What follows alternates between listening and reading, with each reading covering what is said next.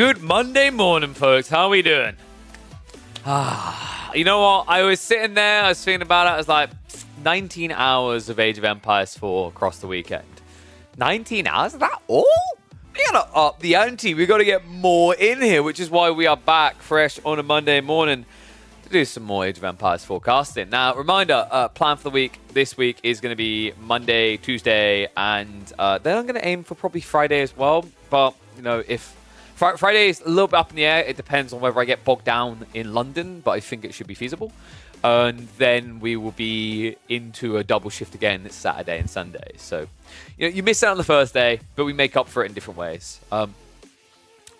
Pretty cool weekend of games, by the way. Like, you know, some of those series were absolutely wild, especially the Dumu Cat series. I think that was probably the standout for a lot of people. Not many could have anticipated that coming.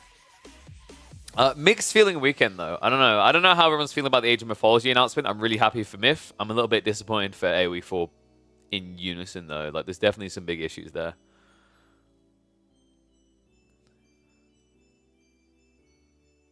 One sec. Sorry, I just got a message I'm quickly reading.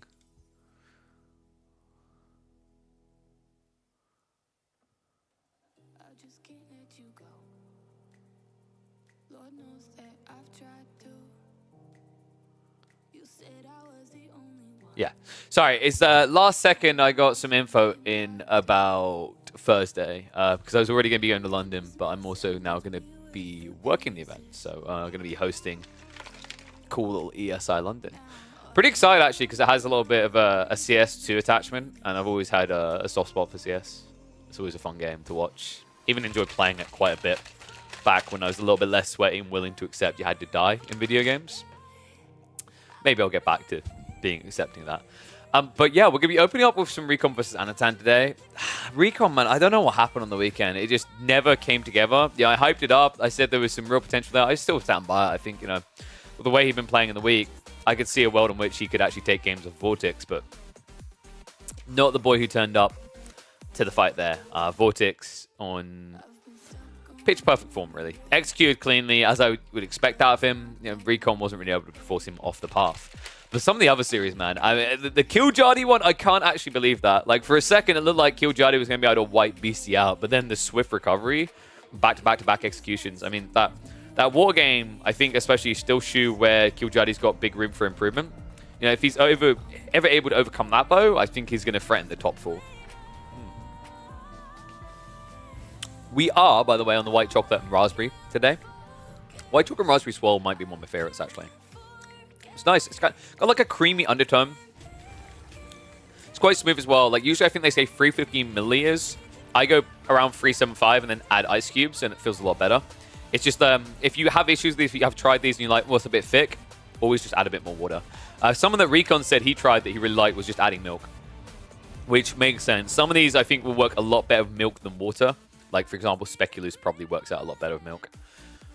What do you think of the new RTS Battle Aces? Battle Aces is an interesting one. It has the potential to be a new Heroes of the Storm or the potential to be a new Pokemon Unite. And what I mean by that is it can either have this opportunity, this shot opening, to become the biggest RTS, or it can end up just dropping the ball very quickly and flopping. So, you know, I am excited for it. It's not a purist RTS by the looks of it, but I'm fine with that. I genuinely think that the issue that people don't want to accept is this chasing of the old school RTS, constantly thinking it needs to be like Age of Empires 2, it needs to be like StarCraft 1. This is actually what's holding RTSs back from a resurgence. That recipe clearly doesn't work anymore. Not for the mass. And this comes from a person who played them for years, by the way. Because if it did work for the mass, you'd still have the mass, right? The fact you don't shows an evolution in player behaviors. So you need to change something to bring people back and bring new audiences in. What they're trying to do with Battle Aces isn't a bad idea. Some purists are going to hate the idea that they're, like, you know, automating production or they're taking away building. You know, I think building is the one thing I would have preferred they kept, but the other things around, like, you know, not having to worry about workers to the same degree. I'm fine with that because I genuinely think that those are tasks that we've kind of become gatekeepery around. And what I mean by that is us as, like, you know, esteemed players that have been playing, you know, AoE for years, we've been playing RTSs all our life. we kind of, we don't want to admit it, but we're in that stage like, well, I had to learn how to not idle villager production, so you have to learn as well. And that's a negative loop, right? That doesn't grow a scene, that actually shrinks a scene, because that creates a gatekeep, and you don't want to gatekeep. So I want to applaud what Battle Ace is doing. It's different. It could flop. It could hit. If we're being totally real, of all the options on the menu, it's the best one in likelihood to succeed. And what I mean by that, you know, I've got a lot of love for Stormgate. I've hyped it up. I think it actually has a lot of fun elements about it. But one of the big issues I'm seeing around all these other RTSs that are trying to crop up is budgeting. Budgeting that doesn't exist, or bad scope of ideas. So like Age of Myth, I think marketing is going to be an issue there. I'm not entirely convinced that a relaunch of a previous game can hit the new heights that a brand spanking new game can for the wider audience, because it has that old game attachment to it that works for some, but also deters others. And then, you know, the Stormgate side is more a budgeting issue. I don't know if they're going to actually have the money to see it through. I hope I'm wrong about that. I really want them to succeed. But by comparison, Battle Aces can afford to make a lot bigger plays, a lot more mistakes along the way, and still chuck along, because, you know, as long as there are some sites of success, they are backed by big money, right? I think it's the World of Tanks devs are actually funding them. So, you know, Battle Aces offers up an interesting proposal here. I think the way I described it is that it's taking elements of Company of Heroes and Dawn of War. No, sorry, Companies. It was Dawn of War and almost like Command and Conquer 4 vibes I was getting. You know, certain elements of that, at least from 4, not the tragic train wreck that it was. But it almost looked like they were looking at these different RTSs that already exist, and they're like, what kind of interesting mechanics do they have that we could yoink, right? And now we're going to sprinkle in our own. So I'm excited. I want to get hands-on. I've already reached out to a friend who has a contact over the dev side and been like, dude, can you hook me up? Because I really would like to try it out. A little bit closer to home, the Age of Myth, big mistake was made with Age of Mythology. A huge mistake, in fact, guys. In fact, let me pull it up, and I'll show you exactly what I'm talking about. Because this is silly, in my honest opinion. I think they really screwed up with this detail, and it's so easily avoidable, and it's exactly the type of like policy choices that makes me disappointed in how they approach their development. Age of Myth, this one right here, this is the one line that you screwed up putting in here. This should not be here. I hate this crap. I hate it more in games that are trying to angle for the competitive community. You're creating potentially a pay-to-win transaction straight away. That's not a good sign. I'm kind of disappointed in this because I feel like they were hitting a lot of the right notes, and then this little thing here, you know, a lot of people are going to be like, we don't know what's in it yet. It's like, are you telling me you don't think devs are going to be encouraged to put something broken in it so that you buy the premium model instead of the standard? Because, like, you know, historically, when we look at Age of Empires, there isn't a history of like new civs and expansions having broken civs at release that then get tuned down, right? Like, that's definitely not a practice that is applied in many different game development studios to get people to engage with the new content, right? So, like, yeah, I don't like this. I think they screwed up. Everything else, like, this is, I think this is just silly, but this is just something people seem to do nowadays. I don't think this should be a thing. But this detail is the unacceptable one. Like, the rest is kind of forgivable, like expansions be what expansions will, right? But like what you basically said is we have extra content at release and we're going to make you pay more, or someone's going to get an advantage potentially. So I'm really disappointed in that little detail there. I like the idea that they have room for microtransactions, because I've said before, I actually think RTSs should be targeting microtransactions and not paid expansions. But this is the dumber part that makes them look like greedy mother duckers. They aren't targeting the microtransaction or the expansions. They're doing both. And that rubs me up the wrong way. Because the whole justification behind microtransactions in video games is so that you don't divide your community with expansions. Oh, but KP, you know, you'll be able to play against the person who has expansion 1, expansion 2. Oh, great. So I'll get crap kicked out of me because the civs are overtuned and I don't have access to those overtuned civs, right? Like, so this, it's kind of weird. We have the AV4 situation where I've been like, we need microtransactions. It's never going to happen because the infrastructure isn't there, right?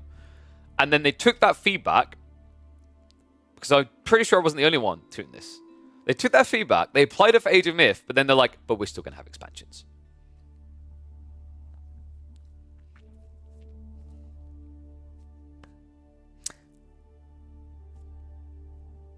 We'll see. I just think that this is a terrible way to begin your relationship with the community with a relaunch of Myth. Which is a shame because, you know, like I said, I don't think it's going to be as big as AoE 4 even was, because the issue you're going to have is that you have a limited audience of people who've played it before, and people who haven't are going to probably feel, to a certain degree, polarized, right? Potentially. But, like, you know, you had an opportunity to begin on a good note, and doing a premium model before the game even came out. That I know everyone, someone's going to be like, KB, everyone does this. And I'm just like, yeah, but everyone can also be wrong, right? The everyone does this thing, especially right now, doesn't really get you away with it anymore. Not when people are seeing Helldivers 2, where they don't try to push premium on you. Where you're seeing Baldur's Gate 3, where the devs are like, we don't believe in charging extra, we just want to give you the game, right? So, like, choose one. You can choose two. Ay, man. Like, do you want me to just hold my freaking wallet upside down and shake it? Because that's the vibe that gives me. Everyone does this, but everyone shouldn't. Exactly. Like, honestly, I think one is okay. One or the other is okay. Both are not. I genuinely think, like you know, the problem is there's this polarizing gap where because devs keep taking the mic, or publishers rather, it's really the publishers, keep taking the mic more and more, it drives people more aggressively against things like microtransactions. When actually microtransactions are a fantastic way of ongoing support existing for a game. But it becomes predatory because you almost have this divide that's getting wider and wider, instead of this come together like what a Counter-Strike has or what a Dota has, where it's like, you can have microtransactions. You know, you can charge for things you work on, Mr. Developer. It's just you shouldn't be charging for things that relate to gameplay. That's when it becomes a problem. All right. So, I think we should probably get ready for the first game of the day. It changed the dynamic from game community to gaming consumers? Yeah. Sup, K-Value? Yeah, we're talking about AOM. And the slip ups. There's no reason the standard version should even be there. Yeah, exactly. That's what I mean. But, like, this has become a common practice. But it's like, you know, at least when a lot of people do this as common practice, you know, this is the wild part to me, is like, I think it's greedy to do microtransactions and an expansion pass, but what makes it even greedier is that it's microtransactions relating to gameplay and an expansion pass, right? Like, you see some devs do the expansion pass, or season pass, whatever, and then they'll have, like, cosmetics. But this isn't cosmetics, that's a god pack. A god pack will have an implication on gameplay. Either a major god pack, where it's going to select which minor gods you can have, and then, you know, will have an effect on probably some certain perks and buffs for the Civ, or it's going to be a minor god pack where it will give a unique bunch of abilities which are likely to be overturned, right? Like, either one is inexcusable, in my opinion. So, you know, I hope they backtrack. They're not going to, though, if we're being totally real. So let me get the Recon and Tan games up anyway. I am a bit disappointed in that. I think I'll try Age of Mythology. I don't feel like I have high expectations of what it's going to be. And that comes from someone who absolutely loved and adored the campaign. Like I said, I hope I'm wrong. I'm always eager to be wrong about these things. Because, like, you know, when I'm taking a negative outlook, well, not negative, but like a reserved outlook, should we say, I want to be wrong because I want to see something succeed. Because I'd love to see that type of big win for RTSs. But I think those type of choices get you off to a bad start.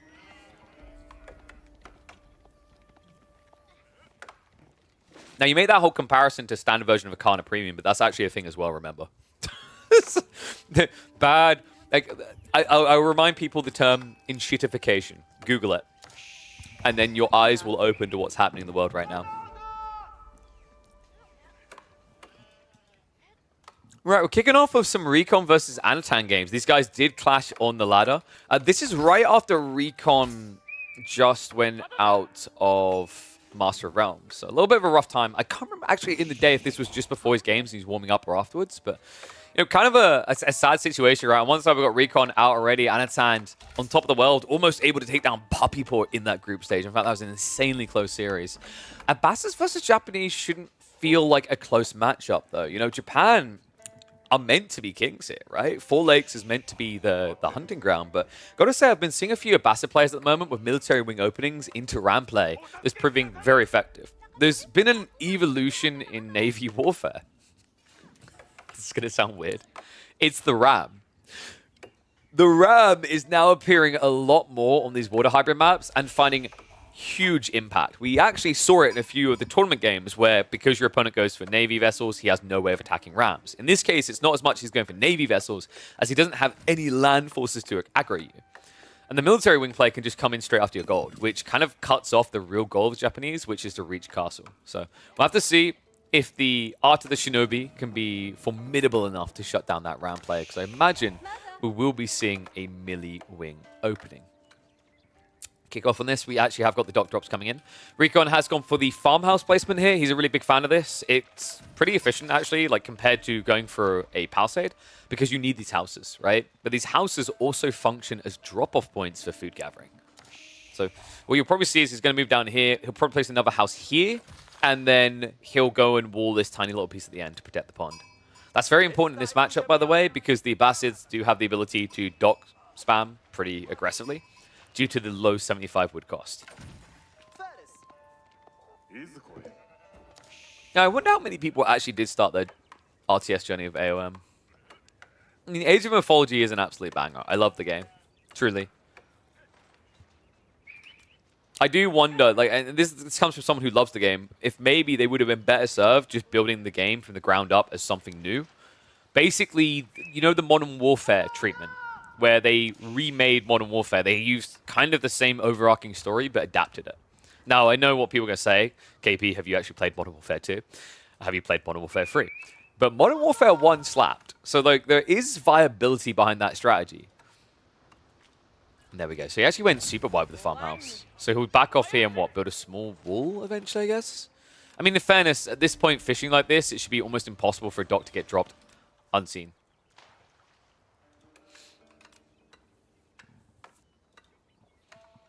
Second dock going up. Sand is just going to extend on the ponds. I'm wondering if there's someone else you could do other than military wing here. I just don't see the value in alternatives. Like, culture wing used to be very popular for the arrow slits builds, right? But there's not much point here.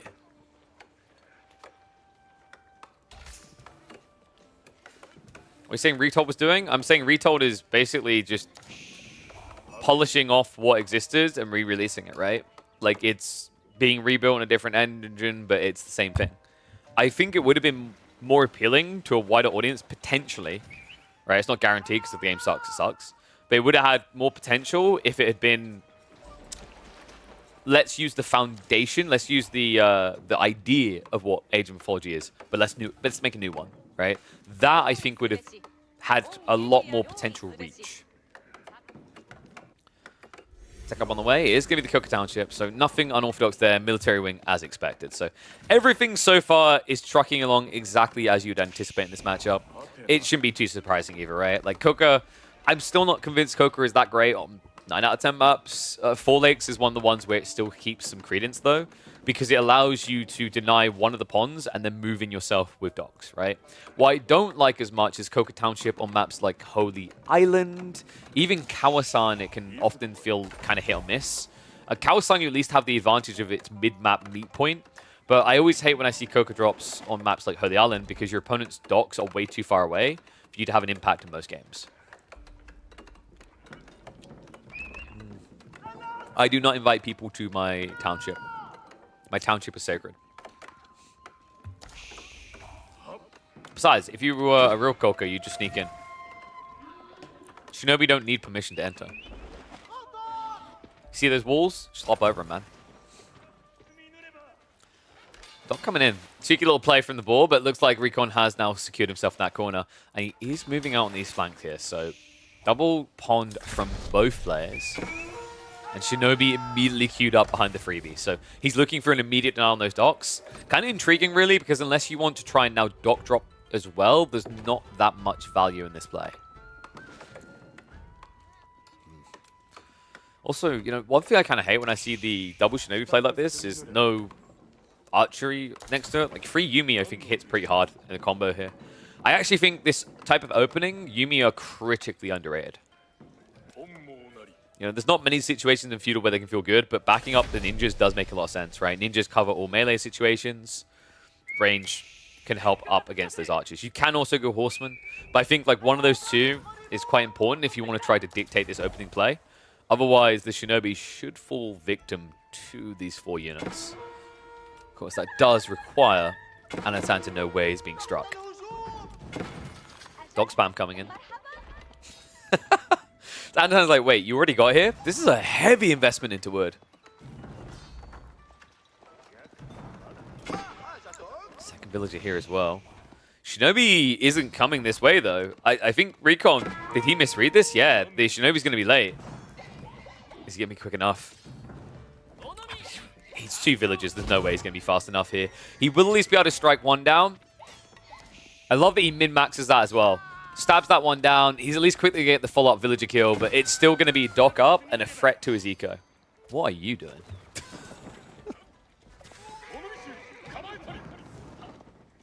Okay, so slightly building for Recon already, right? And he already has more fishing boats out because they're cheaper, but this is my worry. The thing that Recon didn't prep for, instead of building an outpost, he's building more shinobi. Wait, but that doesn't... Oh, no. Guys, Recon might die very quickly here. Camel Archers is your kryptonite, right? Like, you can easily get kited. Camel Archers have high base damage. They have chase down potential. He is at least walling up, but this needs to come fast. If you get idled off the gold again, like, this shinobi spam doesn't work, right? You won't have the resources to even think of matching Camel Archers. Seriously, people need to learn more from Anatan, I swear. Like, this kid is the only one so consistently doing Camel Archers right now, and it's such a smart read. Camel Archer arriving. And tanky enough to just get away with a few hits to the face as well, right? Like, look how hard that strike comes in. Because here's the interesting thing about Camel Archers versus Shinobi. It's not just a high base damage. Remember, Camel Archers get bonus damage against light melee infantry. It's not just spears anymore, folks. Shinobi suffer as well. Oh, that is so cool. And he has the food because we're on a pond, right? Like, this is the thing that's quite interesting. I've seen Anatan do this type of build on Kawasan. Can work just as well on 4 legs. Oof, just about missed the strike there to get the kill.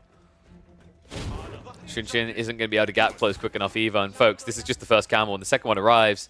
Things are quickly going to fall apart for Recon. He's trying to go castle. I just don't think this works. You need outposts for this to work. Tries to rush 1 up in the face of the camels. That's not going to work out. It's just a 2 here, right? Like 2 strikes from 2 camels and the shinobi is dead. I don't think Undermesh changes that calculation either, right? No, because it's 24 damage per strike. Stable's now being built up, so Recon desperate to get a reaction here. Is it a little bit too late, though? Shinobi have to start walking in, but the camel count about to be up to 4. You could see a dive to snipe these villages. Max Shunshin. Yeah, but now you can't gap close anymore, right? So this is the point where Anatan could just dive onto their stables. Instead, he dives to the eco. Oh my god. What a scrappy engagement. The Shinobi are going to get cut down. Village is now trying to rush up the outpost, but with 4 camels here already, this is going to be a massacre. That has to be it, surely, Recon. The outpost isn't even going to go up. Anatan does not wait around, man. People are sleeping on camel archers, and the Belarusian is showing exactly what we mean. What a crazy opening, and what a crazy counter to a king of the 4 lakes. Damn. Yeah. What's that? Camels suck? Go away, 2023. I live in 2024, where they are the gods of thunder. Damn, what a play. That was a quick one, but that was actually a pretty cool one at the same time. If only Magadai could do that. Yeah, then they wouldn't be Magadai, they'd be camel archers. I mean, come on. Gotta have our limitations. I wonder. I don't know, that one was very short, but that might be worth uploading. 1 sec.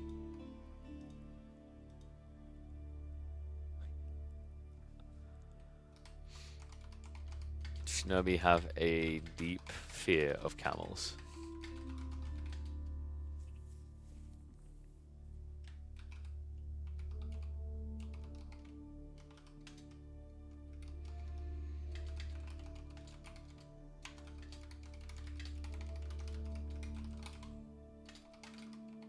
Alright, there we go. Just update that title. So, let's have a look. They did have another game afterwards on Lipany. This one, no water involved. Abbasids versus French.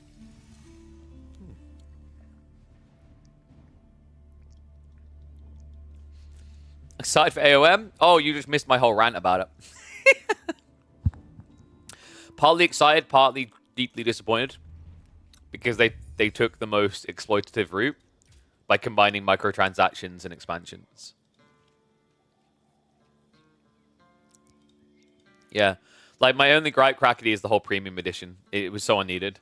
Like, they were so close to just taking a big W on that announcement, and then that little detail is an L. A big L. Yeah.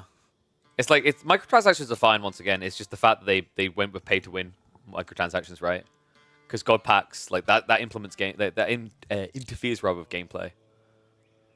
So, yeah. A little bit of disappointment there. The rest of it, hype, for sure. But I don't think that... Like, that was an unnecessary arrow to the knee that they could have avoided. You see that more like an additional civ? Yeah, but that makes it even worse. No. That's not completely fine whatsoever, Crackety. That is... No. Dude, I will die on this hill. That introduces pay-to-win mentalities. Because you are now encouraged to make that better to get people to buy the premium. Facts.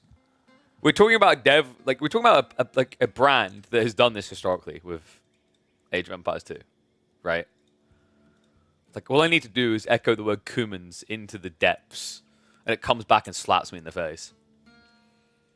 Yeah, just like Civs in AoE 2 and AoE 4. It's almost like I said, I'd rather see like microtransactions with skins than paid expansions. And campaigns instead of civs being locked behind an expansion. Huh. It's almost like I've been pretty consistent with that message. Especially in a day and age where you can make more money off of skins anyway and not divide your player base. No one knows if the bonus god is major or minor yet. Yeah, but Crackety, that whole grandpa logic of this is an established expansion model, I hate it because you're living in the past. AoE doesn't need to keep living in the past. At some point, you have to indulge the future. And guess what? If that's your logic, they've already failed you because they are indulging the future. They're just being insanely greedy about it because they've chosen to go both for expansions and microtransactions. And now we reveal the problem.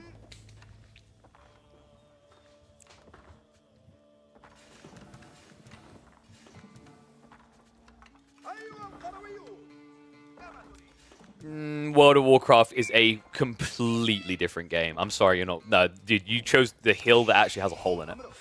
World of Warcraft is not just PvP-based. A lot of its content is PvE-driven, right? It's not inherently competitive. Age of Mythology is clearly being marketed as a 1v1, like, e-sportsy game, right? That's a very different atmosphere. Very different. PvE may be competitive with Race to World First, but it's completely different. The majority of players don't have to engage in the competitive element of PvE. The majority of players are competing in these RTSs, right? Because you are playing the format that is used in competitive, right? Most players are not doing Race to World First formats. That's completely different.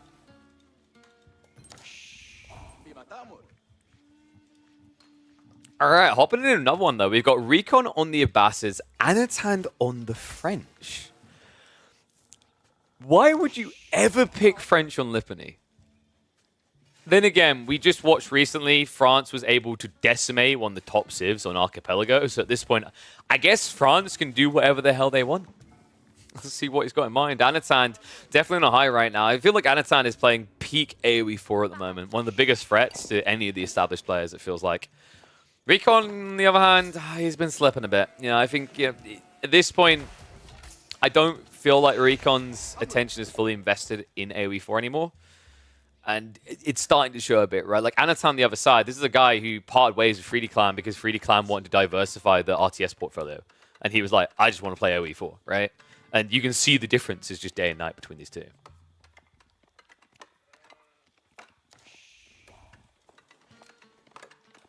People opening also already looking good. So I'm wondering, is this multi-TC or does Anno try some sort of like one TC all-inner? Is that feasible against the Ambassador? I doubt it with this type of spawn, right? Look how defensive this is. You just wall the front side, you do a TC drop on the gold, deer, and berries, and you're as safe as can be. So, if this is an all-in approach from Anatan, especially considering Knights is a predictable beginner and Spearman is a good counter, you might have issues even getting off of the starting line here.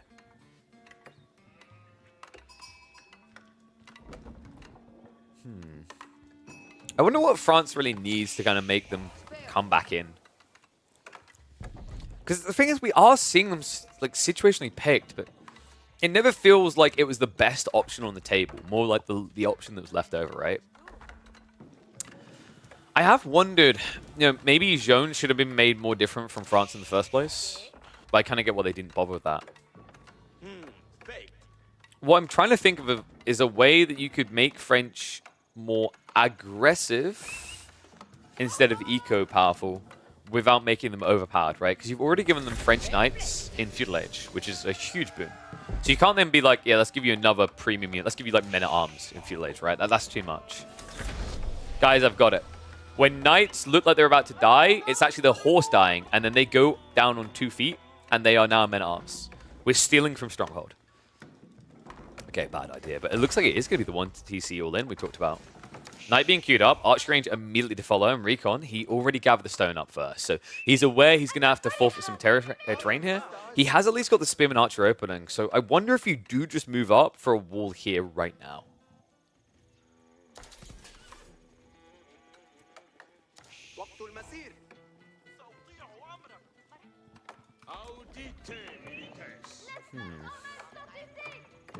What's Recon's intent then with this play? I guess he wants to try and get a semi-good TC drop, because, the interesting part is, like, when someone goes military wing, you'd expect them to actually drop a TC on the gold here or something. But because he went stone first, he's going to have a very defensive TC. We could just be looking at one on the tree line.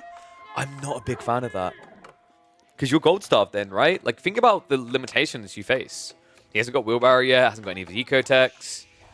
Won't be able to get into Steeled Arrow, Undermesh, any of these things. Like, if he doesn't play for a grab on the gold, there's a risk he'll never get any. It looks like he is at least going to get a little bit wide to the west side, but still, this is a lack of gold, right? If Anatan just hunkers down on the right side of the base, Recon could be in big trouble.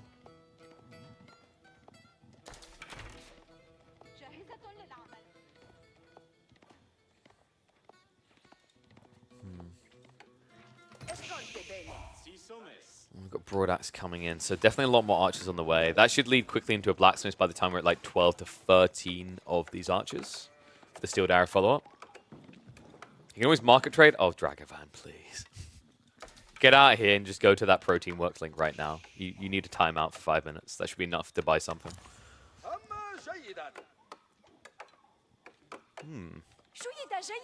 Is there any break-off? Oh, I was about to say, is there any break-off point where Anatan goes for a TC? No, but there is one where he goes for trade.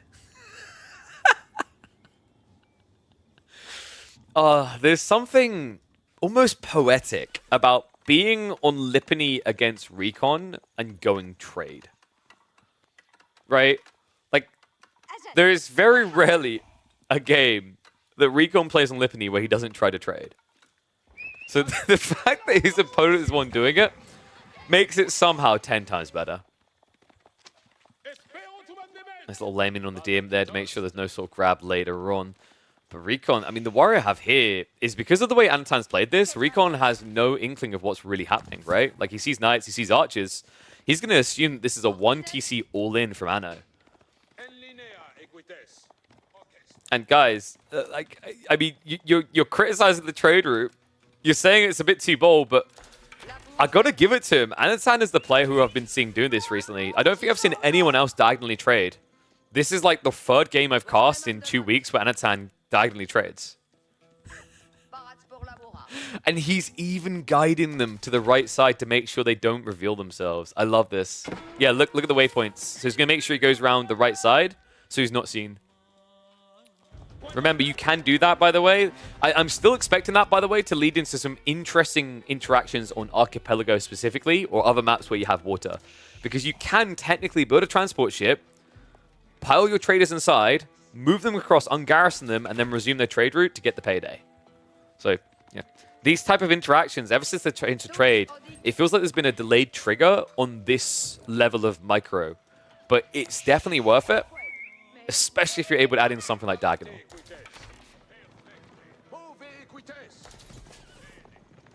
Wall's going up from Recon. So that is at least going to allow him to secure the gold, right? Scout already got through, and there's still a wrap around on the other side that can still reach. I say that, is the wall even going to go up? Nice pincher. Spears do grab on the Knights here. And apparently he's allowed to go home and kiss his wife goodbye before he bleeds out. Knight is going to get a pick here, though. And Recon, he doesn't have enough spears. The fact that Anno is prepping trade while also applying this much pressure is impressive, right? But that's the delayed power of a second TC. Meanwhile, for the French, you have to also remember that they do have that buffed production rate down to 17 instead of 20 seconds.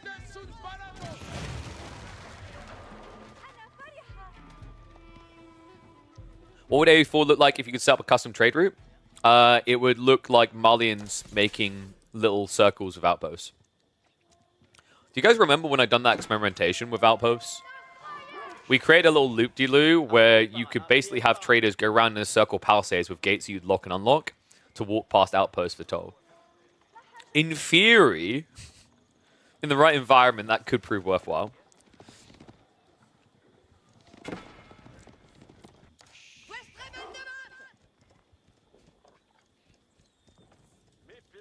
So it looks like, how many trades are we up to? Is this 4? Okay, only 2. I thought we would have been up to 3 or 4 by now. Mind you, it's probably good this way, because Recon is massing Horsemen in reaction to Archers. That's kind of the intriguing choice by Anatan, right? It's like, you know you're going to force Horsemen by doing this. What was the thought process? Does he not give a duck? Remember through, wall isn't good. Wait, what? I mean, that should be up. But he gets denied, so wall intercepted just in the nick of time here for Anatan to potentially find a way in. And a mesh now on the way as well. So these archers not going to be really repelled easily. The knights could easily start diving as well. Horsemen in the meantime are hunting. Anno just trying to burn his way fully through. I wonder if we see Siege Works really soon here. Or Siege Works? Siege Engineering. Double ram play maybe on the second TC. It is quite expensive at this stage, though. And you know, the reality is Recon is playing a Civ that is quite food-heavy in terms of reserves. Right? You have fresh food stuff, so you're spending less on producing villages. You have better gathering rates on the berries. Ergo, Horseman mass go wow. The problem I'm seeing here is Anatan. Usually, this is where a French player would just go Spearman, right? Like, that's not a bad choice. That's actually a pretty comfortable play. He's sticking on the 2, though. Knights and archers only.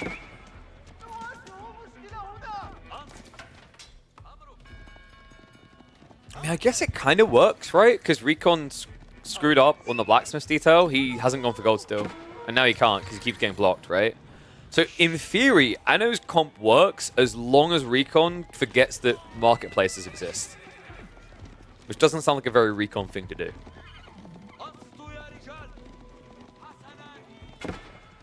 Second wave Horseman is prepping though.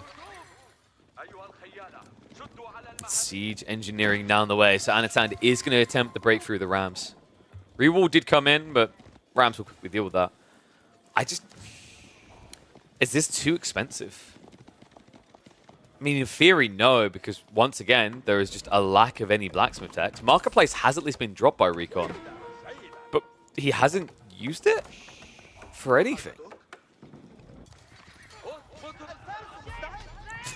Yeah, I think that knight is losing. Them's the fights that Horsemen can win. Oh, timing actually might be perfect here as well. Anatan's trade is about to be revealed. Only 3. And I think the traders did pay for themselves by now, but you're not looking to just pay for yourself, right? You're looking to gain out of this. 3 knights are going to ride out. Horsemen split off, deal with the trader.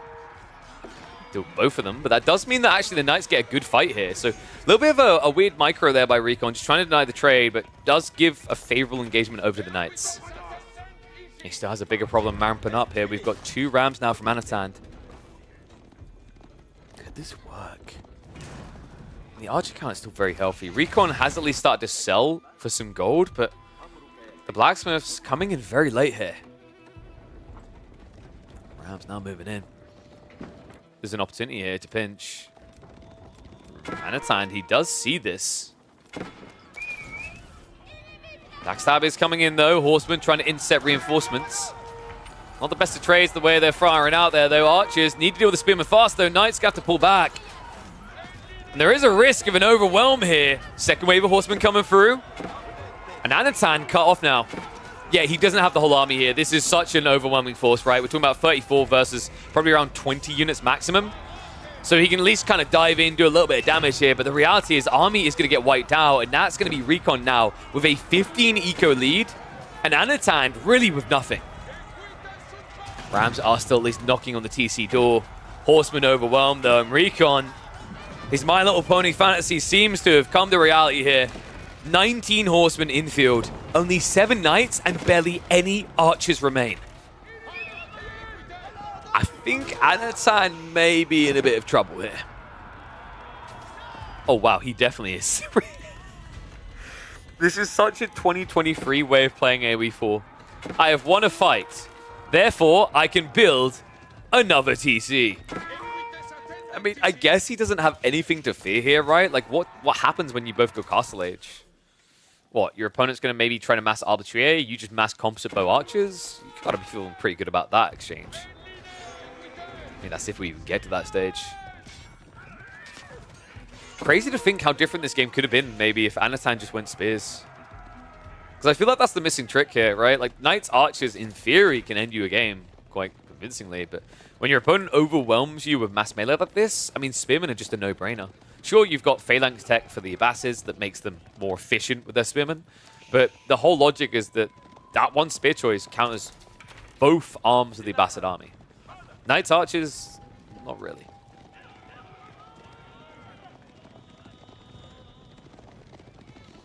I understand.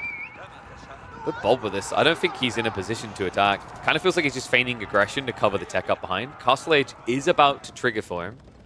Recon, meanwhile, not ready yet, right? Especially that second and then third TC choice. Like, when you go free TC like this, it heavily delays your tech timing. So, Anatan will at least have that edge. The question mark is going to be what he can actually do with it in this game. I guess you go after relics, but with so many horsemen already out in the field, that's going to be risky.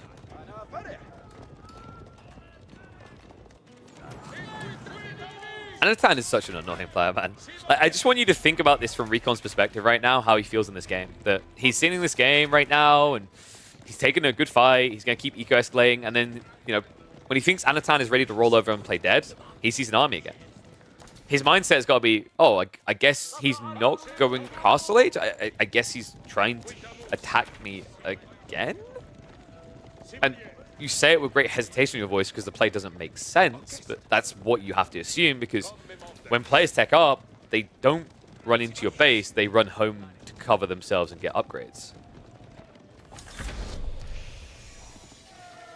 Confirmation in. Recon now an age behind. Has at least added in the Camel Archer to give the debuff against the Knights, so Horsemen should be able to fare better. But the Archer number is now what worries me. There is actually a risk here for Recon. He's nowhere near a tech, and mass Archers with veterancy can kill everything. This is not as it's not gonna be as easy as you think for Recon.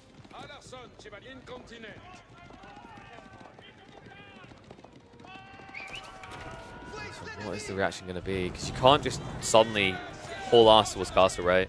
Like 1,800 resources missing in terms of production at this stage. In a game where you're only 10 military ahead, feels like a death sentence. Especially when most of your army is just kind of budgeted now.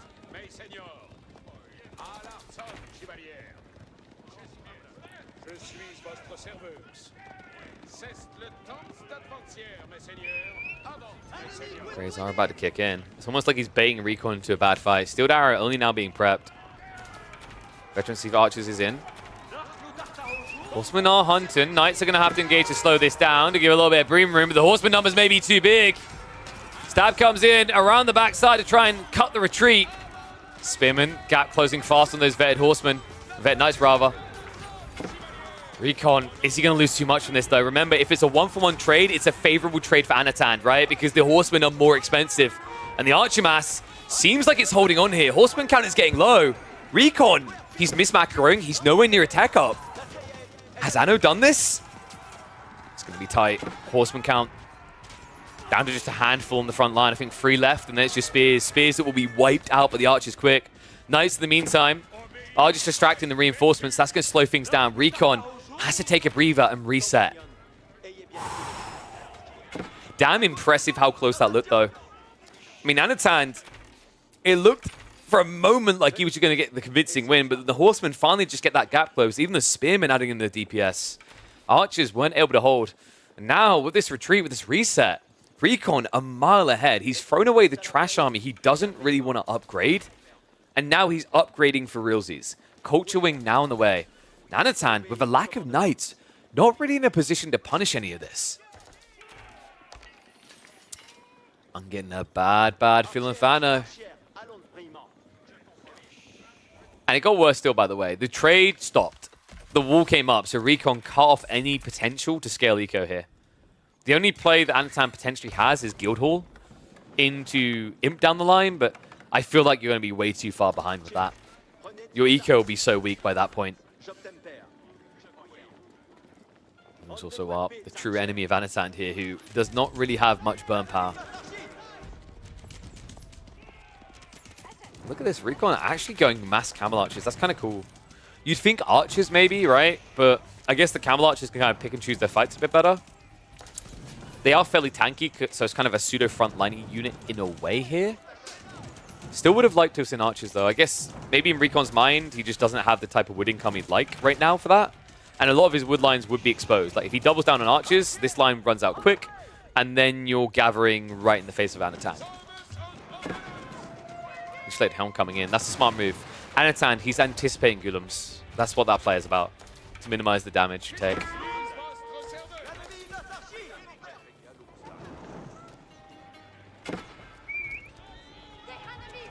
Dive in here, Anatan just looking for that army.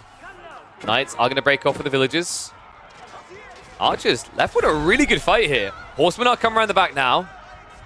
But where are they? I feel like the numbers are disingenuous here. Yeah, they were held back. So Anna forces Recon to send everything in, but now Anatan pinned against the cliff. Yeah, this is going to be an army loss. Anatan, there's simply not enough troops here, and there's way too many horsemen. Like, this is kind of wild. We still have almost 20 horsemen flooding from Recon. Knight will at least be able to kill off a few villagers. I love the fact that Recon is, 20 minutes into a good old Abasa game without wheelbarrow. Thank God he has walls. Camel Archers are now going to mop up what's left here. So really good hold there by Recon. Now, with the eco lead being, what, 40 up? I think Anatan is dead. And he agrees too. Nice hold there. I love the fact that Anatan attempted this all-in play, but great read by Recon. I think the biggest lesson for Anatan from this one is when you go archers like this, you're going to force a horseman reaction. So trade is inherently already a bad idea unless you've walled it in. Ooh. An intriguing choice, though, to say the least.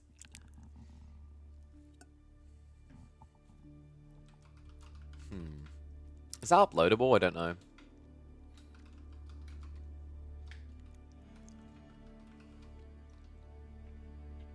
I don't know if that game was uploadable per se.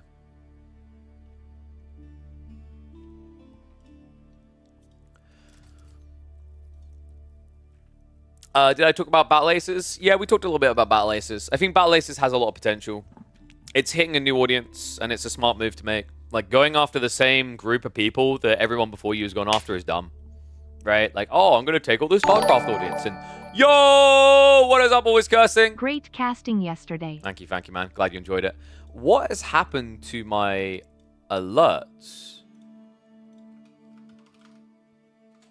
Let me have a look at that. For some reason, it's not playing my custom alerts. What did they do? Let's test this. Okay, it works now.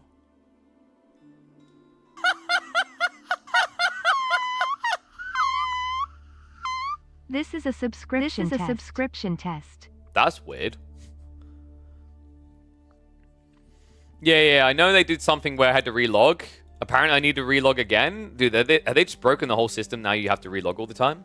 But yeah, have you guys seen the Battle Aces thing? I mean, we can have a look at it quickly if you want. So, we'll look over the gameplay, I think, instead of the teaser. So there was, if I can find it, a few people uploaded. By the way, Mr. David Kim, I just want you to know there are more people who enjoy RTSs than just StarCraft gamers, so maybe invite a few of them along. Wink, wink. Yeah, here you go. Welcome back to the newest RTS. Basically, from what I saw this kind of gameplay, I don't think what they're doing is a bad idea. So they're stripping away the worker worry. They're kind of stripping away like the building logic. I don't know about building. I think stripping away the worker thing is kind of cool. When I looked at this game, my instinct was that it looked like they were trying to take the failings of Dawn of War 3 and Command and Conquer Tiberian Wars, or whatever one the fourth one is, Twilight, I think it was. They're trying to take the failings of those and learn from them, which I'm fine with, because what they're trying to do is, some people are seeing this as they're dumbing down RTSs. I think that's a negative thought process. You have to think of it a different way. Simplifying RTSs isn't dumbing them down. You can have simple and complex weave in with each other. And the way it works, there's a very good philosophy that good designers follow. Simple to pick up, hard to master, right? Think about a lot of popular sports in the world, right? It's very simple to pick up a bat and wave it, right? It's very hard to be a Wimbledon Grandmaster champion, right? That's the type of thing that you're looking for. So I actually don't mind this idea of dumbing down some of the overwhelming elements of RTSs, such as worker management, such as the different wildness of building these fat bases with a lot of production. It can get a little bit polarizing. The one thing I'd say I haven't seen so far, this right here, this environment to me looks like a playground environment. And what I mean by that is it's almost like a testing area where you go to try units. What I'm not seeing, which I think is going to be important, and I think they will develop that because it's actually something they can easily add in, is this idea of objective type game modes, right? So what makes Dawn of War and Company Hero style work is the fact they have those sacred site type objectives, right? They have the victory points, which escalate you towards a win condition. That's the thing I think they will probably look to experiment with. This is a good starting point, but it's almost like an ARAM type feel. You now need to expand it into a game mode with objectives. So I'm fine with that approach, by the way. You should start, in my opinion, you should start off with the ARAM situation and then build. Because what you're doing is you're building a simple foundation, and then you can branch out ideas. This is fundamentally something that AoE 4 has failed to do, right? AoE 4 could easily have tried to add in different strategic arms, right? I mentioned the whole idea of the victory point system that could be added as a different game mode in AoE 4, right? But it didn't. It's remained anchored around the same game mode that exists. Looks like they went Fortnite for RTS games. No strategy, only dent. I mean, this comes back to my point, though, right? When you have mid-map objectives and different things that alter the game state, that's how you fix that issue. But, you can tell that the issue right now that I think some RTS gamers are really not going to like as well is you can tell that this is designed to be a very, very fast RTS currently. In this format, it is insanely fast. Right? I think I glimpsed a few games. I clicked through. I was like, game length is 10 minutes long. Right? Imagine, this is what I'm talking about, adding different mechanics and interactions. Imagine if there's teleport points here and here, right? To switch sides on the map. Imagine if there's a way of setting up some type of emplacements in the mid-map. Imagine if there's objectives that get you back in. Imagine if you have abilities, right? These are all things that I think you can build into this. This game work well on mobile too? I mean, quite possibly. What do you guys think of the graphic style, by the way? I kind of dig it.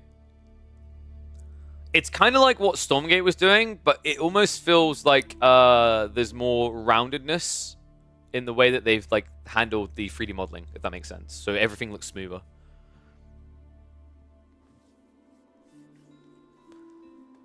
Which game is this? This is Battle Aces.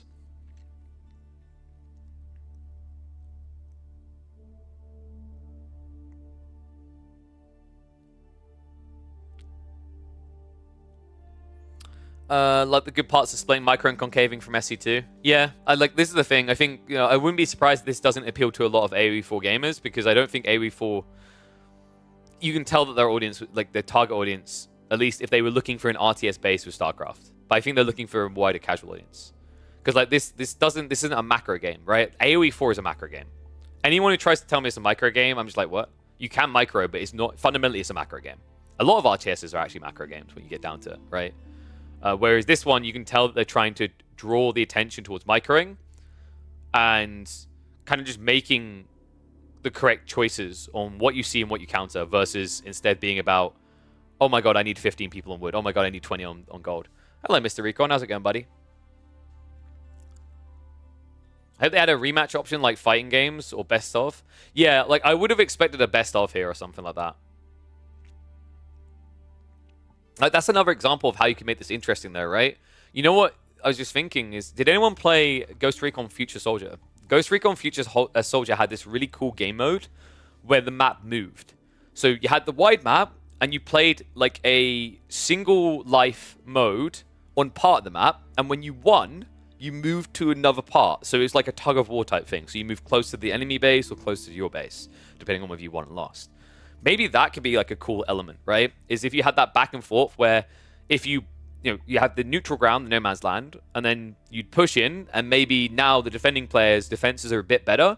So it's like a negative feedback loop. You're winning, so now it's a little bit harder to win. But you can always draw back to the even point and even draw back to a point where you're favored, right? Like, sounds a bit funky, I imagine, for a lot of RTS gamers, but like this is an example of what you can do with this type of format. I think these are the type of like quick iterations that could be quite intriguing. Because once again, like to me, I look at this and this feels like a kind of a playground for what the game can do right now. I would be surprised if this is the be-all end-all game mode. How do you guys feel about that, by the way? The subtle see-through fog sort of thing? I think it's kind of intriguing. I don't think I've seen a game do that before.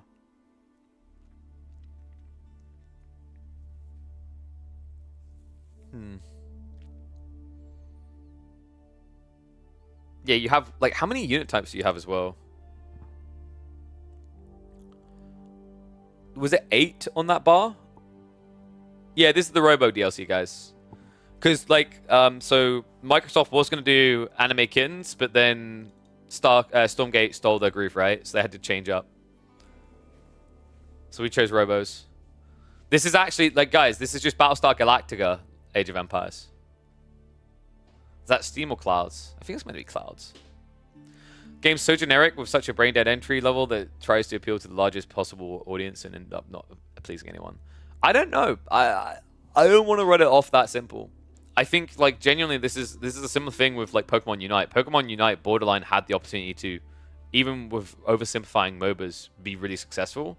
I think they fundamentally just kind of misread what their kind of win conditions should be and how comeback should work. But, like, brain deading pretty hard isn't a bad idea. Like, if you think about it, Heroes of the Storm tried to drastically simplify MOBAs. And actually, the only reason it failed is because they stopped simplifying and tried to complicate it. Truly. I think that's actually what killed that game. But, like, that's an example of what I'm talking about. Heroes of the Storm. Okay, how did it manage to stay simple and really appealing? New maps, new maps, new maps. So that's what I think could really elevate this this type of game, is a priority on map designs. And the other thing, okay, yeah, this is cool. He does have some of this. So I say the other thing for me, I don't think this is about 1v1s at all.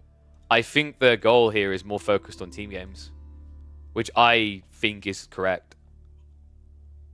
Right? But once again, like the only thing, the big criticism I have right now isn't just like what some people are trying to say was like, it's too simple. Which, by the way, once again, careful not to be a gatekeeper. Simplicity is good. As long as you have options within that simplicity, right? But, I mean, the perfect example of this would actually be Portal. Like, Portal is one of the best designed games ever. Because if you think about it, it shows you one mechanic, shows you how to use that mechanic, and then it introduces another mechanic, shows you how to use that mechanic, then it shows you how to use both mechanics together, right? And it doesn't throw everything at you once. It's like, here's a thing, here's another thing. So, like, what I'm curious about is whether that's what we're going to start to see with this, where there's extra layers that get added in with different maps, because I think that's the thing that's missing. Blackwater Bay was garbage. You know what? I actually think I prefer Blackwater Bay to, what's it called? The dragon statue one? Or the Dragon Knight thing? I feel like that one, dude, I think the Dragon Knight one was like... That one probably became the most tedious one the most quickly.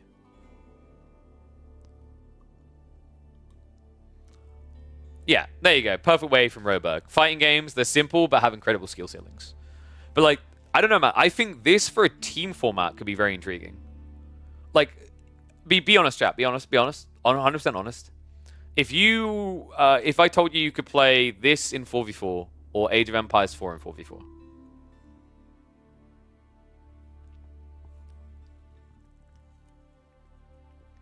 I feel like the less macro-focused approach of this will be more popular in team environments. Right? Because like this is, I think this is where it gets fun. Like the whole point, the criticism that someone was saying earlier about like 1v1s, where it's like, oh my god, blah blah, just wins because he micro dead brained, right? Imagine how much more complicated it gets to execute perfectly, cleanly, and successfully when you have 3 other players on your team. So this is what I was saying about where they're leaning more in a MOBA direction almost. That seems cool to me, right? I don't know if this... Well, actually, in fact, I was about to say, I don't know if this fully alleviates the team issue, but it kind of does. Because have you noticed something about the bases? The bases are always shared. So, like, it's not like in AoE 4 where you can target that guy on the right flank and he's dead, right? These players will continue to live together, which is already an improvement over atypical RTS team games. That's cool.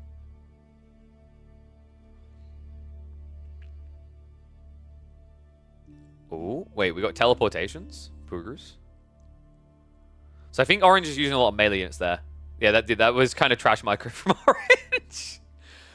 Yeah, Green is definitely a Protoss main, man. So, like, I guess Orange's unit type, the advantage is that because they're melees, they're fast, cheap.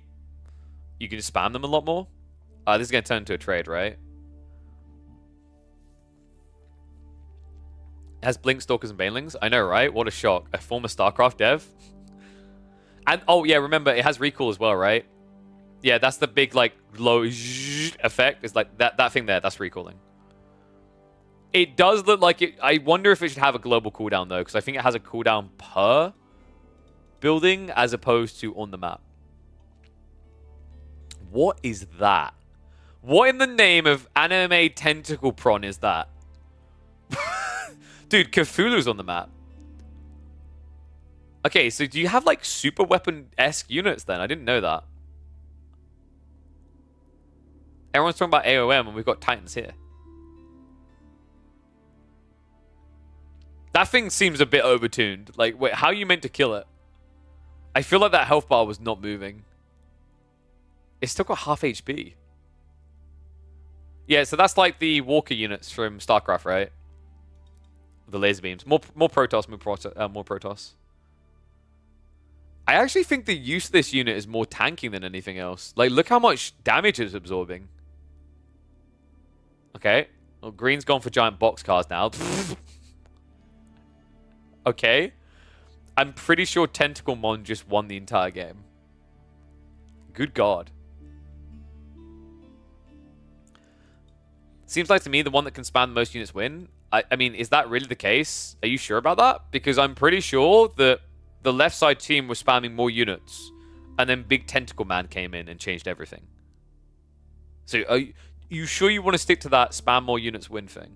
Because I don't know. Like, I'm going to kind of have to see what kind of system they use. Like, do they use a counter system with bonus damage? I imagine they're probably going to use something like the StarCraft Warcraft system where you have, what is it? It's light armor, heavy armor, and is it composite armor or something? And different damage types do more or less damage, right?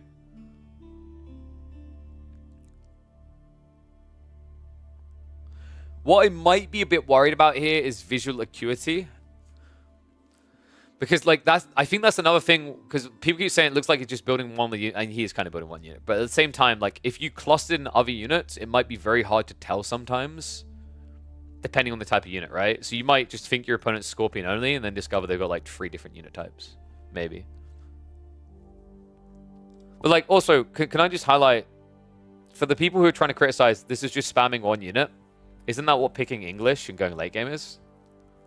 How is that any different? Don't English players right now just build men-at-arms? Don't Byzantine players just build Varangian and get Lombos for free? You're making it out as if AoE 4, all these civs use all their unit types, but they don't. Like, 80% of the games, like, most civs use 2 unit types. And then some don't even touch specific units. Like when was the last time you saw Cataphracts? Right? When was the last time you saw Mangadai? Right? So, yeah, you could argue what you're saying there, like, do not a lot of RTSs struggle with this problem as well? Where X unit OP, right? When AOM comes out, is there not a high risk that people are just going to spam Myrmidons or Minotaurs?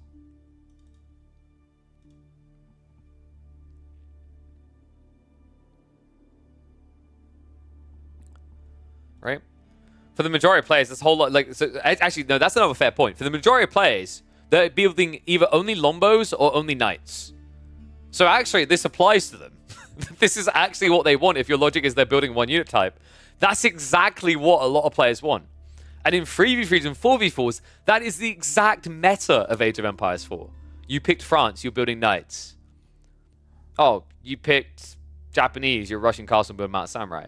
Or Onimusha, maybe. You know, oh, you picked English, you're on longbow duty, we'll switch you men-at-arms later, right? I don't know, man. I think this game has me curious from the... it has me curious from the team game perspective more than anything else. I think the team game is the thing that can make that game big, right? Because once again, like 1v1 is genuinely too elitist.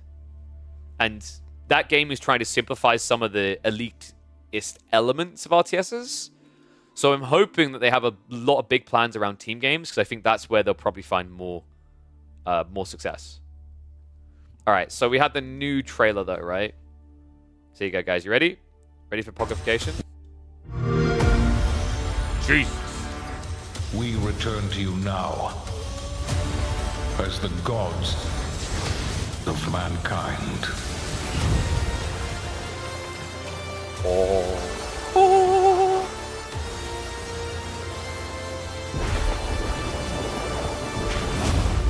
Rulers of the Why is Greeks this- and the North. Alright, guys, we're going to try that again. Because I was like, this looks like trash, and I don't think it's the trailer's fault. Let's try that again. We return to you now. Why is the frame rate so bad in the trailer, as the though? gods of mankind. Is that me? Wait. Is that because I've got AOM running in the background? One sec. I'm going to close AOM, because like, I feel like the frame rate is trash, and it might just be that I'm tanking the frame rate. Who cares? No one picks Nords. Give me Greek. Rulers of the Greeks and the Norse. The Egyptians Wait, no, it is the frame rate. The frame rate of the trailer is just bad. and the Atlanteans. Okay, dude, they've got the numbers of a few Twitch streamers. Just ask any of us what frame rate is. We created mankind to fight for our glory. So rise and wield my wrath. A game where siege towers are good? Beastly chaos. Nidhogg! Rain down destruction.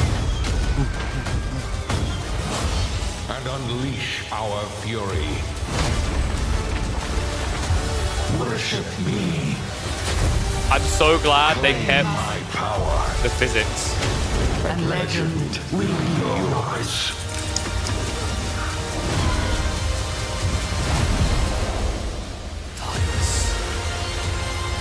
Gaia? Oh, it's all come back to me, man.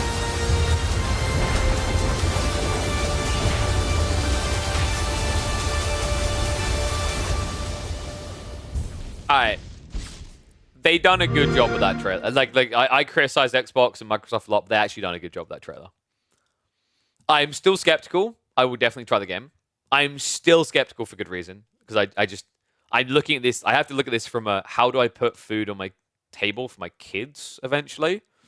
And I don't think AOM will get big enough for that. But as someone who played the crap out of the original AOM, not for the multiplayer, I didn't aim at that. For the single player, the scenarios, very excited for this. Do you think this will eat into the existing AoE 2 and 4 player base? It will. The majority of people that will pick this up will not be players who haven't ever played an RTS before. That's the difference. Like, whether you... Okay, this like... You may not like it, but this is peak Welcome back reach. to the newest RTS 2024. Not winner. Sorry, winner. This RTS has an opportunity to reach many more people than Mythology can. Because Myth is playing off of an existing player base and one that's already divided itself between Age of games, right?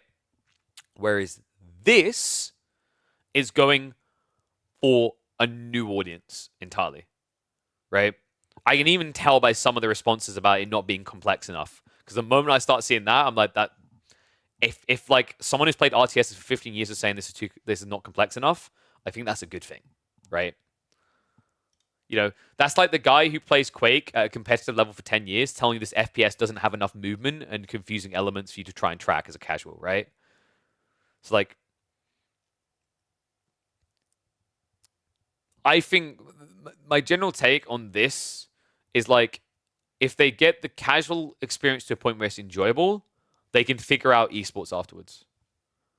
Because I think the biggest mistake that people kind of do when they look at RTS at the moment is they're like, how is this going to be RTS? Like, how is this RTS going to be esports viable? How is it going to be able to apply? That's where it all falls apart. The moment you start thinking, okay, how do we make this applicable to, you know, the point that it'll be the next Valorant? That's wrong. Actually, if you look at almost every single great esports scene that exists, there wasn't an esport plan to begin with, right? Like, there are very few exceptions to that. Even Valorant, really, like, it was punted out there to see how it would do, and it blew up, and then an esports scene started to develop very quickly around it, right? Dota 2 blew up esports scene. CS, Valve actually tried to kill it time and time again, stayed alive, community support, built up an esports scene, right? Call of Duty began in the MLG days, one of the OG ones. Halo as well. Like, all these great esports, they didn't come from someone trying to ram esports down your throat straight away. That, by the way, is why Company of Heroes 2 failed so phenomenally badly. Because that game took 5 years to get on course. And it's because they tried to be esports first. Kane's Wrath looking prettier than at least 50% of the new RTSs out there. Oof. I never tried Kane's Wrath. I had a glimpse at it. I was like, oof, this doesn't look great. As far as I see it, every RTS needs to have amazing single player and mod support. Yep. Because the problem that people don't seem to really comprehend is, like, most players don't want a top-notch competitive 1v1 experience. Because people ain't got time for that sweat. It doesn't make sense for most players. That's another reason, by the way, why actually Uncapped Games Battle Ace's idea, they may end up just quickly being bigger than all the other RTSs. Did you guys clock the average game length? The average game length is like half of what AoE4's is right now. Actually, a third of what AoE4's is right now. Half of what StarCraft's is. Why is that important? People don't have time. We seem to still think that we live in an age where, like, the hardcore gamer that sits down for 2 hours to play a sesh exists. But that's because that was the core audience when we began. Now, gaming has reached such a wide audience that you're looking at people who have, like, 20 minutes to burn before they got their next meeting. Right? That's why games like Hearthstone popped off. That's why games like, you know, that's why all the Candy Crusher crap went so big, all these type of things. Because what people realize, like, hold on a sec, why are people playing this? Oh, because it doesn't take very long, right? That's actually why Warcraft Rumble, if they kept developing it very actively, would have been continually successful on mobiles. Sadly, they just kind of let that one drop, in my opinion. Is that the games didn't take very long. They're very intuitive, they're very quick to engage, and you can just do stuff. That's like that's another interesting thing I think people need to really clock onto that Battle Aces is doing. They're trying to remove the drab and slowness that is usually present in a lot of RTSs in the opening of the game. And also, you know, although it may look a bit snowbally, at least it's pushing towards a conclusion, right? Even MOBAs try to do this. MOBAs have evolved in a way that they're meant to end a lot faster now, right? Dota 2 has free items that you get from neutrals. They have extra objectives. They have extra pump on the lanes. They've increased gold, XP over the years, right? Supports now actually buy items because they have means of getting gold instead of them being a redundant figure until 50 minutes in, which is now just escalated quicker game end states. League tried to do the same thing when they introduced active things like they had the little, was it like the portal that summoned minions, for example? And over time, they've definitely adapted the map with the buffs and such in a way that the map now pushes you towards a quicker conclusion in the game than it used to. And a lot of these are these are things that what they call as positive feedback loops. The whole idea is when you win more. Negative feedbacks is where when you are winning and you make a mistake, it's very punishing. So like the logic I gave before where, you know, if you have to push into the opponent's base and they have static defenses, that's a negative feedback loop. Like Age of Empires 4 has negative feedback loops in that regard. If you win an early game, you can't now just immediately dive the TC. You have map control, so you have upsides, but if you're thinking all in, then that would cause a negative feedback loop because you're fighting a harder battle, sort of thing. League was originally pitched as more casual Dota Heroes of New Earth. I mean, didn't end up that way. There was that whole marketing campaign as well, right? Like, you know why Dota and League like had that whole rivalry going on, right? I'm pretty sure wasn't it a Riot marketing campaign against Dota? I remember hearing about this. Like, it never got to me, even though I played Dota 2 at the time. I never heard about it. I didn't realize it was a thing until years later. Apparently, it was a very big marketing push. Should we have a look? Maybe at Leism versus Jif? Watch some more Jif gameplay? Wait, didn't someone say something about a game earlier? I think someone mentioned a Dumu game. Let me have a glimpse.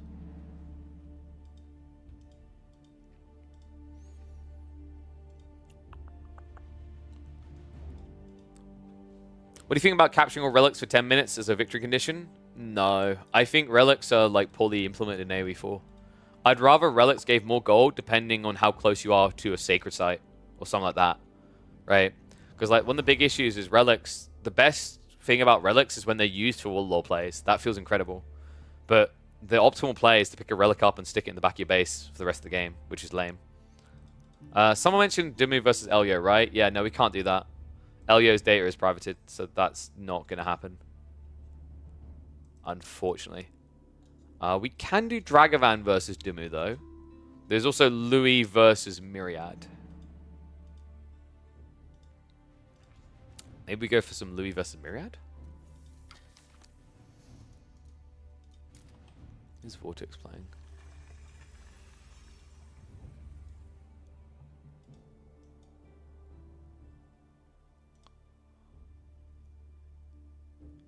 Some Ganders here.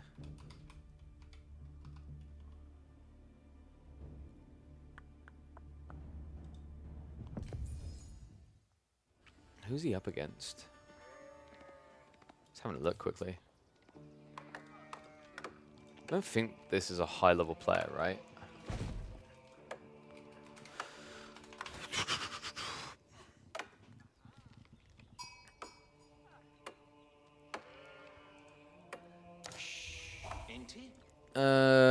Why do you think that Microsoft Competitive Games, to me, has more focus on AoE than AoE 4?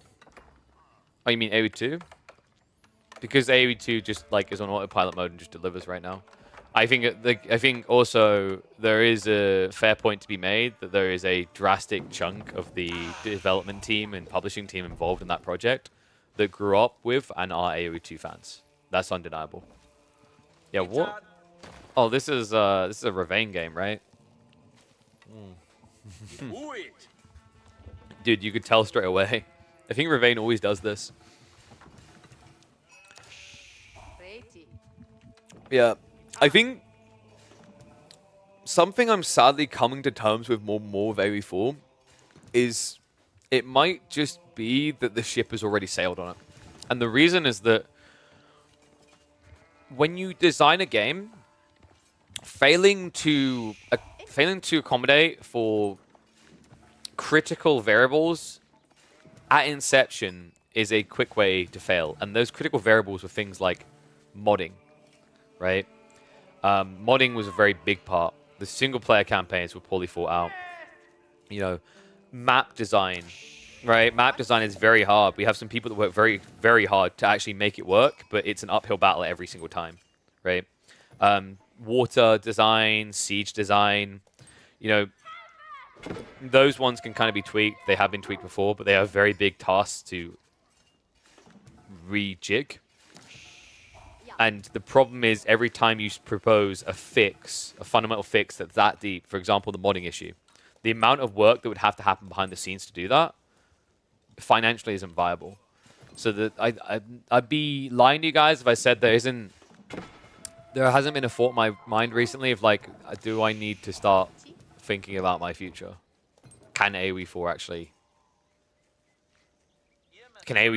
do anything more? Right? It's kind of a weird position I've found myself in at the moment. Because I have got a lot of love for the game, but I see the flaws, and I'm not sure how they easily get overcome outside of a ginormous paycheck being written that I know Microsoft are not going to write. And you might be like, Microsoft can afford to write it. It's like, yeah, but they could bank the house on fixing an existing game that's already been past its launch, or they could bank the house on an upcoming game and building something from the ground up. Right? All right, let's hop into another one. We've got some high view action. Vortex back on the grind. This guy has been missing for, I don't know, 2 weeks on the grind at least. I don't know what he's been up to. Maybe he's just been screaming in practice in secret, but he's back on the ladder on high view with the Roos. On the other side, he's going up against Ravane. Ravane, who's actually been doing really well for himself. German player, ranked all the way up to 10th. I think right now he's down in 29th place on the leaderboard, but he's been consistently at the top. And this should be a fun one, actually. You know, usually at the moment, I clock out of high view very quickly, but the fact that we've got Vortex in it is why I kind of have hope here. There are a few players where I will still click on high view, and Vortex is most definitely one of them. Especially with a Civ like the Roos, who could look for the late game, but could just easily look for a way of ending fast and hard here. Roos is a hard counter to HRE that can end fast, folks. See, Roos is one of the most annoying things to HRE because fast castle boys quickly become sad boys. And this is a fast castle boy. Yeah, I think Ravane may have just taken the harder way of winning this game. I actually do think that the way for HRE to try and beat this matchup now is in Feudal Age. It might even be that 2TC Feudal is the way to play this, because if you don't do this, if you go fast castle instead, what happens is Vortex will go 2TC, and he will wall off these relics with 4-5 Palisade walls. You'll never get in before he's in castle as well. So, not a bad sign to open this game for Ravane.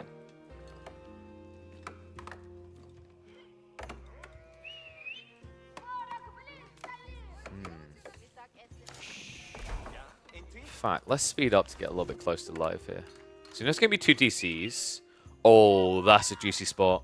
Really well insulated as well. The deer, both of them nearby. You've got the wood line behind that you could easily wall off and then wall down here to stop 360 rotations if need be. Also moves you out towards these more flank-based relics, so you can easily just kind of ripple over. And there's the move we were talking about. The triangles are on the way. Confirmation that Vortex is one of the Illuminati. This is exactly why HRE loses this matchup 9 times out of 10, by the way. In fact, I wonder, if I was to check the statistics, what would the pub say? Because I know I don't trust the pubs, by the way. The statistics will not be fully indicative, but I wouldn't be surprised if it's like a 70% win rate for Roos. Let's have a look. Roos versus HRE, 67.2% win rate with 58 games played this patch. Yeah. And even if you go back on the patches, Roos versus HRE, previous patch, 80% win rate. This is by far one of Roos's easiest wins.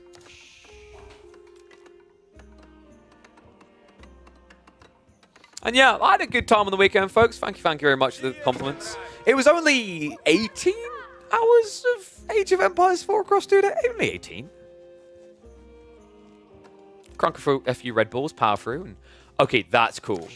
Remember how I said, like, you know, you play typical HRE fast castle for relics, you're going to lose the game. It isn't typical fast castle relics. We've got Burgrave spam on the way. There's a problem, though, and it's a big one. look at the sheep count. He doesn't have anything. You know, I was confident. I was like, this is going to be great. He's going to have like 10 sheep to pump with. He has 1 sheep and 3 farms. That is not nice sheep. That's... Oh, man. This might be one of the most underwhelming Burgraves we ever see. Knight's already queued up as well as a reaction. I mean, that does at least actually play into Ravain's favor here, because Teal can now just build Spearmen to counter. Maybe that was the plan all along? It's all still food-based at the end of the day, though. A little bit shocked that Vortex is doing this. He has scouted the Burgrave, so he's anticipating men-at-arms, and his call is correct. Wow. Teal needs to be scouting right now. He's making a bit of a blunder here, because he isn't moving out to get vision at all. He's worried about maybe Knight showing up here. First relic is at least going to be grabbed, so Ravain will get a bit of gold trickle, but that should be all he gets in this game. Vortex. Well, he's not holding back here. Continues to queue up more Knights. And arms upgrade is on the way. Fortified positions are coming up, so Vortex going to Wooden Fortresses. Pretty smart choice here, actually. If you get castle turrets, it's really big. In fact, I wouldn't be surprised if he pulls a few villages for that exact reason. Remember, castle turrets gives +2 damage, which means you offset the entire value of effective HP that you get from feudal to castle men-at-arms. Wait, there's patch notes for next season? No, I have not seen them. Men-at-arms starting to arrive. Just enough room for everyone to be safe as well. Even enough room for the next villager to be safe. A lot of damage at the start here. Ravain made a mistake. He didn't build a blacksmiths. He doesn't have undermesh. He has no protection here. Meanwhile, Knight is going to charge in. Looks like Ravain going to start losing villages at the back here. And why? You're in Castle Age. No. Guys, I think this is going to be a very quick game. I don't really know what Ravain's strategy now entails. I mean, I guess the argument can be made that Vortex is spending a lot on staying in feudal, but Knights over time will beat these men-at-arms, right? Especially if you just add in the castle turrets. Dive comes in again. Too many villages in the area. Only by 1, though, and he'll be able to escape. There is a hunt on the flank here, but it's 8 villages, right? And I don't think you can burn this down with 4 men-at-arms. Knights are also coming over. This could easily be 4 MAA lost. Kind of the other annoying thing in this game for Ravain is, like, in a way it's nice that he can raid all these different locations. It's bad, though, because the fortifications. And what makes it really bad is because Ravain has to split up all these different locations, Vortex can use his mobility advantage. He can send Knights to cut the small groups down, and then eventually deal with the bigger threat. Oy, oy, oy. Just like that, he gets chopped down. Spearman switch now coming in, but Vortex can address that as well, right? Could always just go towards archers now. It's arriving. I do think Vortex is going the hard way about this, by the way. Castle turrets is not very expensive. You spend 75 wood to get +2. So that is an insane amount of extra damage here, right? Like you're doing, I think it's 6 base damage, if I remember correctly, from Wood of Fortress. So you're only hitting for 2. You'd be hitting for double that if you got castle turrets.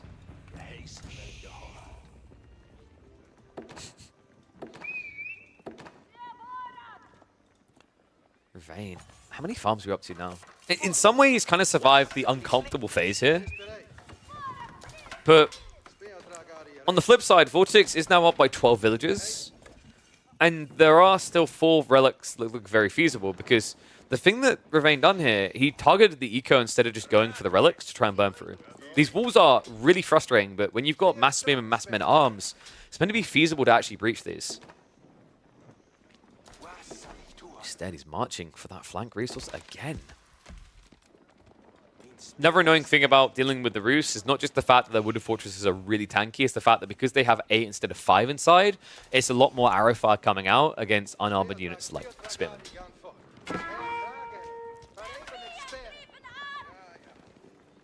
Okay, looks like he's going to commit in for the burn here. Spearmen start to get targeted down. Vortex can be annoying with this. Yeah, he baits the Spearman off. You're going to be returned over. Dive comes in the other side, though. Idle time on the gold at home, and villagers also getting chopped down. So Vortex, actually the one doing eco damage here. The villagers are going to break off. Ravane. What was that timing? The distraction came in perfectly there. It's almost like he knew exactly when Ravane was looking to micro his villagers. So Vortex, he actually might get away with maybe 1, maximum 2 villager losses, which is really good from this position. Especially considering that Castle Age is not far off. Okay, I'm actually impressed that Vortex is losing so little for this. You know, with a Burgrave spammer spinning like this, you'd expect at least one of the pocket resources to lose their cool there, to lose the villager count. But so far, he's done a fantastic job of dodging death. We're going to have High Trade House on the way soon. I imagine we'll be dropping it like here. Okay, maybe here. Afterwards, you're going to have Knights vetted up. You're going to have, what, probably Horse Archers on the way here? There you go, High Trade House now coming in. And it is indeed looking like Horse Archers. Could be Crossbows as well, but you're against Spearmen, right? Like, it doesn't really make sense. You could just go Archers, Knights. But the nice thing about Horse Archers plus Knights is you know your opponent has played Burgrave, you know he can't just farm spam, right? He has to play flank resources. Dive onto the second TC. Vortex may need to rush this tech up with more urgency. Militia have been pulled.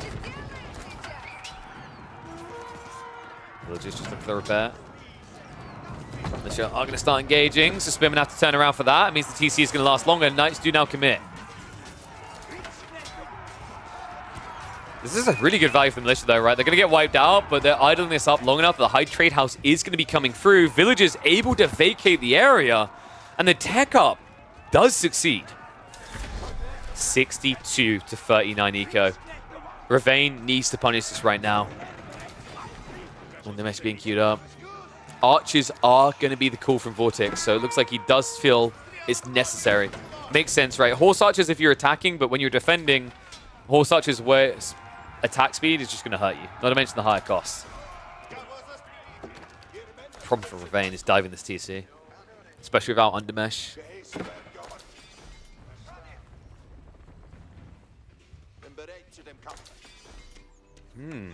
What now for Ravane though? He's kind of locked in until he gets a decisive hit, right? Like, I don't think you can just fast imp here.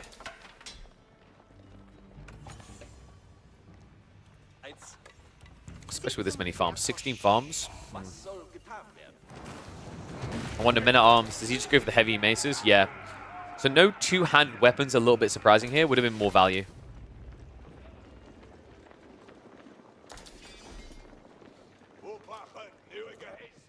Vortex. This wall's important. He needs as much wood as possible. I actually think he needs additional archer ranges. That is way too greedy. Playing for relics, you'd think it would make sense, but you know, in this situation, you need a defense line, right? And militia-wise, he's only got 2 tickets left. Still only 2 archer ranges. You know, if Ravane actually gets ranged armor level 2, he can full-on send it. He's going to start sending it anyway. Villagers caught on the deer. Dive towards the TC. Kremlin is about to come in with the assist here, and this thing can shred. This might be a dive too far. He baits him in. Ravane happily takes a nibble on that bait as well. Knights just trying to slow things down. Archers continue to start a step back. Spearman count is getting lower. If he can clear his spears out, the Knights might be able to turn it. But right now, he's being forced out the other side of his base. In fact, Knights running into the death. Spearman still waiting around. It's falling apart. And it's falling apart fast. Vortex. Eco lead will not extend anymore. Remember, any loss here is permanent. And also on top of that, 59 versus 46. With the Achery Arcan Chapel, it's fair to say they're almost eco even. In fact, eco mile ahead right now. I don't know if Vortex can survive this. Men-at-Arms hitting onto the eco on the side now. He's out of food. Oh my god, is Ravane actually doing this right now? I mean, this is meant to be such an orderly approach for the Roos, right? Like, it's meant to be usually be such a simple matchup. But Ravane, with what we thought was going to be one of the most underwhelming Burgraves imaginable, may have found the time here. That being said, Spearmen are now gone. Vortex, by some miracle, kept all the Knights alive, barely. Those cycle charges could be problematic. Another big issue here is Ravane. He never got the ranged armor 2. So the arrow fire from the Kremlin, from the TC, definitely added up there. However, now looking beyond this fight, with the Eco more or less neck and neck, it's fair to say Vortex, although he's still alive, is not by much. In fact, he might be dead soon. Caught on the flank again. Men-at-Arms hunting through the tree line. They are seen, but it's by archers only. Vortex, ranged armor is going to definitely be needed by Ravane now, with the steel tips too coming in.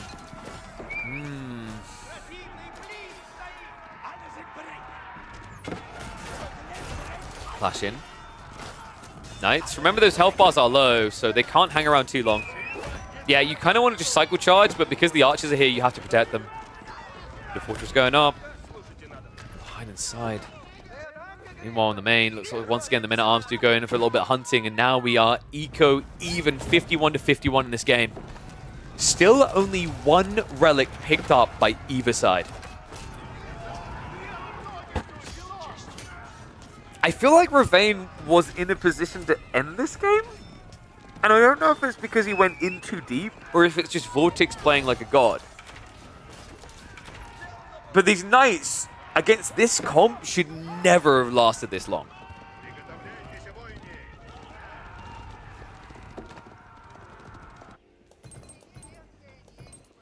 Vortex has more gold, but he needs food. Like, this is the thing. If Vortex can't find food, I mean, you can build archers, right? But it's archers versus mass men-at-arms at the end of the day, right? Like, this is the biggest problem I'm seeing for Vortex. And you can't just go mangoes, right? It's men-at-arms, they won't care. He's going now for the relics, which, I mean, I guess you do have gold for that, right? It's only 40 food per warrior monk, so it's not the worst of ideas.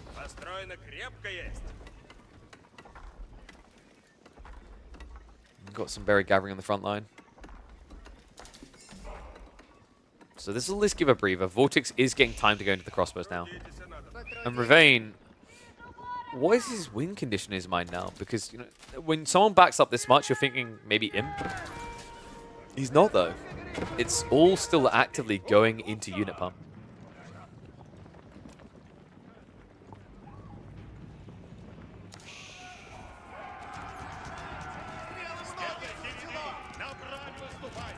Coming in. He has now got the two-handed, right? So some bonus damage there up against the archers. Choke points are going to be his enemy here. Lovely militia pull. Vortex just delaying in this choke point. Kremlin starting to assist. Ravane. I mean, the numbers aren't as drastically ahead for Teal anymore. It is still mostly archers for the Rus. But I think, once again, this dive towards the Kremlin could be the stinger that hurts Ravane. He has at least got the ranged armor too this time around, so a little bit better from that picturesque element. But Knight's flank is not going to work out. Vortex tried to send what little he had in to do damage. Doesn't find value for it. It's going to be a strong reset again. This time, crossbows are now starting to scale. But Vortex still yet to answer that deep, dark question. What's in the food?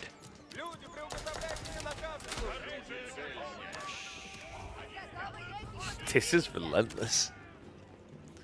I think we should just start calling him Revane, because I can't imagine this is comfortable with Vortex, and actually doing this to Vortex as well. Right? Like, this is the thing. Like, Vortex is usually the player we get into a game and say he'll be the one attacking. This is an unfamiliar position. You'd think someone who attacks so much would know how to finesse around it, but it's not usually the case, right? Actually, usually they aren't used to defending.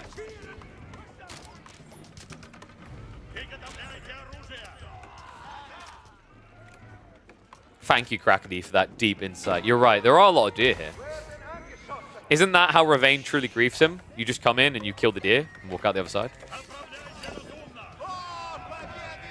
I don't actually know if the Men-at-Arms pump is working anymore.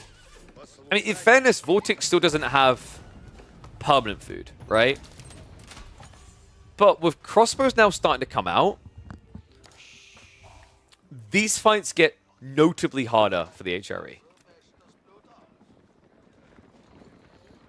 After all that, the relics do end up going the way of Vortex. Check this. Already took the 2 from the center. Still has the other 2 to play. So looking like a 4-1 split. Honestly, I'm starting to think Vortex is out of the woods here. Till does have another pump of men-at-arms coming.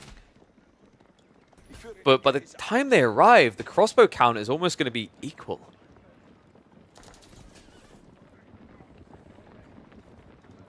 There's a play from one of the relics, so maybe he can turn this into a 3-2 split. But remember, this is not Regnitz, it's Burgrave, right? So the gold you're getting here is inferior to the gold being gotten by the Roos, even by the High Trade House alone. 218 gold out of that bad boy. A little bit slow on the reactions here. Knights are starting to raid. What's Teal do here? I think he needs to go siege. If you build 2 mangoes, it's very hard for the Roost right now because they won't have time to react with it in the face, right? Like, in theory, long-term, playing siege against Roost is bad, but we're not going imp here, right? This is locked in castle. If Ravane wants to continue this castle age approach, he needs to counter to the mass ranged, and I don't know if I really like this. I mean, going Vet Horseman seems like a good idea, but you're going to be fighting into choke points, right? Where the Archer Mass can hold, where just a few Knights can hold you back. Also, the farm count, like, are we deep enough? I think we're on the verge here, 26. I usually prefer Mass Horseman around, like, 35 farms, because that's when it starts to get unrelenting. 4 or 5 walls also now starting to come in from Vortex. If I had to kind of assume what Ravane's thought process is with Horseman over Mangoes, it's the detail of reaching Imp Siege, and then also the other issue is you're going to be notably slower, right? Like, this allows you to move fast, which can be good on a map like Highview, but to me, the timings just don't line up here, right? With the walls coming up like this, you're not going to get any free hits.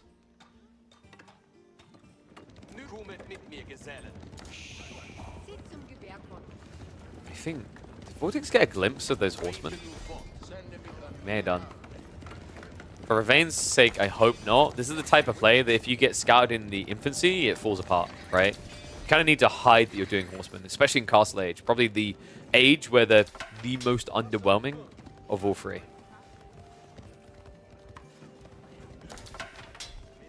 there's not many civs that can get away with like horseman pumping at this stage of the game, right? HRE farms truly are built different. Nice, just trying to raid multiple locations. And the whole comp's been revealed, right? So this is where Vortex likely should be dropping 2 to 3 Raxes and spamming spears. Apparently not, though. Does he just think the walls are going to be good enough here? I do wonder. I mean, we've got a lot of stone gathering going on. It looks like Vortex's goal is just to reach Imperial. If your opponent is massing Horsemen at this stage, though, and you rush him, you will just die. Unless he's thinking Spasskaya Tower, but you know, at that point, you question whether you're even thinking, whether your brain's working, right? Like, Spasskaya never feels good to build here. It would also give the siege advantage over to the HRE in Imp because of Culverins. Attack and defend. And we go. Mass melee versus mass ranged. Now, 4-5 Palisades are strong. They're not that strong, though. And here's the issue with the play from Teal. Militia. The Militia should be able to frontline this. Only 8 of them so far, though. He hasn't got many tickets reserved. Crossbows are going to try to start a step back.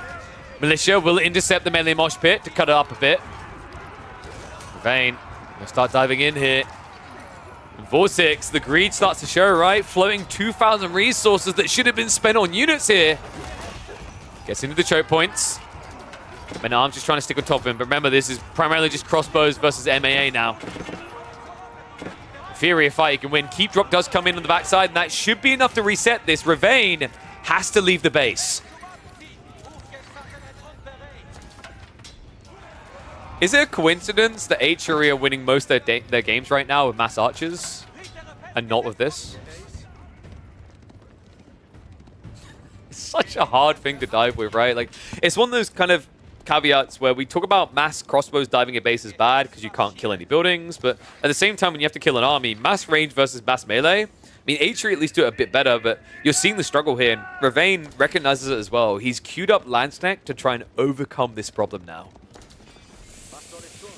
Landsnack with no Regnitz gold, though, is quite the tricky predicament. Not the most sustainable of comps. Vortex. Well, there definitely was a halt in the food gathering. We have got an extra TC laid in behind. So Vortex went back for 2 TC again. I wonder, does he just set up farms on the east side here? Maybe a keep drop to protect? That will set him up for the late game, right? And the worrying part for me is H3. You'd think they'd want Imperial, but apparently Ravane is allergic to the Fort Phage. He saw the Age of Mythology announcement. He's like, I want to be as close to the age when the gods interacted with us as possible. Imperial sounds too far gone. Have we got another keep drop on the way? We have. Okay. Wow, for a 4k gold. I mean, there is the stone as well, right? So that kind of makes up for it. Farm count still just feels incredibly underwhelming here. Got wood wall after wood wall coming up, though. So it looks like we have got Vortex now carving out the map. Vayne, quite a few land snack. Heavy investment. Worth it if we can get a touch. Vortex just punched him through the burn through. He's going to have to back up here, though. Vortex, he doesn't have many pulls anymore. The Militia, only 4 of them this time. Head on in. Knights. Oh, wait, Ravane? Vortex caught him not looking. Oh, that was an auto aggro. Sick move there. Vortex buys enough time to get the choke points. Can Ravane commit enough with this dive? Landsnack struggling to get in on time to do any damage to the crossbows. A successful retreat towards the keep and the TC here. Some of the eco might be left behind. Can Ravane find it? Hugging the castle right now. He has to be careful about this. There's 5 Landsnack in the mix, and that might cleave him down. All in all would do a wonder here right now. Coming in 20 seconds. And another wall. Bye. We don't know these villages. The ultimate counter to mass melee. Ravane, it looked like a good dive, but it feels like there's never an end point to this. Never a successful killing blow that gets him over that hump. He has to reset. No easy way out of here. Meanwhile, Knights trying to get frisky in the enemy base. We've got Warlands now occurring from the teal side as well. I do believe we're about to see Vortex take the military lead here. 0 food income, by the way. That's the amount of pressure he's under in this game. What is this game? Wall burn throughs, but remember, there's already a keep on the west side, so that's not going to be very impactful in this area. Another keep drop coming in. I actually think Revenge needs to go in. You can tell he doesn't want to against the Ruse, but I just don't think you have a choice anymore. Good dive on the workers. Just debate, though. The problem is the wall, it went back up. If the second wave was in, maybe, but now with this detail, I feel like first wave gets cleared up. The castle isn't going to go up is the big question, though. Vayne once again looking to break in. I think that's going to be a cancel. Yeah, Vortex a bit greedy about this. Didn't pull 20 villages. What an insane game. Going to pull it back a bit. Castle looking to go up this time. Ravane now hesitant. Okay, guys, this is the type of strike that you either win the game with or you instantly lose the game with. 14 land snacked. Rams also now being prepped. More men-at-arms on the way. Vortex refusing to build any melee units. What?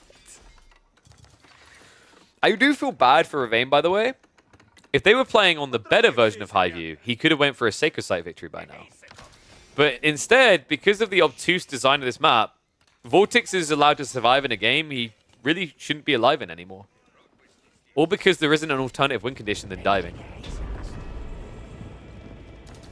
I do think that Ravane probably should have thought about a Siege Workshop by now, right? Like, Trebs on the front line would have dealt with this base.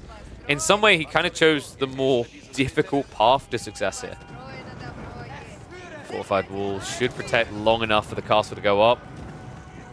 Maybe not. Oh, no. Guys, there's land snacked in there.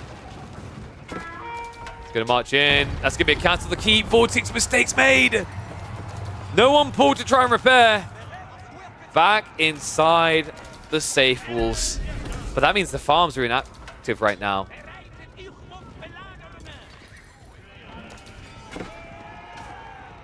The problem right now is that this keep doesn't go up, then he can't fight against the Landsneck, right? Like, the Boiling All is huge here. Crossbows, archers start to poke. Rams being built now. Knights are still being annoying with a little raise. The chip damage here or there, but villagers need to get this up right now. Landsneck are going to move in. Vortex, I think he's going to accept it. Some villagers have to die for him to thrive. Castle up. Boiling All. Hold out the windows. Unfortunately, it looks like it was hold on practically nothing in that first wave. Back behind the walls we go. Love the multiple gate. It just allows you to come and go as you choose.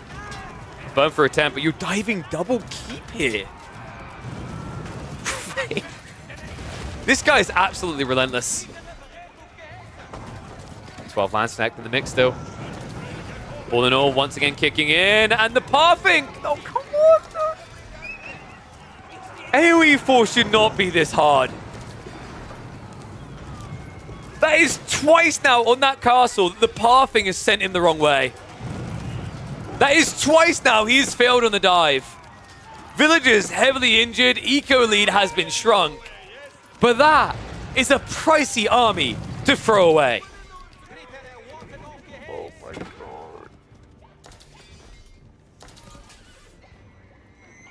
I think that's it. That was the moment, right? That was make or break. Look at what happens now. Wolves go back up. Farms are operable. We're already on our way towards Imperial Age in a matter of moments here. Meanwhile, Ravane on the other side, nowhere near. He was so fixated on keeping this out of Imperial Age. It may have just cost him the game.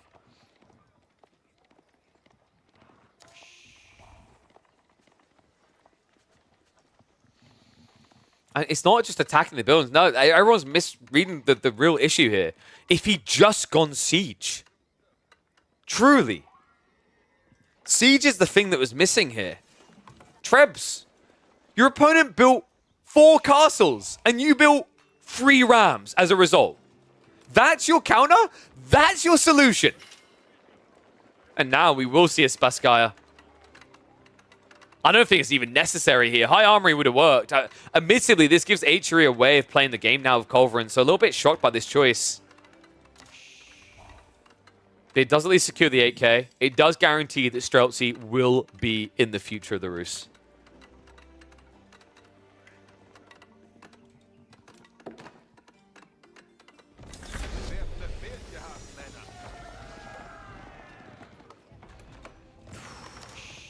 Are we molding about range units? I mean, would the range units have fared that well if it wasn't for the stupidity of 4 or 5 Palisade Walls, right? That's another interesting thought.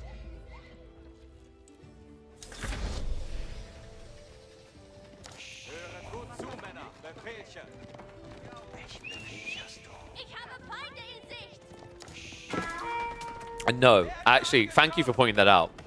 The eco upgrades are not bugged. Ravane is 35 minutes into a game as HRE, and he's only getting his level 1 wood ecotech now. He doesn't have the mining, he doesn't have the food. Wow. I mean, assumptions make an ass out of you, right? Because I just assumed that he would have been on point with those. And you've got to be kidding me. Like, we're in Imp now, and now you want to go Mangoes.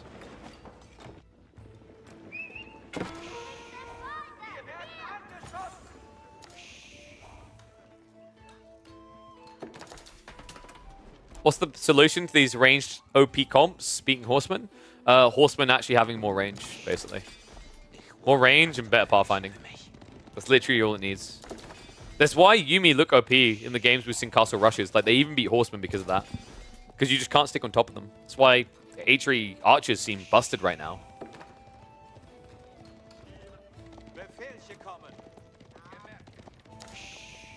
I mean, even Mangoes, right? Like, don't feel good against these faster moving range units.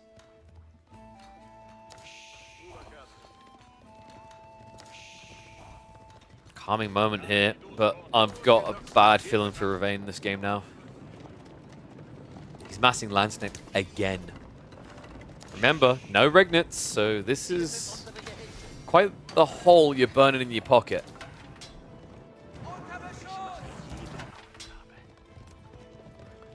Crazy thing, by the way, this Spaskaya isn't even about stonewalling. Like, I don't think Vortex will build a single stone wall this game, even though it makes sense against this comp. It's just because he wants a strong point defense for the 8k gold. So that kind of tells you how Vortex feels about the game, right? Like, yeah, I mentioned high armory just feels better, but then you have to ask the question, what does he need high armory for? But, like, what has really been built that would require high armory? This is the only thing now, the mangoes. Before that, there was no reason, right? Your opponent wasn't building mass range, you didn't need mangoes yourself. You didn't have mangoes already, you did not need spring ults. So like, maybe Ravane can get a remarkable fight because his opponent neglects that detail, but it's a very big maybe. Breach on the walls. Oh, the stone walls didn't go up in time. Ravane has to react to this. If he doesn't send back like 15 spears, he's going to lose a lot of economy. They're coming in. He farms the prime target, right? Just cut the heart of the eco out of the HRE here. Second wave of horsemen now making their way in. And Ravane. What is he doing right now? He's sending it into the base. In the meantime, Horseman, he finally realizes. Oh my god. Horsemen are going to have a field day here. He finally realizes that he has to back up because there's another castle. Oh, this is one of the most painful losses I watched.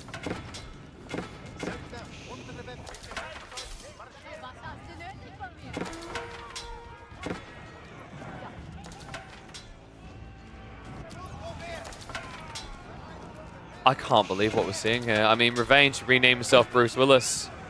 He's in a movie where he doesn't realize he's dead yet. There's just nothing to this now for Ravane. He's going to flood in. Maybe if he found all the eco instantly, but there's no way that's going to happen. Horseman backstab. Mango's left unguarded. And now the sandwich. Mango shot comes in, but he'll only get one.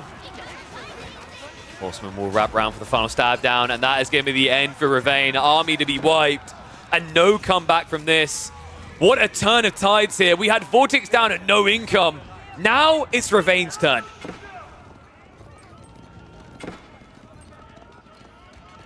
Elite Army Tactics on the way, Streltsy as well, but they won't see the light of day because we will not go a step further. Ravane, he almost turned the most underwhelming Burgrave build look like the most overpowered, but in the end, he could not end.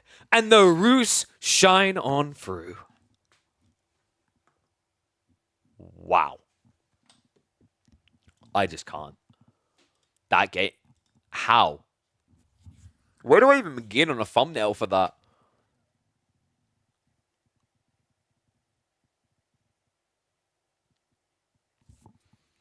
The hardest way to win a game?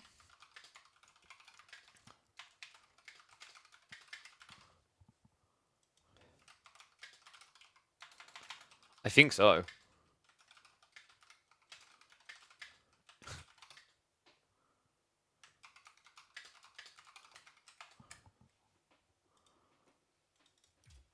That was wild. Yeah, no, I think I'm going to call that the hardest way to win a game. And then you just show the multiple keeps.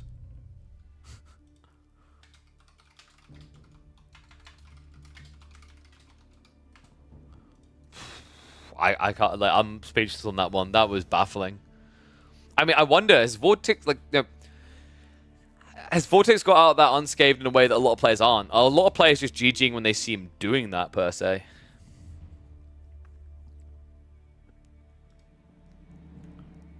Yeah, I mean, I don't know. I think I agree. I feel like there was 3 different points in that game where going imp would have been better. But if you're going to do all in on castle, you got to at least stick some siege in there, some real siege. Just a very confusing game, actually, out of Ravane. Okay, I don't know who Mosvja is.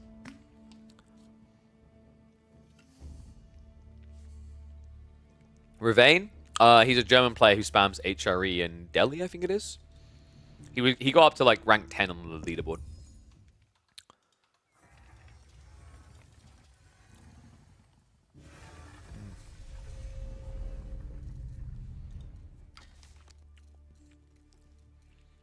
Anatan is online. So maybe he'll have a game for us in a sec. Veni Vidi Vici. If only that was parting, man. Could you imagine parting starts playing AoE4? Marine Lord instantly starts crapping himself. How are we spelling that? It should be Ravane.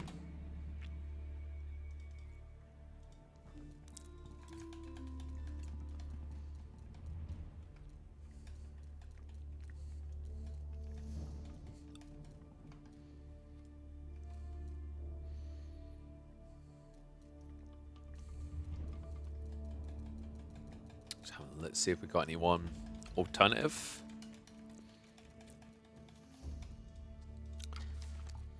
Is Anatan? I don't know if Anatan's warming up or playing scrims, so won't wait around on that. What we can do, there's a Dragavan Dumu game. Here's another high view though, so maybe we take a break from that.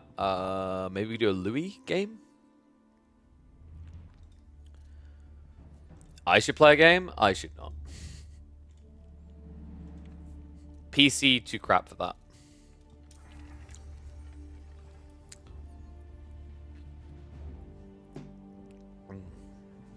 And I don't have the money to go get myself a 4080 and a 7800X 3D, I guess I would go for. One sec.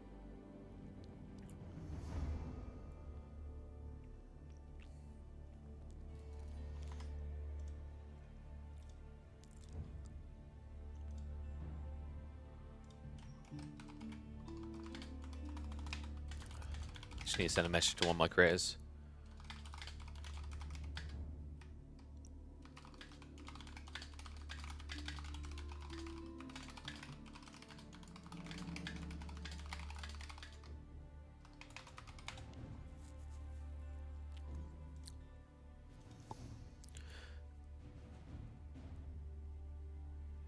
Yeah, you're playing with GTX 750, but you're then also not streaming and recording. Welcome to my life.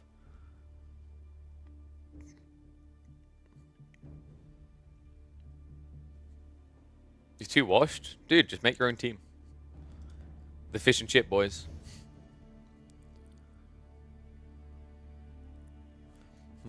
Yeah, it's kind of a bummer. Like, there was a company that I was quite hopeful I was going to be able to work with. Talks were very productive. A PC company, and then I don't know, man. Just kind of got ghosted in the end. I've been kind of left hanging, so kind of unfortunate there. Fish and chip boys, yeah. FCB, there you go, dude. FCB Recon. Oh wait, who are we going to check out? It was Louis, right? What's that? Just in case Anatan's game's viewable. Who was Vortex against? We didn't check Vortex, did we? I always check the live ones first. Ooh, no sheep still win. Who was that? German account, former rank 600. They basically play the Byzantines. I think we'll check out that Louis game. Give me a sec, guys.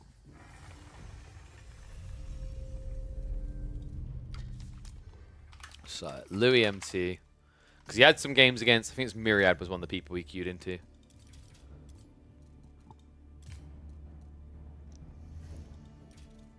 Jesus, Louis just been partying out in free-for-alls constantly. Oh no, sorry, he's doing 4v4s. He's been doing a bunch of private 4v4s, so, like, I don't know, it looks like the Chinese community's been partying. Let's have a look here.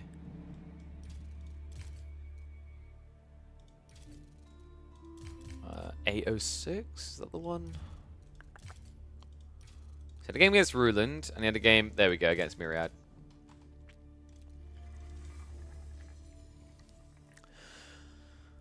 Football Club Barcelona? No, it's fish and chips, boys, now.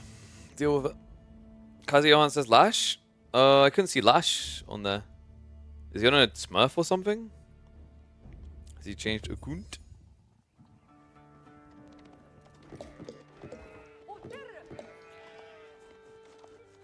Lose my glasses. What the hell? Fine. I don't like you.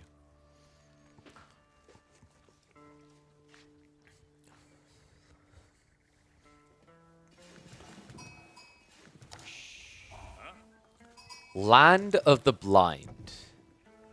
I mean, Myriad sits in his basement all day playing video games. I don't know how you go blind in that environment.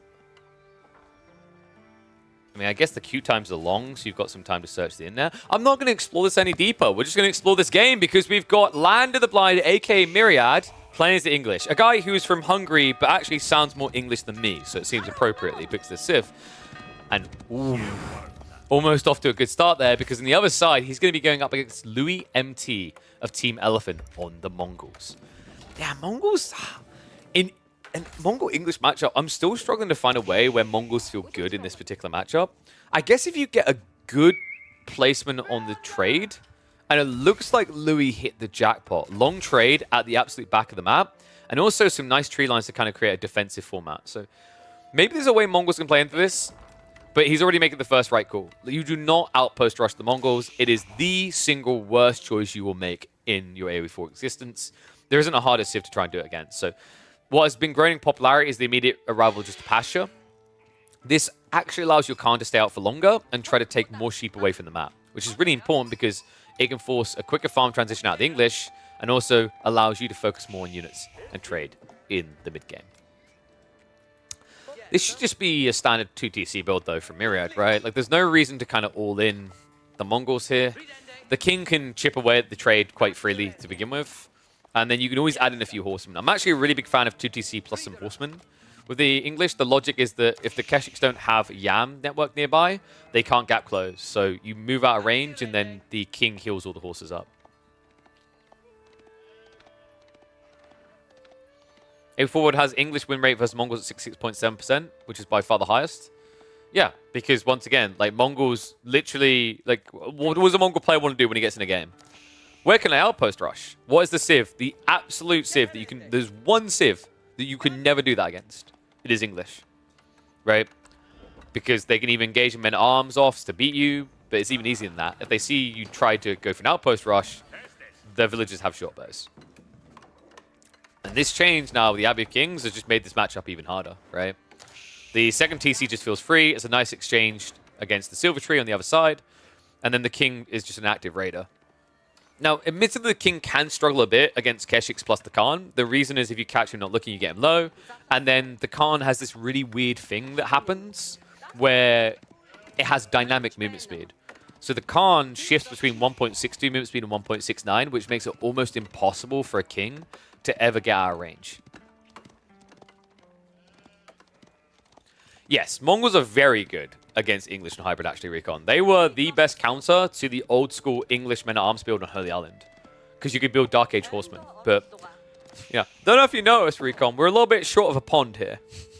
So when you just stand on a static map, no water intentions at all, that's where Mongols are king. English are king, rather. Mongols wish they could be king.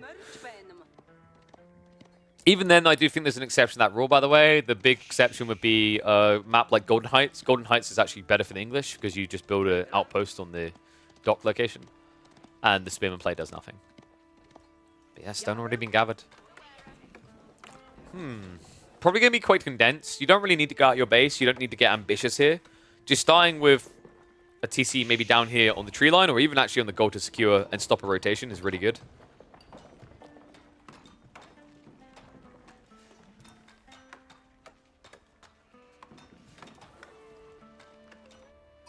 Silver Tree is coming in. So I wonder, does Louis actually go for a double pump of traders here? Probably not, because the King's timing will be bad then. What I mean by that is, like, if you actually go for a double pump of traders, then the King arrives, there's only one Keshik, you lose the traders, right? So very sensible choice here by Louis just to open with the Keshiks.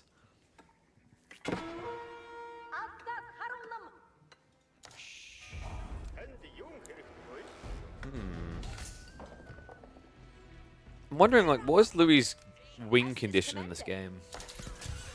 You'd think you can just scale trade. In theory, yes, but the King tends to kind of force you to invest in Keshiks. Like, I think that's the thing always about this King, is like, how much do you have to invest in military units to stop him? And how much does that slow down your trade, right? TC is going to be going up on the gold as we anticipate. Khan will not be able to stop that at all. He might at least idle out one of these villages. It should never end up being a kill unless Myriad is busy responding to chat.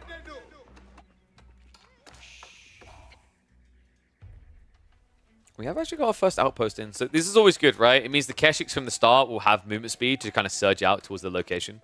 It's actually really important here with the king. Already in prime camping position. You think King 2TC is too slow to stop trade? Really? I think the issue is that people don't try to scale horsemen. They just try to go white tower, right? They actually don't come out. So that I think is what gives Mongols a chance.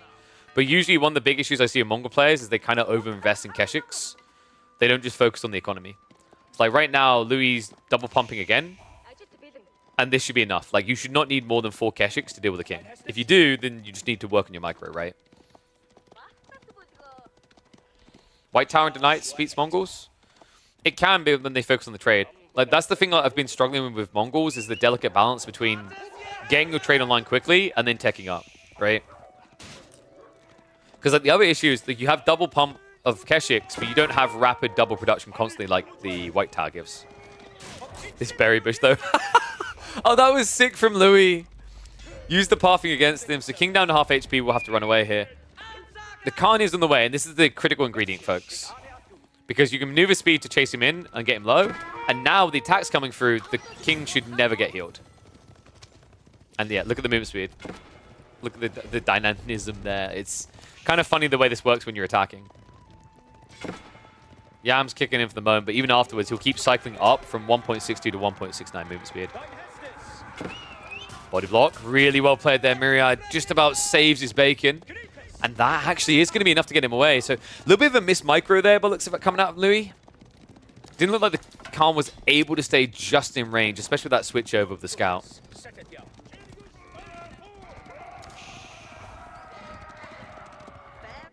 Trade. We're actually going to have Marketplace added in. So there we go. We talked about this being an issue with the Mongols, is getting the trade ramped up right and then switching into aggro to deal with the inevitable fast castle. Looks like it isn't just going to be a naked fast castle, though. Myriad stepping into the spears now. Okay, this is a really good sign for Louis. I've seen a few players do this with the English, and I'm not the biggest fan of it. It only works when a Mongol player becomes stubborn and only wants to build Keshiks. If a Mongol player sees mass spears coming and just switches archery range, it's an easy blocker, right? Because for the spears to make any sense, they need to come here. They need to stop trade. Or you could just rely on the wolves. I guess that works as well. Oops.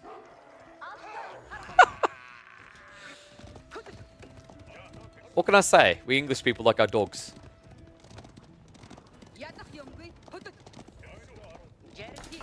I feel like we need, you know what we need in AoE 4? We need custom noises for interactions. Whenever the wolves begin attacking, it just needs to be Mr. Burns going, unleash the hounds.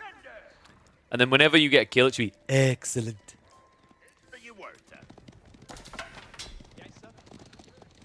Louis, a sizable amount of Keshiks already here. He's trying to pressure this, but the problem is with the way the TCs are kind of layered here, it's very difficult to get around the farms. So if Mirror just comes down and walls here, I don't really see what these Keshiks do anymore. We have got that archer transition we talked about.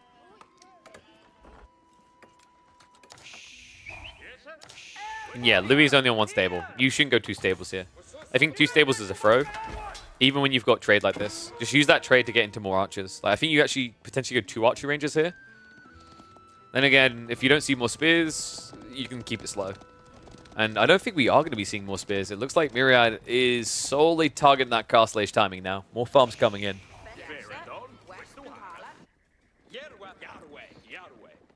No, wolves that get kills should actually get fatter and have more health, more damage, but they should then be slower. Because they got to digest, you know. Keshik's riding in. A few picks there. King did get picked as well, by the way. So Myriad just riding blind with the spears now. Outposts are going up to counter him out. Traders are going to have to think twice about running through here, though. I don't think that outpost should be going up.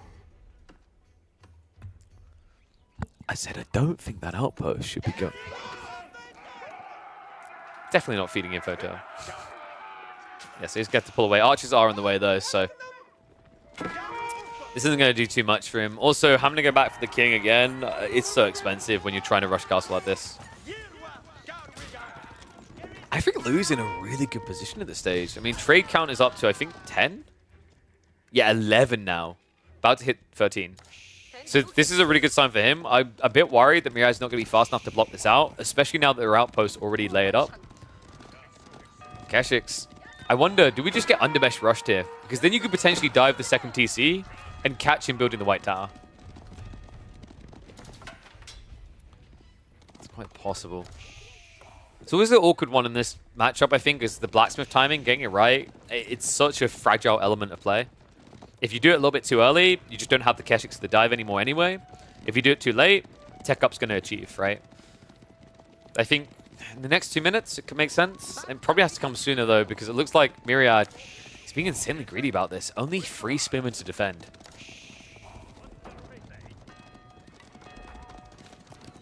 Yeah, but the reason the sheep ran out for the English is because of what Louis done. If you go back to the early game, the smart thing Louis done is he maneuver speed arrowed all the way to the English base, so deep he was underneath the TC, right? And then he cycled the other half of the map. Meanwhile, Myriad, he done a loop like this and then came back around himself. So he was always inherently going to get less sheep. That's another edge that Mongols get over most civs, right? White tower being rushed up, Keshix. A little bit of hesitance here from Louis. I'm a bit surprised, though. He needs to be going in right now. Dive comes through. Hits the backside of this. King is trying to absorb the blow. Archer's going to dive in as well. So eco damage done, but unfortunately Louis' hesitation means he does not take out as much as he'd hoped there. Yeah, I think that was a critical mistake by Louis. It's almost like he expected more spearmen behind it, but the Khan sees everything, right? You see there's only 3 spearmen in a night. I mean, yes, you are going to be diving through the berries. That does mess with pathing a bit, but you can still just breach through and go beyond. Kind of a missed opportunity there to probably get about an extra 4, 5, maybe even 6 eco kills to put him far ahead. But Louis, he's not going to be far behind. Castle now triggered by the Mongols.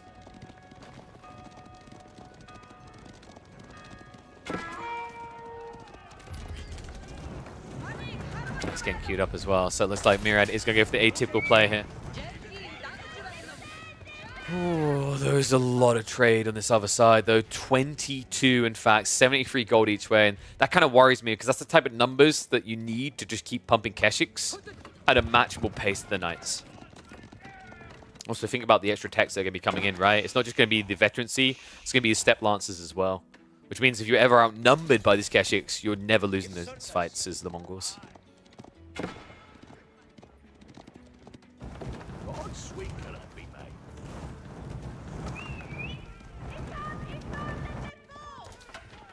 Archers aren't going to slow things down here. There needs to be a reaction on the flank. Outposts are coming in from Louis.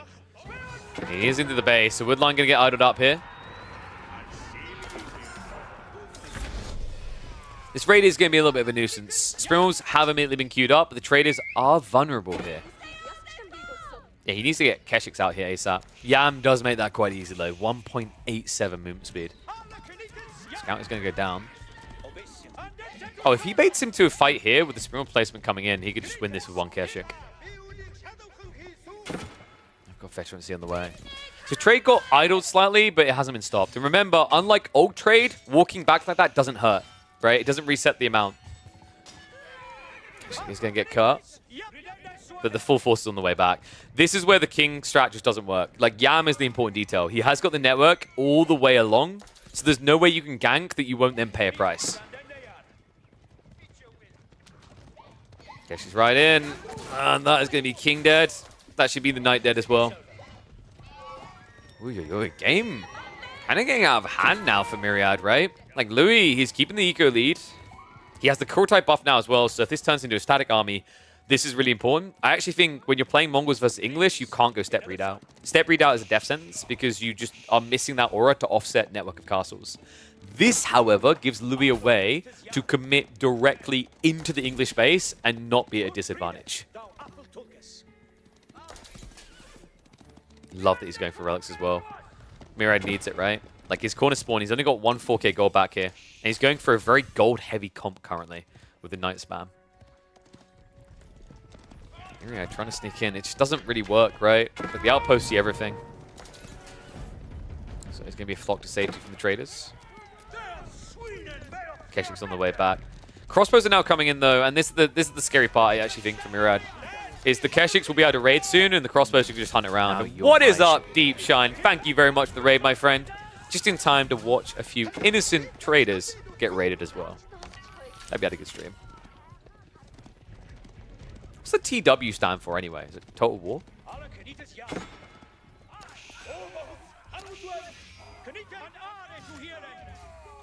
Already the move. This is the confidence Lou's playing with, right? He understands his timing very well here. Myriad is just trying to disrupt that timing. It's flank, flank, flank, flank, flank. The weakness of the Mongols.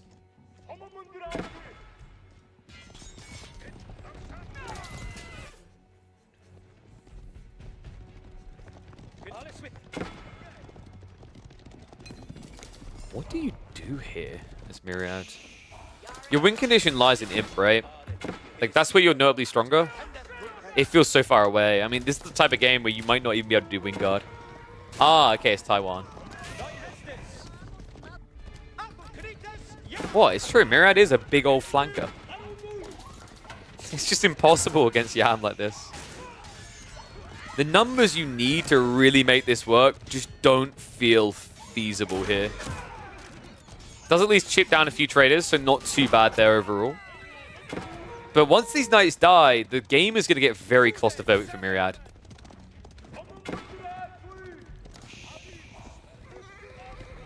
You think the English eco can keep up this? I feel like Myriad's going to run out of gold. I don't think you can keep this going. Like, you're getting some trades in, which is great. But the Keshik numbers keep inflating. Like, every time you take a bad fight, the Keshik number lead is bigger, right? So you're reaching a stage where these Keshiks will be in position preemptively to strike. So it's almost like Myriad needs to go for a different unit type, but you can't really raid with Spearman crossbows.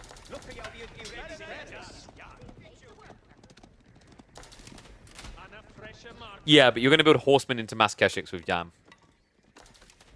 I don't know. That doesn't feel tasty to me. Well, raiding is shutting down trade. Yeah, but my point is, like, you're sending spears out of position there, longbows as well. Like, I get the horsemen, but playing infantry on the wide flanks, I think, is the difficulty, right? Especially the timing Louis has here. Crossbow now coming in with the Mango being built on the front line. Outpost block from going up, so no extension of the aura here. Nice immediate burn down.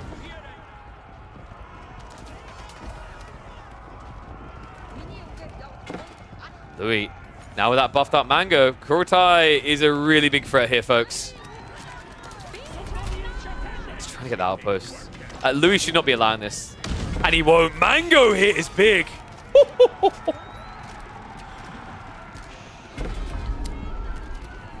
Oh.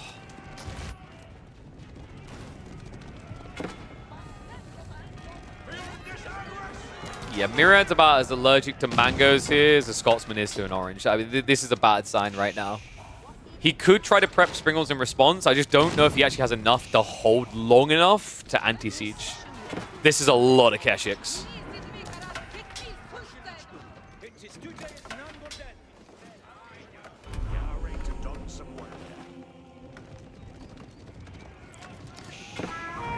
Oh, Louis. The golden boy of China shining through here. We've even got Raid Bounty now coming in to buff him up. I don't think it's... I don't feel like it was like Myriad was thinking immediately. I think he was focused half on Raid and then half on this kind of hunker down approach, right? Is the better way of saying it. Imp would come inevitably through one, but it's almost like he couldn't decide if he wanted full attack or full defend. I get needing the spears to just defend against the Keshik raids, but maybe even just stone walls would have worked better here. Love this as well. This is so underrated right now. This unit right here is being slept on. Traction trebuchets are kind of busted for the Mongols. When you have the damage buff aura, they're not a meme anymore. 240 damage, almost 300 per strike for a cheaper trebuchet. It's a huge buff. That change to Kurotai really did change everything. Louis, well, look at this. Talk about a weird maneuver. Backs up. Admittedly, Myriad doesn't have the burn through to kill the Kurotai in time before Springles react. Especially when it backs up and leaves.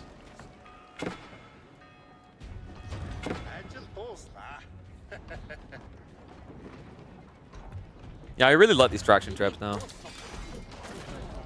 I mean, they got buffed compared to where they used to be, right? I think they used to be, was at 13 tower range, now they're 14. Sprinkles, a little bit overly ambitious. Mango's always able to reset this though. Myriad, he's starting to think if this is anything but a Berkshire, he's dead. Night Raids are being mirrored out by the Keshik, so that's not going to hit anymore. Sacred Sites are also locked in. In fact, it's actually feasible that Louis could be an imp before Myriad here. Yeah, they're 14 now. They got buffed, I think, a few patches ago because no one was building them. Yeah, that's the way I described it as well. Like, Kurotai is basically geometry. Kurotai is what geometry should be. Admittedly, Louis is not using Kurotai fully right now. Mango. Whoa! Louis, a bit ambitious there.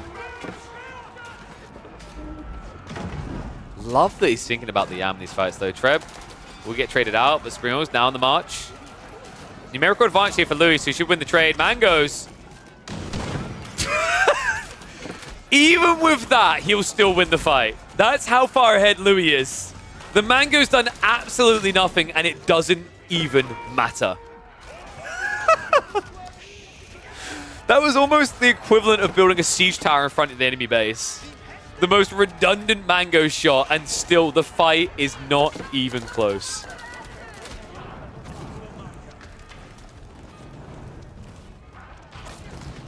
Network Citadel's on the way. Oh, Myriad, don't be that guy. No, Myriad, he literally has one outpost to the entire aura. This is a dangerous game he's about to play. Kurotai buff isn't here. Louis is winning this fight without Kurotai. There's just not enough units for Network of Citadels now. It's just too many crossbows. Ay, wipe the army, and Kurotai moves in for the party, and that should be it. Myriad, he's out of gold. He tried for the idea of the tech up, got forced off it, and now he gets forced off of the gold in the flank. This boy is starved. He's Oliver Twist right now. Please, sir, please. And Louis MT just gives him a look, which tells you he does not have a clue what you just said. He will only accept a wave of a white flag.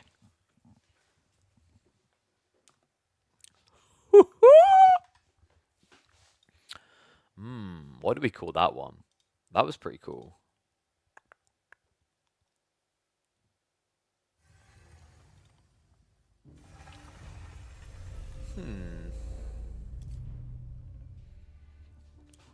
Trade still demolishes 2TC? Oh yeah, so like you do trade better than in 2CC.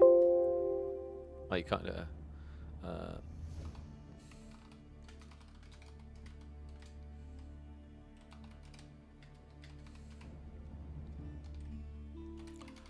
Mongol trade. Still busted?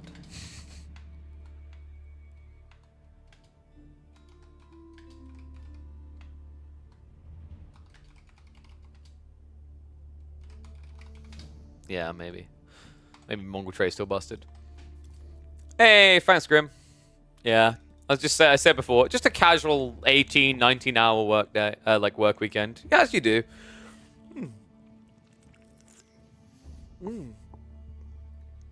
Actually excited because I'm going to be going into London on Wednesday to do something CS related on Thursday. So, nice weekend of a little bit of variability. Yeah, I casted Dumu Cat game because I said today will be the quick day. 9 hours later, today was not the quick day. Oops. May have misread slightly. So let's have a look here. Dude, that series. Brain cells were disappearing. Brain was melting. Right? That series was absolutely wild. Unhinged is also an appropriate word for it. My favorite part was when people put all their points on Recon in the Recon Vortex series and then blame me. If you didn't want to lose it, you shouldn't have gambled it. No sheep still win. Oh, that's the one. Wait, did they match up to each other again? I mean, it's Mongol Delhi. You guys don't want to watch Mongol Delhi, right? That's kind of... That's a yawn fiesta. Oh, yawn fiesta is the wrong word. It's depressingly one-sided is the right word. So let me have a look. We have got more games. I think we had... So there's Louis versus Ruland is an option. There's a Dragavan versus Dumu game. I believe there's also Give Yung Zai versus Myriad. Do we have a preference? Gullian game? Wait, is it the Battle of the Babies? Oh, it's not the Battle of the Babies. Who cares? It's Highview. I'm not watching that. There are only a few players I'll accept Highview games from right now. What's the strongest 2TC build? If there is an answer to that question, Rus is the strongest, followed by probably English and then Bassids, actually. China are still pretty decent, but I prefer their fast castle builds. Yeah, no, dude, we're not doing. I don't think Byzantines are that good for 2TC, actually. Their fast castle's much better. Yeah, like the order of them is, if you look at them here, the best civs for 2TC in order of best, like absolute best, Rus, and then English, then Abbasids. Then it's probably China, Otto, Biz, Jeune French, Japan,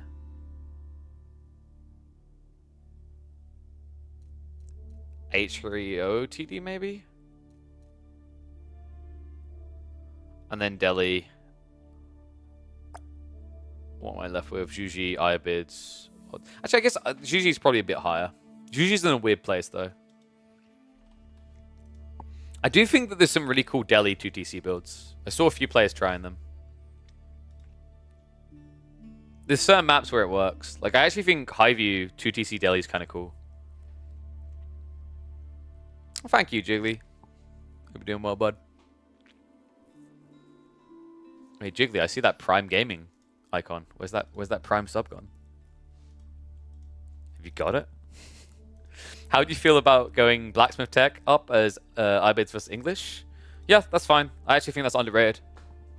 A really good, if you're playing English versus Ibids on like Gorge, a really good strategy is to go with the Blacksmiths upgrades. So you go Master Smiths Feudal, then you go Growth Wing, and you drop a Blacksmith and get Under Mesh 2 and spam Gulams. It's really strong. Because, like, you don't really want to build a Desert Raider against English anyway. It's pointless. Like, literally, the Desert Raider, the most worthless matchup for the Desert Raider is the English one out of all of them. Wait, why did I show up as a Raider from Deep Shine on my stream? Good reminder to people, by the way. We are doing our second month in a row of partnership with Proteinworks. I'm doing the white chocolate and raspberry today. I know I've got a few people who start to receive their care packages. Let us know what you're actually using. Shout out in the chat. Let them know what they need to be getting their hands on. Because right now, I think there's up to like a 75, 77% off sale in some cases on some goods. And my Killer Pigeon discount code works on top of that. So, boom. Take advantage. Delhi Fast Imp. Delhi are kind of underrated in Imp. The Ghazi are just as good as Sipahi, and people talk about how crazy Sipahi are. But the other crazy thing is you have to remember that like the hand cannoneers are kind of busted. 20% attack speed increase is nuts. Okay, anyway, I think we said... Wait, who are we waiting for to... We said we... Oh, yeah, we were trying to decide between the games. I think we do maybe Louis versus Myriad, or... You know what? I think Louis versus Ruland. That does intrigue me. So 1 second.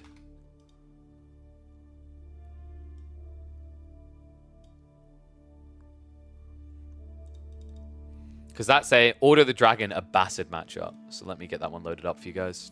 Switch over to my ugly mug for a sec while I open the data. What about going to that tech up against Delhi or other hard all-in feudal civs? I don't think it's actually a bad idea against Delhi because you want the Desert Raider with 2 horsemen to open, so don't do it there.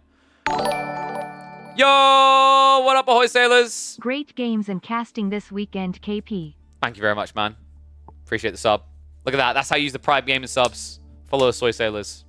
He's got the right idea. Yeah, I don't know what's going on with the Streamlabs. It's doing it again. Streamlabs is just falling apart. I might have to switch to a different alert thing. Because we just tested the like alerts and they worked fine. But now they're breaking again. So Streamlabs is having a heart attack. Good job, them. But let's check out the the Louis ruling game. Because that looked like a really interesting one to me.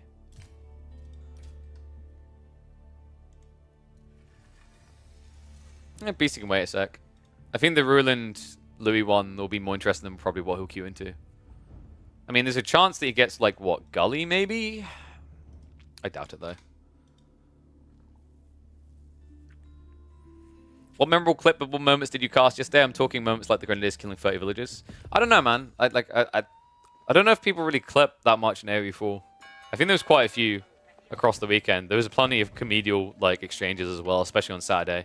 Some of the crap we said was ridiculous.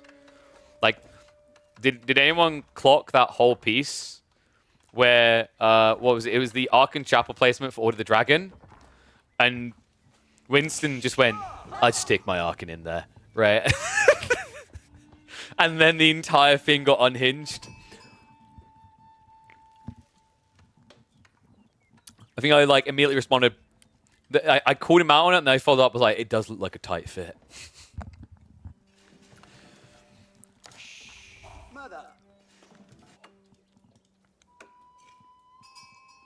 Anytime I get to watch Order of the Dragon, it's a fun time. Because nobody wants to pick this Civ unless there is a pool to paddle in. But there is no water here on Lipany. Only dragons on land for Louis MT in the pink on the north side of this. Meanwhile, to the south, we've got Ruland. Ruland who, I believe, is this not the player who exclusively plays the Abbasids? I think it is. I'm double checking. Yeah. Abbasids and then some French Rus. I think we caught him in his Rus cycle a month or two ago. Typically, he always plays Abbasids with a sprinkling of Rus or French in. So this is an OG Civ guy. He doesn't really play much else. I think he came back about 2 months ago. He'd been AWOL for quite a while. It's actually another Finnish player. They're really capable, though. This guy turns up each season and still manages to clock a top placement. Outside of Season 3, every season that they've ranked in the top 90 at the end of the season. Right now, they are ranked 30th on the leaderboard at the time of recording with a very respectable 2026 ELO. So don't just think this is going to be a Louis Stomp Brigade. Louis, pretty interesting opening here, right? Went for the double farm drop straight away. You know, it's actually interesting because Order of the Dragon does the farm drops better than most other civs that pay the full 75 wood. In fact, I'd say they do it better than any other civ that pays 75 wood because you build the farms quicker, but then also your villages are inherently better than others. That's a really good sign because it means, like, you know, compared to, let's say, a Bass has built a farm straight away, you're getting 28% more out of that than your opponent. And the reason that's a justified play is it allows you to stay out for longer gathering sheep. It looks like he didn't choose to do that, though. Louis came back, I'd say, quite quickly here, instead of trying to go the extra distance. But it looks like maybe he saw Ruland, or he just sensed there was no sheep in the area. Instead, they are going to just converge with each other on the west side corner. And it's not easy to get the majority of sheep, by the way, and it's why that farm play is quite important, because against this particular civ, remember, the Abbasids aren't going to come home, or they don't need to. I actually think Ruland made a mistake the way he came back. My assumption is that they walked into each other here, and then he turned around. So maybe it was a forced error. Military wing now on the way. Arkin in response. So Louis going for the greed. Yes, interesting, right? Like, people thought mine work was going to be the goated thing for a very long time, and I feel like that was an idea given up on rather quite quickly, right? There was kind of an argument at first that, you know, Arkham was being slept on a bit. That small buff made the difference. Then there was the feeling that mine work just wasn't working anymore because, if you guys remember, the whole logic was Golden Cuirass with mass men at arms and feudal. That build fell off pretty hard. People quickly found solutions. And I think in this particular matchup, mine work would be a death sentence because you wouldn't be able to play men at arms due to camel archers, right? Like, this is actually one of the better civs to counter the men-at-arms spam from Order of the Dragon. So definitely think you made the right choice. Which means we're likely looking at a fast castle build, right? At which point, like, what's Louis' goal here? What would the Abbas's goal? You know, if you're talking about Ibids, it would be camel lancers, right? So you couldn't build lance, but I feel like Abbas's tend to lean more hard into infantry when they reach castle than the cousin civ. And to be fair to you guys, Lansk is a really, really powerful tool in the Dragon arsenal. I think we had Kraken in here before with us doing the maths on it.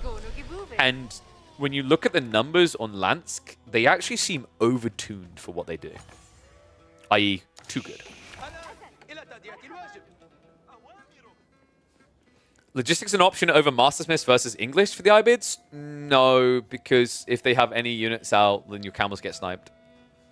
Right? And they'll have a unit out. They'll have the king. They might build longbows as well. I think it's just better like to go Mastersmiths there. There are some matchups where logistics is really good. If you're against a 2TC build, logistics is much better. Unless you think you can block the 2TC, right? In which case the first desert raid is valuable. Why are we talking about those guys, though? They're not appearing here. Aggro's appearing here. Louis, this is a men-at-arms play. Which I just said I wouldn't have expected. And I'm wondering if that's part of the thought process. Is like, you know, 1 men-at-arms pushes away the 4 units. I guess it has longer value because he probably doesn't want to go archers in castle. I don't know about that. I mean, archers just feels like a no-brainer, right? You go archery range, you get 1 gilded archer probably is good enough to defend here. And then the idea is when you go into castle, you just scale into crossbows. So maybe the goal here for Louis is to be more all-in than we would anticipate. Kind of makes sense. I mean, we have seen a lot of Order of the Dragon players just targeting castle now. But maybe Louis sees more credence in playing long feudal. Second TC is wide here, by the way. Ruland. Good lord.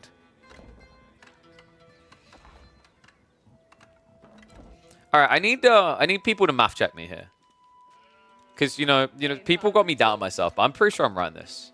I said that I thought Order of the Dragon was actually as good, if not better than HRE on water maps. Well, not in the first 15 minutes, but once that tree line's gone. And the counter argument I got is that you have less villages, which is true, but the villages have a base rate increase of 28%. And you sacrifice a villager worth of production every 6th, right? So like every time you've cycled 5 villagers, your opponent now has 6 because the extra 4 seconds. So if you times 28% by 5, you get 140%. That means that you make up for the village you miss out on, right? And then you have surplus. It's like Order of the Dragon, I think they are pretty good on these longer water games. And, you know, even these longer land games, when you move out of range of the Arcane compared to like an HRE, is HRE going to be better in the first 15 minutes? I think so. But once you get past that phase, integrating this buff inside the villages is a lot better than I think it's getting credit for. And there was even a comment just there from Debilina. You are correct. Because it's multiplicative off of the base rate, and your base rate is higher, Ecotechs hit the Order of the Dragon villages better than other civs.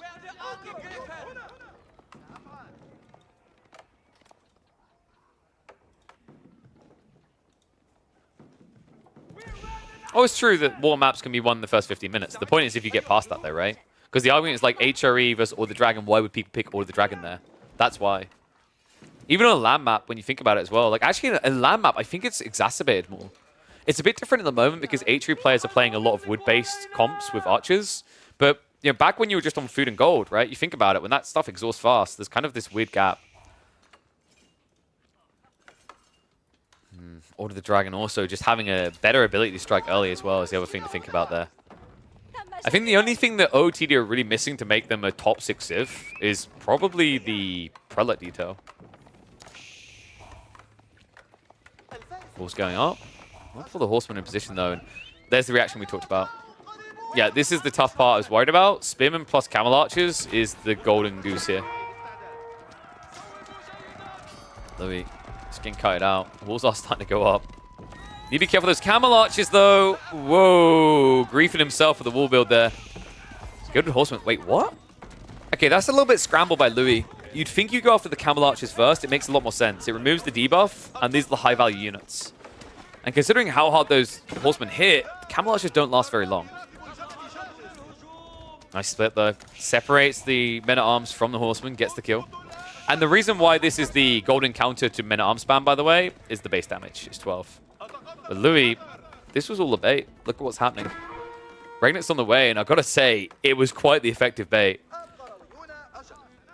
Louis understood what we already said, which is long feudal, you lose this because of Camel Archer mass. So what's his solution? Screw feudal age. He's on his way up. Horseman just spoken here. Yeah, Rulin's in a rush to chase this, but that's a bad thing because it means the spearmen aren't going to be in position to punish. Oh no, the A-click. Oh, that lost him the chase a bit. No extra units being built by Louis might prove a bit problematic, but the issue that Rulin has here is with the limited range of the Camel Archers, you can't dive the TC. This is a comp designed to stop your opponent from doing those cheesy men-at-arm spams. So he's going to try to wrap around the goal, but unfortunately Louis already has the outpost set up there. Rams are being built, but I'm not really sure Rulin can break the base like this. He can at least buy some time. He's nowhere near ready to tech yet, though. And yes, agree, like, the issue or the dragon, just to emphasize to people, isn't the villagers. The villagers are actually good. I really believe that. For many different reasons. The gathering rates are actually really respectable. You're not sacrificing much in terms of production. Condensing it the way you do, like 60 food versus 50 is quite a good deal as well, to get 28% more gathering. And then the other interesting thing to think about here is the implications on the health values. So like, French knights can't kill gilded villagers easily. Right? Because the French knight charges in, then strikes with his sword. That's a kill on a normal villager without textiles. You can't do that against these guys. Another interesting thing is I actually think like Or the Dragon are more repellent on Archipelago, for example, against a knight raid or a king raid in the early game than HRE. Because not only do their units have more health, they also have more damage. So there's a lot of things nice about the economy of Or the Dragon. It's the units that fail them time and time again. There are 2 units that really work well as the game goes on. One in the early game. Men-at-Arms in the hyper early game, and then the units that work well as the game goes on are Gilded Crossbowmen and Lancenet.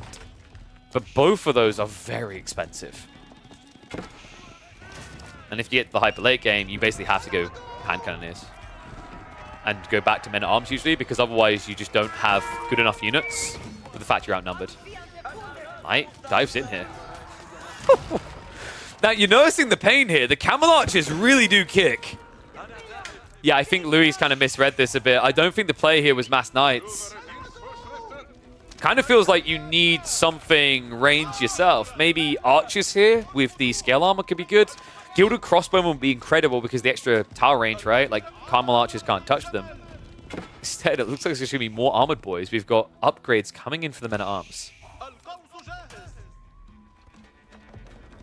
Yeah, I'm telling you guys, people are sleeping on Camel Archers. There's only one player I think is really paying attention to just how many cool builds you have of Camel Archers right now, and that's Anatan. Anatan is the only guy that I've seen really switched on with this unit type right now. I've seen other people occasionally attempt it, but Anatan is, I feel like when I'm watching him play Abbasids, he's looking for a way to do these. And no, this is not Anatan. Ruland is a Finnish player. Yeah, but the problem with Faye is she does everything, right? So, like, we're talking competitively viable. When she opens her mouth and says the word Mangadai, I immediately put my headset back on. Sorry, Faye.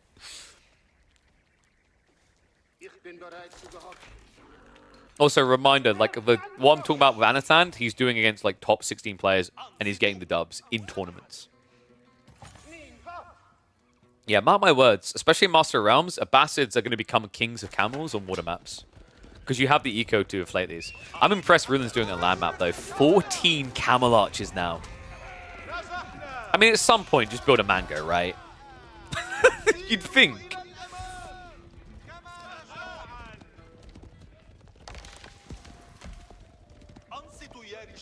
Ruland starting to rotate on the back here. Now, notice that Louis has not built any walls. Outposts instead. It's not the most respectable defenses here. I mean, the Camel Archers won't be able to kill it. They easily dive past it at this count, especially when you don't have a Spoon replacement there by default. Villagers rushing up now. Engagement coming on the backside. Knight's going to charge in. This is the other issue by going Gilded Knights, right? They get hurt so hard by the Camelanese, more than practically any other unit you could build right now. Prelates, trying to sustain the front line is not going to work out, but keep in mind behind this, Louis does have relics coming home. One already banked, 2 more on the way. Looks like he's being intercepted, but Wallows are coming out. The Camels might be in trouble here. Ruland, he hasn't started the tech up yet. Villagers do get into safety. Once again, that extra health coming in clutch. And the Camel Archer count, all of a sudden, not looking that scary anymore. Yeah, they just evaporated, right? Like, he's got 14 in total, made that 13 now. But on the front line, he had, what, maybe 10? He lost 3 or 4 of them? This isn't that scary anymore. Okay, this could be, though. What? Oh, wait, what are we doing out here? Oh, Ruland, what a hit! Loses one of the Camel Archers, so isn't getting the insta-kill anymore. But still, a heavy dent to the Order of the Dragon economy here. Villagers still being chipped down. He might even get the injured one on the retreat. It was to click. That's wild. I do think Ruland is being overzealous now, though. Like, this was a great play, and this would have been the time to tech up. Instead, he's double downing on Camel Archers. This is deceptive damage. Like, he's killing Eco, but he's allowing relics in because he's tunnel visioning the base. I don't know, man. I feel like this is the way you lose a game. And it's weird and deceptive, and it's a type of game that you can actually fail to learn from because he done a lot of things right here. It's just he's a bit too committed to the same play now.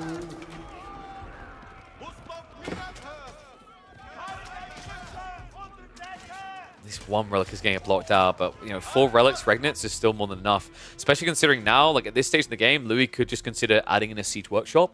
He definitely has the gold for it. In fact, I think instead, Louis is just going to do something oh so typical and oh so greedy. What's that? The Abbasid player is still in Feudal Age? It's not enough to be 1 age ahead of him. Those camels are scary. What if we were to be 2 ages ahead of them? That's an imp bank waiting to happen. Culture Wing finally on the way. Gilded Knight isn't going to be able to hang around here, but you always have to keep an eye on these guys. It's good for the Camelanese around here, otherwise villagers get sniped very easily. Raid coming in on the deer. Oh dear, Louis. Had to reinvest. Check this. He was thinking about imp, but immediately queues up the Horseman and the Lanceneck. Villagers will be able to stay alive for the moment. They need to retreat, though. Okay, so the Men-at-Arms and the Knight should be able to actually idle this out long enough. Lanceneck is a sick read, by the way. Lanceneck Horseman counts everything Ruland's doing. We did mention already that the Lanceneck is one of the truly overtuned units of the Order of the Dragon, one of the ones that can make them look OP. Louis has got the veterancy on the way for the Horseman as well, so if you thought the damage was substantial now, just wait. Yeah, this is expensive. Ruland has got his tech up, but it's most definitely come at a price. And it is a big eco lead. I don't want to discount that, guys. It's 38 versus 79. That's kind of insane.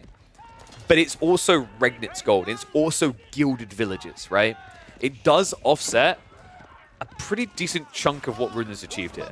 It's still Abbasid's ahead, but my worry is that's not going to be for long. Because although we just had a few lands, look at what's happening now. Louis going for him.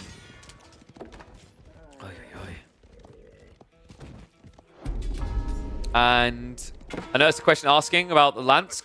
Camel Archers do have bonus damage against Lanceneck. It's light melee infantry. The issue, however, is you're never going to get a chance to hit them with Horsemen slapping you in the face, right?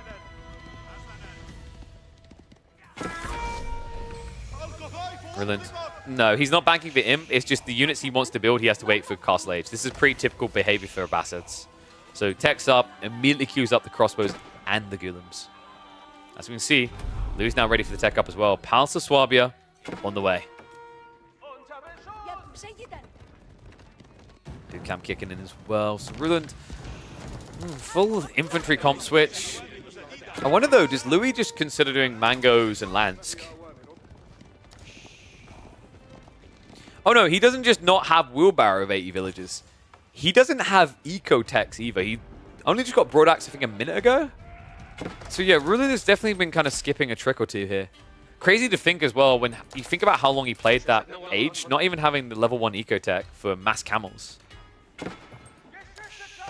Hawk is on the way, so at least that'll be catch up.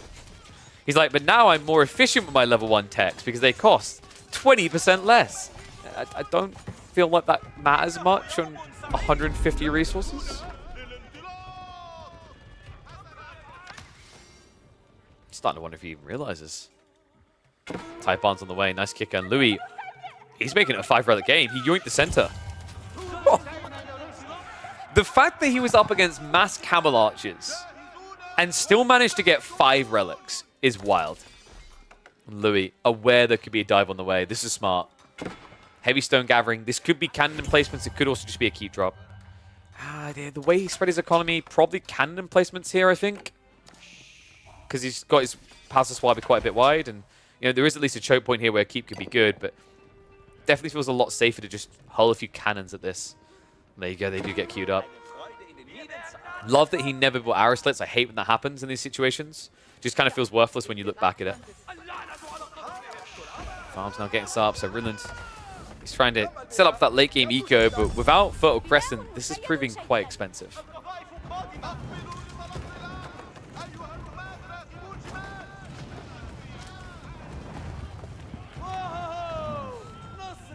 I can't help but wonder if Ruland should have actually had at least the eco tech in this game, though. For the amount of berries he's focused on, just how much more eco that could have been. On the way. Well, low to keep him in range of the cannon emplacement. Farms are going to start getting burnt. Ruland diving in. And Louis, where the hell's the army right now? Lance gets queued up. Cannon emplacements aren't here yet, so there's definitely going to be some forfeiture given over. However, this is actually kind of good for Louis. Ruland is not chasing the economy. He's chasing after the military. It's bad news for the Abbasid player because it means the cannon emplacements are going to be there when he turns around for the villages. Yeah, I actually think Louis played that correctly. Right? Because there's no way you're going to fight with 4 units. The best thing you can do is idle him out and drag him away from where your economy is. Walls now up. Safety in the backside. And with 3 cannon emplacements in place, I don't see Ruland going in here. Actually, what Ruland could be doing right now is siege workshopping. Trebs is not the quickest, but might be the best solution here. Instead, we're going old school. Mass rams.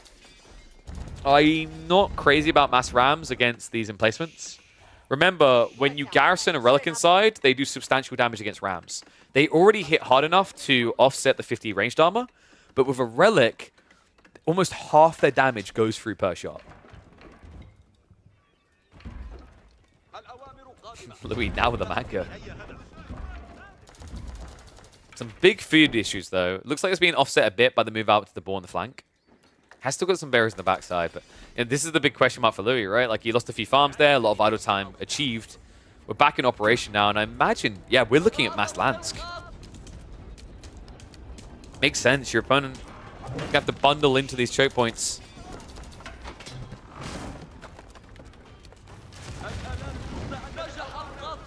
House is being hit. Not a bad choice. Lance neck. Aren't being engaged with right now. You can see Lou's just trying to get some free hits in to bait the crossbows in range. Regnitz is getting bundled on by these rams, but he has, of course, got the E-repairs. Does he actually get through this? Is it good enough is the real question, right? But that castle has got a relic inside it. Cannon placement on the way there as well. And the relic is pulled out. Yeah, it's a good timing. Louis isn't going to lose any of this gold trickle any more than is necessary here. Ruland. Push continues. One of these landmarks is now down, but with the cannon placements coming through, this is about to get harder. March under the keep. Notice that the E-repairs was not wasted. This is what you need it for. CC is going to get garrisoned. Mango in the choke point. Gulam going to dive through, but the lands. Oh no!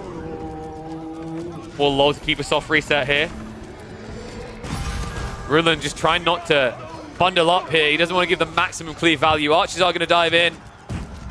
Rams now splitting between the TC and the keep. E-repairs does come on the strong point defense, and that is a bundle here. Way too stacked. Cannons should be able to clear this up. Louis pulling the villagers back. Just a few lands left over. The clutch repairs coming in, and that's it. Ruland, he's lost the entire army for this. Rams is all that's left. And Rams will not win you this game. Oh my god. Louis, what a sick hold there. The lands held back just long enough to wait for that kind of cluster to come in. Ruland, he got way too desperate about this. I think the Ruins of the Regnants hurt him. The E-repairs always was going to be a difficulty, but the biggest mistake of all was going into that choke point there. I don't know if he realized there was a cannon placement behind this, but even if he didn't, you know you're going to bundle up going through here. But I think it was the mango detail, right? Like, Ruland probably looked at this and thought, I could build Springles, but building Springles when my opponent could just pop out a Culverin feels like a waste. That imp advantage is what kept Louis in this game, and Ruland... kind of hard stuck here, right? He's going to have to reset. By the time he comes back, Louis is going to have probably 10 extra farms, 20 extra eco, and a much bigger army.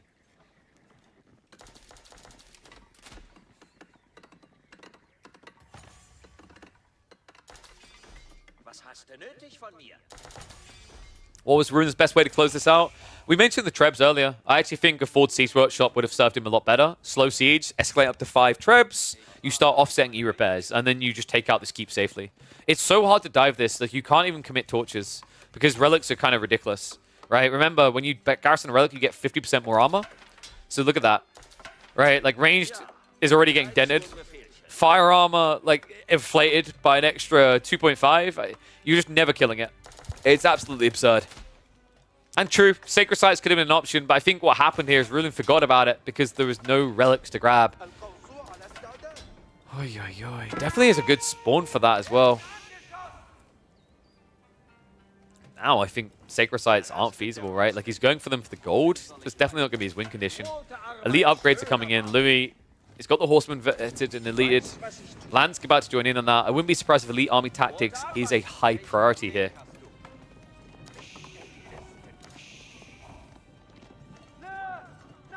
Stone walls on the flank, so Louis isn't going to be exposed there. Ruland, he can't let Louis get this much terrain for free. So there's a wrap to the west side. Hunting for what we can find, but Stonewall's already up over here as well. Dude, Louis is everywhere. This is wild. The amount of walls he's getting up, while not really having any real military presence on the map, is kind of mind-boggling here. Ruland, eco-wing coming in, but I mean, at this stage, it doesn't have much value, guys. Not initially. Like, the agriculture is nice, but in terms of things like Fertile Crescent, right? Like, you lost the value there. It's 43 farms in. And, you know, you're not going to go for another TC. The eco will at least be nice from the agriculture and improved processing, but, yeah. Kind of makes you look at this game and wonder, would it have been better to go eco wing and castle with the approach he took? Oh, I'm not saying that your agriculture improved processing isn't worth it, but a big value point in the eco wing is meant to be you're halfway through your farms when you do this. He's already knee-deep in farms. He doesn't need any more.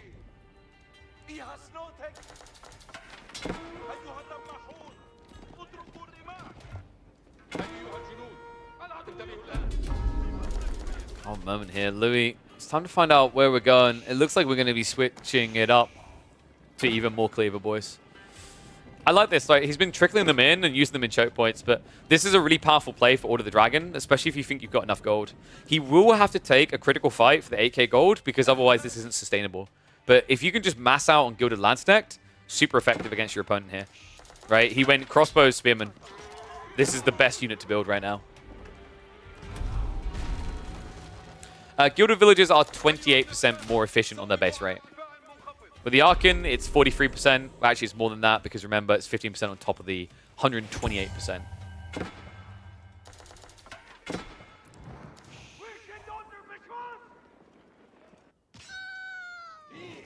I'm treating 100% as a base rate there, by the way. Thank you, Dubelina. Yeah, 47.2%. Stone Gathering now coming in, Louis. This should be a keep drop for the 8k gold, right? Like, if he locks that in, he has all the gold he needs to get a win. Ruland. Looks like we got a switch coming. Comsabo's being teched, but no elite status for archers yet. And also, I don't think he has incendiary arrows, right? Not a chance. Meanwhile, I believe we should have a Unitech coming in soon, right? No uni just yet for Louis, a little bit of a surprise. When you're like 8 Lansk, it's worth it for Elite Army Tactics. Is my Moat Tech worth it for Landsknecht? It's pretty good. The problem is when you do it, I think I highlighted this at the start of the cast, is you don't often do mass men-at-arms, so Golden Cuirass is not really an existing move. So if you're not doing Golden Cuirass, but then also giving up Archon in the other game, that's very expensive, right? The Zonhao is really nice for what it is. I don't think it on its own is enough justification to give up Archon.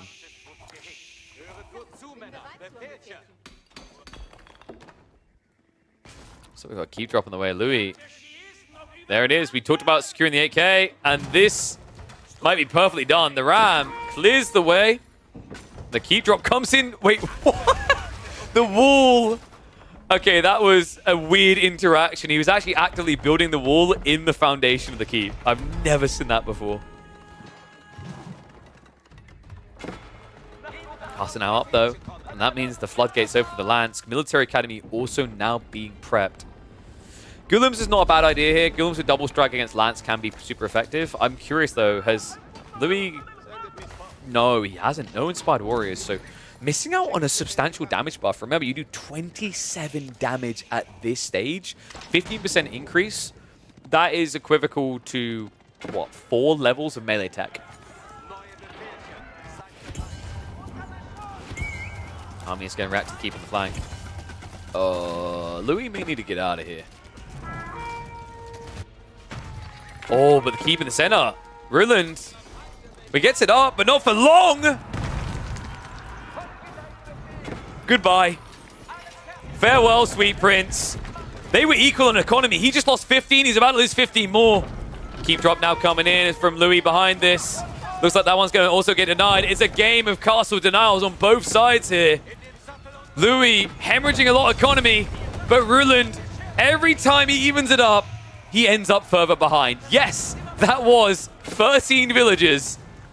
You just didn't see it because of Lance necked. Oh, denial back and forth here. Castle, more villagers being pulled though. The Golems, they won't be able to kill this quick enough. Yeah, so Castle's going to go up. It's a high price for Louis, but worth it to get the gold. Awesome Lance now coming. 17 Lance net. This is the buster build we're talking about. And guys, I really want to emphasize this is not even full power, right? There's a few things missing here. We haven't got E18 or Elite Army Tactics. We also do not have Inspired Warriors tech. These guys can hit much harder than what you're seeing in this game. In fact, they can hit for, I think it ends up being 36, 37, 30. It's ridiculous. It gets high, right? Because E18 will get the 20%. And you're at 28 already.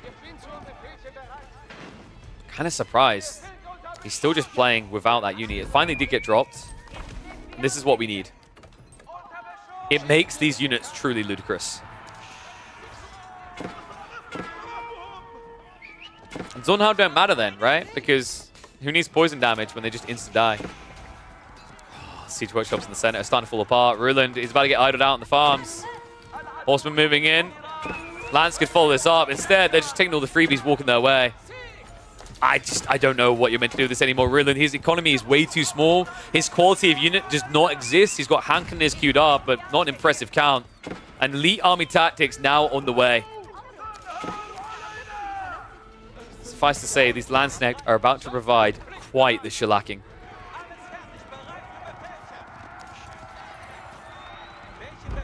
Ruland. You can at least get behind the walls. But the problem is, there's already been a breakthrough in the farms. That's going to be a massacre. The only upside right now is at least it's not a tree line. At least it's not a gold line where the cleave damage would get a maximum impact. But it is going to add up fast here.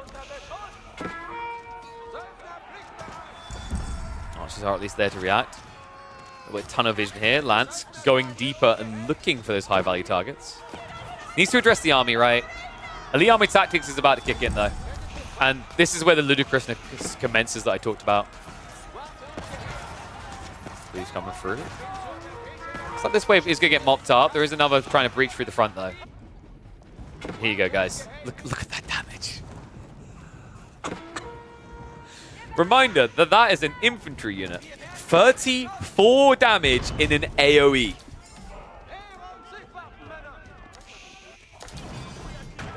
And he's trying to get more of them in the enemy base. The proxy racks is on the flank from Louis. Breaking coming through, though. Does he try to burn this? There is one issue. The hand cannon count is getting quite high. Louis probably needs to switch mangoes to wipe this out. Still, Ruland. The worry I have now is, you know, gold is drying up fast. His economy isn't fat. If he loses the army once, it's done, right? Whereas Louis, I mean, 100 eco with gilded villages, that's good enough. Add 28% on that, you're 128 villages.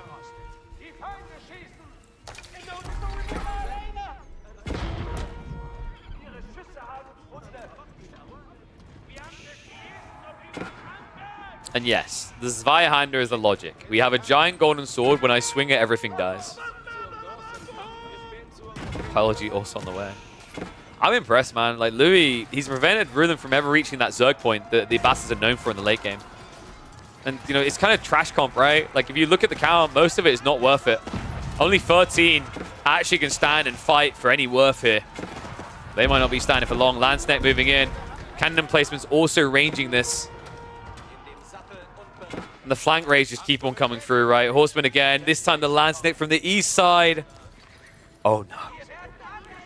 Brilliant. I think once biology is in, he doesn't clear these guys quick enough. Lance. Definitely not getting the maximum AoE damage, right? But the point is they're cutting reinforcements. Reinforcement losses that Ruland can't afford. He's officially out of gold. He can't access any right now. What a really cool game, man. I feel like any game I see Landsneck coming out from All the Dragon, they impress me, right? It's very rare that when I see this unit scale, it doesn't perform. It's such an expensive investment, but once you reach that critical mass, it takes so long to clear them out. Look at the health. Even before Elite Army Tactics, this unit had a 210 health pool in Elite Stats. And once it gets EAT, don't even get me started. Wave after wave. It feels like as quickly as Ruland moves to clear one wave out, there's two more coming in, right? It just doesn't feel sustainable anymore. 11 hand cannoneers also. Remember, a point in this game, that number was growing. We're past that point now. In fact, we might be about to witness them getting wiped. Lance moving in. Please through. Boot camp is helping out a little, but not enough. That is going to be lost to the army, and that should be the game. There's no hand cannoneers left here anymore. You know, archers with composite bows, you think they'd be able to hold back these Landsneck, but these things, I mean, they're built of pure gold, right? They are demigods sent from the heavens.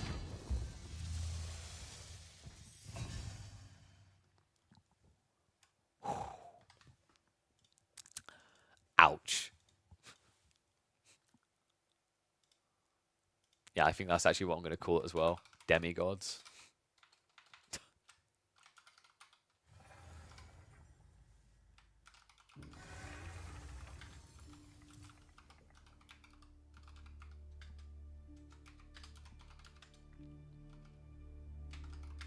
Gilded Landsneck, born of the gods. Oof, cool game. Oh, okay, one sec. Let's have a look here. So, who else we got that we can cast? You can reboom with 5 TC. Good luck with that. Let me just stack my villagers to build a TC while there's a Landsneck hitting me in the face. Yeah, Horseman Lance, I mean, I don't think it hits well enough with HRE, because, like, normal Lance just aren't that impressive, but statistically, like, there's a lot of reasons why Gilded Lance feel better. Like, their stats actually are just better than the standard Lance. While taking double the pop, it's worth it for that reason. Another cool thing to think about is that melee units, usually when you have, like, mass, you get clowniness, you get weird pathing, they can't fight as quickly. One optimal thing about Order the Dragon with their melee units is because they have less of them, they're in position to fight quicker, right? So that's actually an advantage in a lot of situations. Obviously, it's disadvantageous if you're outright countered because you trickle troops to die. But if you're in a more even fight, getting your units in position much faster, especially cleaver units like that, is a huge edge. Burgrave Rush with Minework and MA spam could work with really good timing. Like 645. What, you mean for Order Dragon? Quite possibly. I think if you prioritize Lance, it can work. Yeah, like Landsneck, I think might be better than Men-at-Arms there. Depends on the map. On some maps, maybe the Men-at-Arms can work. Not every map, though. It might even be worth building a Rax and then while you're teching up, building a men-at-arms to send across ahead of time.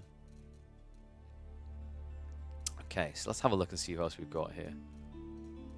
So Anasand, we can't watch his games. Let's have a look at the ladder.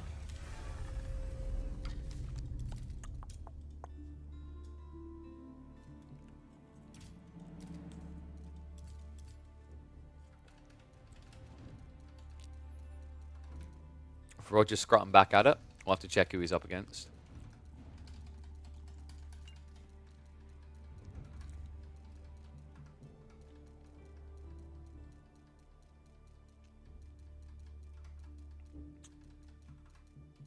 Paltune's fan. Isn't that sassy? I think that's sassy. Ibid's Otto's is a peculiar one for sure.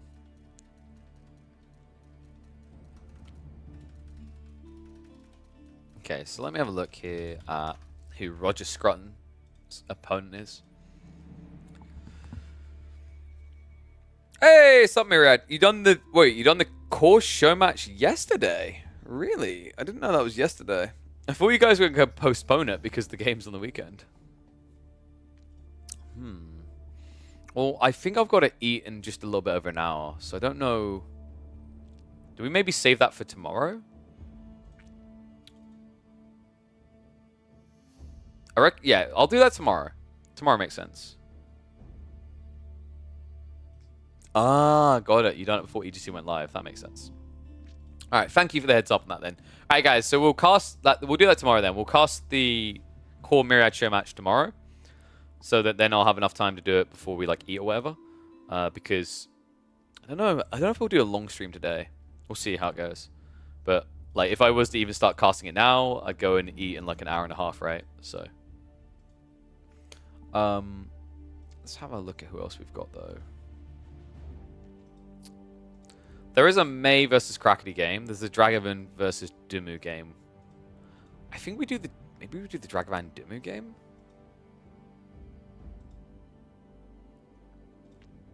Yeah, I think that could be interesting. Done the Louis games for today. Unless there's someone live. I do like live games. Doesn't look like it. Okay, yeah, let's do the Dragavan versus Dumu game then. One sec.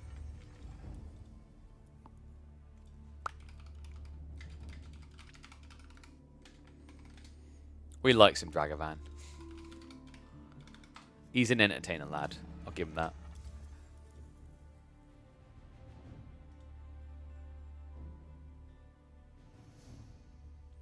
Wait, apparently some people have been getting copyright struck because of the music that plays in AoE 4. Jesus, I don't think I have so far, thankfully. What the hell? That's weird. Let's have a look here. So we want the Dragavan Dumu game, high view, there we go. No, wait, that's not the one. There we go. Boom. Yeah, apparently. I don't know if the licensing ran out in certain countries and that's why, like, I haven't been impacted. But I've heard a few streamers have had problems with it. Did someone say something about patch notes, by the way? Has there been patch notes? Or are people asking if I have patch notes?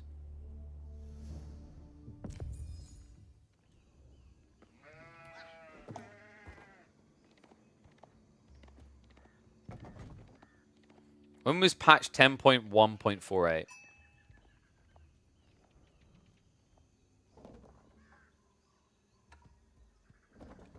Is that a new patch? One second. I'm confused. Is this a new patch? No. No, that's the previous patch. Okay, so I don't know what someone's on about. There isn't a new patch. Yeah. No, this is the last patch then. Okay. Oh, they're asking because of next week's season ending? Dude, like, if there is a patch drop before the Master of Realms is over, then quite frankly at that stage we can just assume that no one in Microsoft cares. Because that would be the dumbest thing to do. So yeah, I wouldn't expect a patch until after the tournament finishes, if they have any sanity. You get 30% discount. Wait, what? Military Academy, you get 30% discounted units at almost half the time. Or the Dragon? Yeah. I think the challenge there is you still need to build another production building. So you either need to have stables or archery range. Because you're too one-dimensional. Yeah, well, it needs to stop happening before EGC tournaments. You know what the dumbest part is? Microsoft providing prize pool money and then doing that. Like, what? You can tell that they just aren't paying attention to what they're doing with their marketing efforts for that. But let's get ready to hop into another.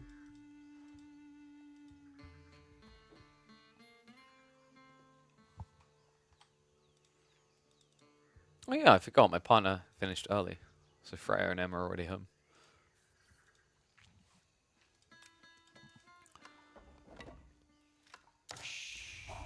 I refuse to cast High View. Wait, is Dragavan or admin? There are a few players in Age of Empires 4 that I see High View, and I will still click on their games. This guy right here is one of them, and he's on his Specialist Civ. Dragavan on the Abbasis in the green. And there's a reason that he's gone sweaty to his best Civ.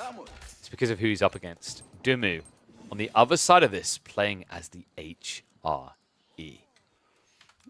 Abbasid's HRE. That's a fun one, actually. I don't think we see that one too often. We've been seeing a bunch of Abbasid Bruce, which is kind of intriguing. Bruce up against HRE has been happening a lot on the ladder as well. HRE versus Byzantines, Byzantines versus Abbasids. But HRE Abbasids is the one that I feel like kind of slips through the cracks a lot. Who do I favor in this matchup? Surely HRE all-in feudals just a bit too strong for Abbasids to deal with, right? Maybe. I mean, the timing should be quick enough on an Archer opening that the TC can't be placed anywhere but right next to the primary. So we'll have to see if Dumu actually goes for that or if it's going to be a traditional castle build. Because admittedly, Abbasid players hate fast castling civs because they have no way of mirroring that move, right? They have to try and punish. But with HRE, your gathering rate is so good that when you fast castle, your opponent has to choose to basically all in your 1 TC to try and stop it because going 2 TC makes them a bit too weak. Let's have a look. Dragavan already with the House of Wisdom down. Probably going to be Military Wing. That at least lets you set the tempo, and that can force Dumu off of a fast castle build, which, you know, we said kind of leans more into your favor, but it can very quickly snowball into that Archer mass we talked about. Arkan is going to be dropped rather on the stone. Buffs the berries, buffs the stone. Doesn't buff the gold, though. Kind of an unfortunate spawn here for Ben. Both of his golds on the east side means he couldn't have got wood and gold, which I think is the ideal situation if you had to choose 2 resources. Because the sheep will always be nearby, and that then gives you flexibility between a fast castle or an all-in feudal. Whereas this leans you more towards feudal presence. I mean, you could layer in farms, right? Definitely not a Burgrave build. Only 8 sheep to work with, which just isn't crazy at this point in the game. It'll be down to probably 3 sheep by the time he techs up. An Eco-Wing player. Okay, so Dragavan isn't going to try to poke the Hornet's Nest here. He's going full greed. That did just get scouted, by the way, so I wouldn't be surprised if Dumu is gathering wood for an archery range. It makes a lot of sense, right? Like, if you actually open archers with marching drills, your opponent can't get a good TC. What you can do with Eco-Wing, at least, though, which is pretty cool, is you can play free TC condensed. Usually quite expensive, but this Civ in particular can get away with that because of fresh foodstuffs, right? It allows you to kind of float enough resources. The interesting thing about free TC here is it costs less on free TC Abbasids to produce villages than other Civs with 2 TC. Abbasids actually do have a very good answer to Feudal Men-at-Arms. It's just bad in this matchup, and that's Camel Archers. The problem with Camel Archers, what makes them bad, is that you're going to be up against mass archers from HRE, right? Like, HRE very rarely do just Men-at-Arms. They do Men-at-Arms plus archers these days. If you're talking about a fast castle build, however, yes, you're correct. Like, Camel Archers can sustain. It's also why Order the Dragon is a really hard matchup for Abbasids. Rather, other way around. Abbasids is a very hard matchup for Order the Dragon because that Men-at-Arms cheese play very quickly started to fall apart against quite a few civs, and one of the big ones was Abbasids due to eventual Camel Archer spam. We got a 2TC build. That is interesting. Is this better than just going Castle Age and grabbing relics, I wonder? Because your opponent is definitely going free TC, right? If you give him the chance. Dragavan. He says, if you're not going to attack me, I'm going to attack you. It's a Camel Archer opening. That's actually really cool. Did he scout this as well? Yeah, he got confirmation now on the stone. I think maybe it was about an opening Camel Archer to harass a gold for a fast build and force the outpost commitment. But now, like, there's potential to still raid elsewhere. So, what? TC drop on the gold and the berries, right? It has to be. It's the only logical placement because then the camels can't do anything. The wood line, however, is still going to be vulnerable. Ooh. Is that really the spot? Okay, so the logic behind this for Dimmu is if he puts the TC back here, then archers can shoot him on the gold, right? But now the negative is you have nothing to protect the berries or the wood line, and there's camel archers coming. And Dimmu doesn't know. Yeah, scouts at home. I don't know if he saw the archer range originally and just fought archers. Because who the hell gets into this map against HRE and says camel archers, right? At this stage in the game, it just seems kind of absurd. And that is why he will not expect it. Camel Archer, ooh, drifts in range there, both Dragavan. Not ideal, so it gives a little bit of time for Dimmu to react. I mean, at this point, is there any reaction you can make? He's got practically no wood. Other side, Dragavan has heavily delayed his town senate timing by going free Camel Archers, but he can catch up very quickly courtesy of how much cheaper they are, right? Like 280 wood, 245 stone. Quite the silly saving.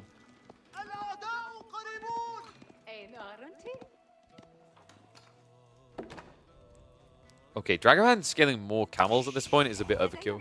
I don't mind him having to go up to 3, but going beyond just feels like a negative here. Like, your opponent hasn't got anything for you to stab at whatsoever.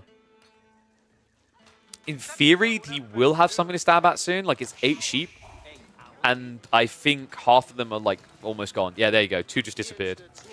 Sorry, 1. But I think collectively he's probably got maybe 1,200 food here, max. And with that buff, it's not going to last long.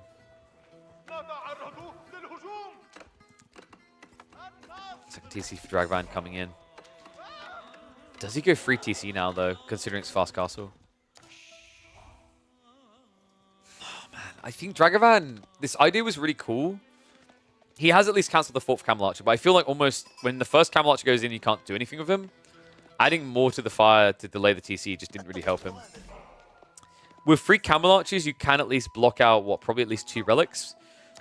The problem is, like, an opening knight here should be able to block out a Camel Archer, right? So if you split, which you're going to have to with just 3 Camel Archers, your opponent's going to get relics.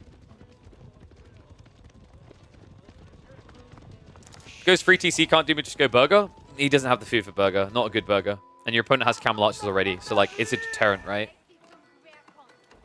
It's just much easier and much safer for Dimmu to play like this. The other nice thing about going 2TC, you can build prelates ahead of time. It doesn't hurt you, right? So he's going to be flooding out to all these locations.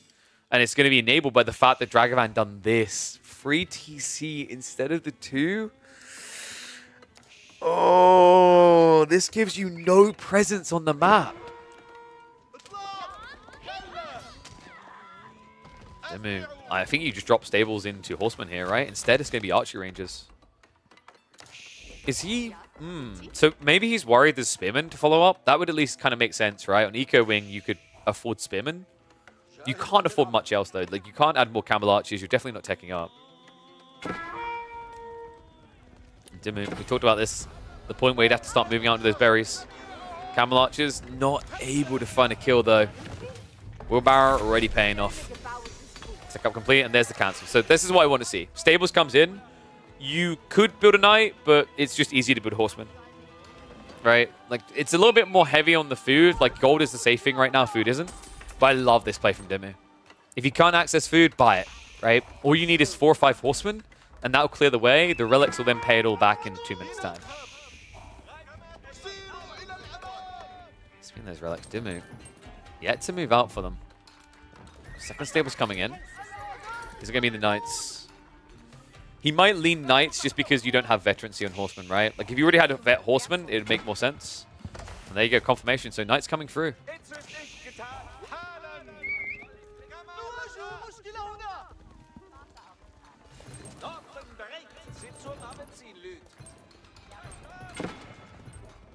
Reminder, Dragavan went Eco Wing, not Military Wing. You can tell how deeply ingrained Military Wing is into your brain that you just assume every game is in a Military Wing because it's Assassins. This is an Eco Wing build. I just don't see what the move is here to block relics, right? Like, Dragavan going to be stalling out for almost 2 minutes here. Dimmu. I mean, 2 Knights out already should be good enough to deal with these Camel Archers, right? They are injured. Yeah, so Camels are just going to get chased down. Prelates should start moving out now.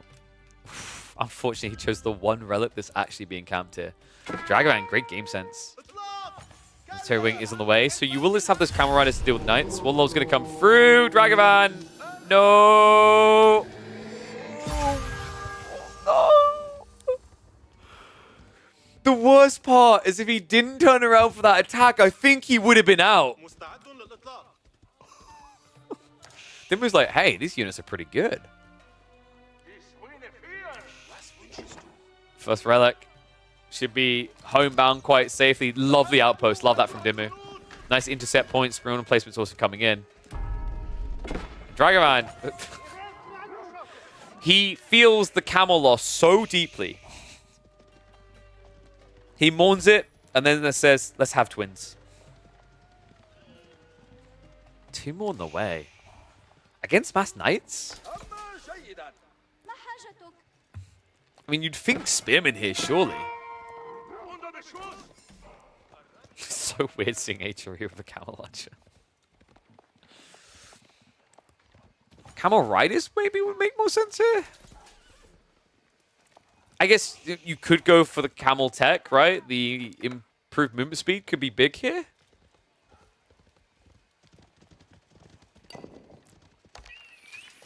Is Dragavan just doing a camel-only challenge? Like, what is this game right now?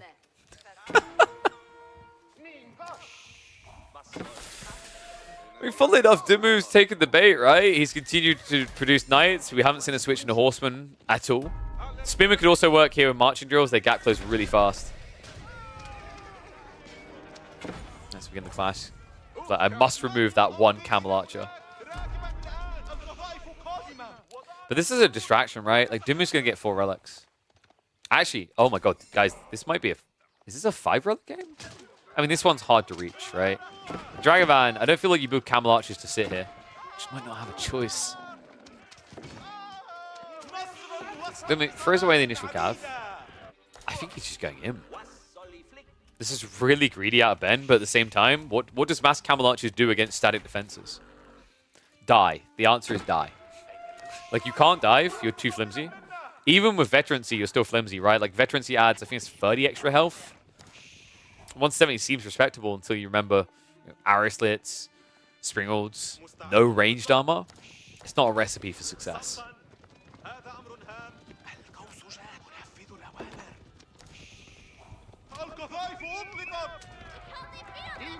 All right, make it a 4 relic game.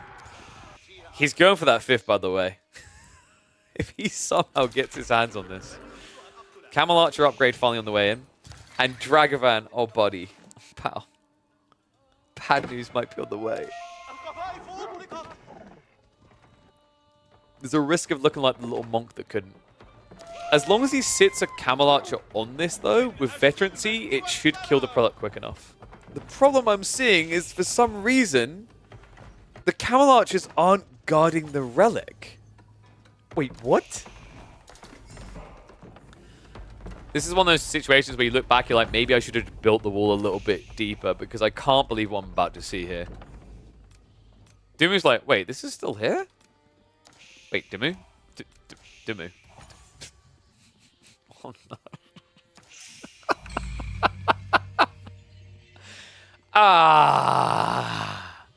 No 5 relic game for you, Ben. What was he looking at? Did one of you drop subs in his chat at this point. I guess he was saying the farm's up because we don't have an auto farm placement button like AoE2. Night Raid at least coming in. That's big though. Nice hit on the economy. Dragavan. I mean, where's the defense force right now? These knights could actually even it all up. Crossbows. Trying to defend it, but they're going to be targeted out. Wait. Okay, they were going to be targeted out. Dimu, intimidated by the Llama camp, takes it out first. Doesn't want to catch a splinter. Behind this, more farms coming in though. So it's starting to feel like Imp is an inevitability by probably 17 or 18 minutes into this game.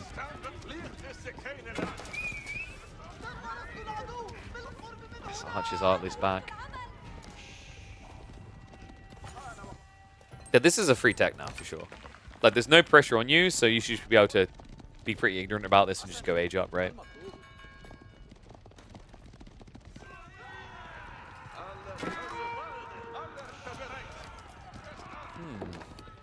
So what's the plan now for Dragavan? We have just got the movement speed coming in. Zoom, zoom, boys. Okay. So I was wondering how long that was going to take. Night Raid is not going to find its way through. That's really good, actually. He can clear up all the knights. Dimu is definitely not investing this age anymore, though. And the question mark is, what does this army now do against cannon emplacements? The answers will surprise you. Actually, it won't. It's nothing. They do nothing. Which means that Dragavan has to go into Imperial as well. Wait, what? I think Dragavan's gotten a little bit too used to building rams and climbing inside them because like this strategy is starting to make a bit less sense as we go deeper. Take the prelate of the wall? What wall? Wait, what? He's like, I will take that back with me. No. No, you won't. Get the hell out.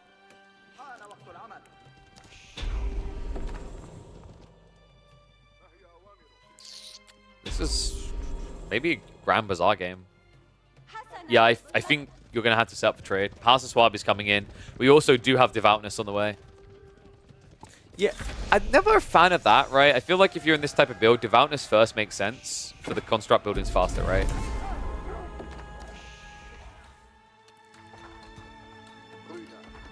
I'm hoping Dragavan is going for that tech up. Because right now, it looks like he's getting ready for a war.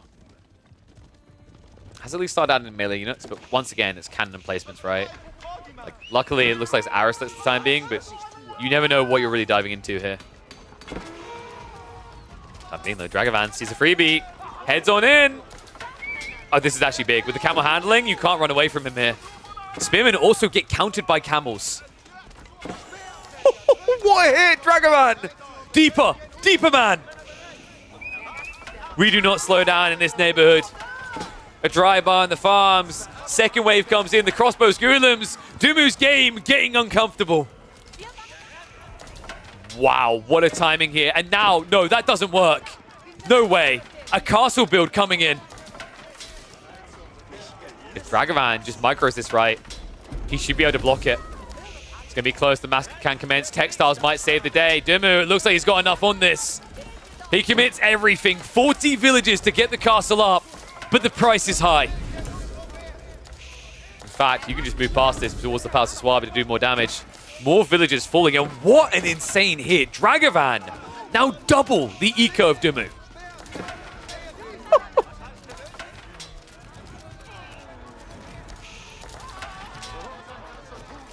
I do wonder, could Dragavan have microed that better though? I mean, I think the keep still goes up, but the price could have been, what, an extra 10 villages on the build time. It looks like the first wave is going to get wiped, but Dragavan, what worries me here is there's no signs of Imperial Age. This looks really good if he had Imp coming behind this. Instead, he's double downing now on Archers. The damage is only going to be temporary, right? The eco cost is not really high, right? This is the thing that kind of makes Palace of Swabi dumb. It's not just the fact that it's 4T Season 1. Sorry, 3T Season 1. It's the fact that it has this absurd discount. Saving 66% means you really don't care. Like, if a villager drops off resources once and then dies, great, he paid for himself. Such an obnoxious element of the Civ.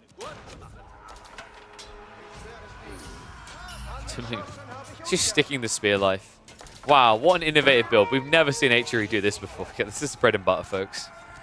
Veterancy in, Elite shouldn't be too far behind, and Elite Army Tactics is already on the way. So, kind of shows you Dumu's priority. He just wants more bodies here, right? It's not about the DPS. The DPS comes from the emplacements. What a reasonable civ.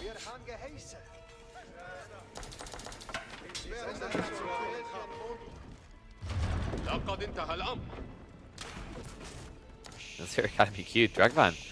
You know, I think an underrated play when I see people now trying this all in, like, where's the 4 Siege Workshop, right? Where are the Trebs? So often people just do this where they just go for the Rams, and I just don't think it's quick enough.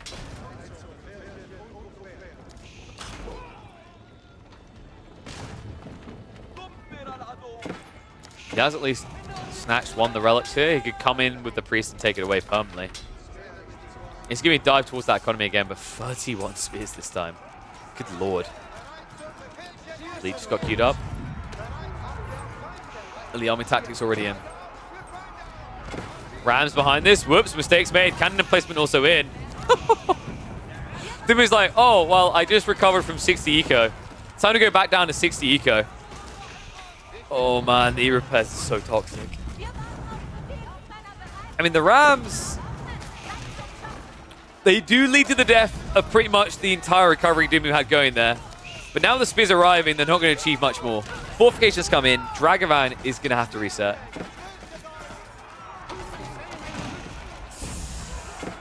I don't know about this one, dog. We have got the heist, though. All right, here you go, guys. This is how you beat Dumu. Just do this 3 more times. Get all 5 relics. We're busting.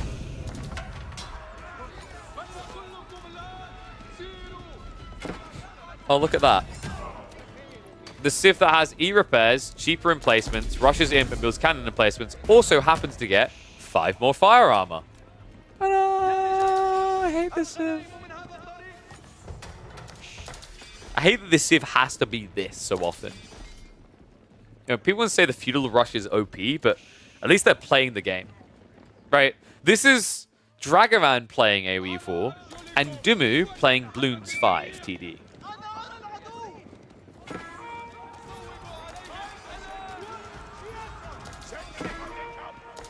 Culture Wing now on the way, so finally he just concedes it's not happening this age. Culture Wing over Trade Wing though, I mean that has some implications for gold long term here, right? In a game where I think you're going to be forced to go hand cannoneers Golems anyway, so could hurt him.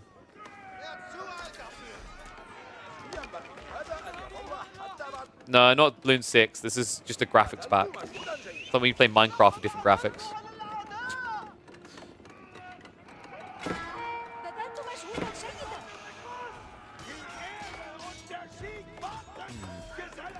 Dumu has all the men-at-arms upgrades coming in, by the way. These fights are at risk of quickly getting very one-sided. I mean, it is at least composite bows with veterancy. I just... mass composite bow archers versus mass men-at-arms. Does that work? I don't think it works anymore. When it was bugged and they had way too much attack speed, yes. But nowadays, these archers... I don't feel like they're going to do more than merely tickle. Wait, so you're going imp and now you're building 4 trebs. What?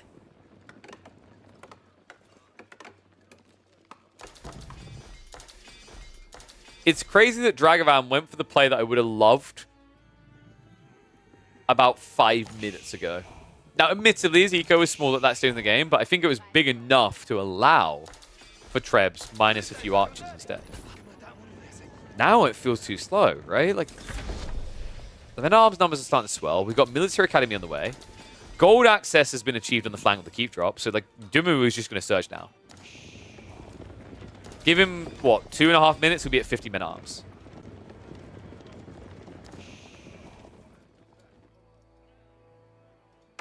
Dumu looks dead to you. I like how this is now the classic. From my point of view, it's the Abbasses that are dead. Hawk's coming in. Maybe if he gets all the techs quick enough, right? Senior arrows. Well, Elite Army Tactics, I think, is going to be necessary as well. Maybe just a hand cannoneer switch would be better here. Has got the gold for it. arms are checking. So I love this. This is smart by Dimu. He's like, okay, tech up happened. We are on high view. The probability of trade is more than 100%. But then he realizes, wait, it's Dragavan. He likes to kill people, not trade. He likes to trade bodies. He's a good, honest boy. From a good family. So it's going to be Guillermo Marches. Interesting.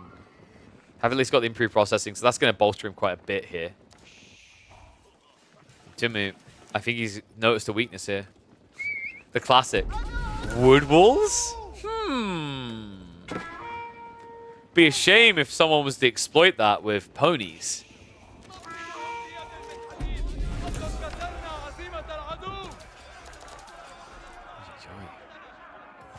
In fact, where are his exposure points right now? He's got gold gathering happening on the left and the right.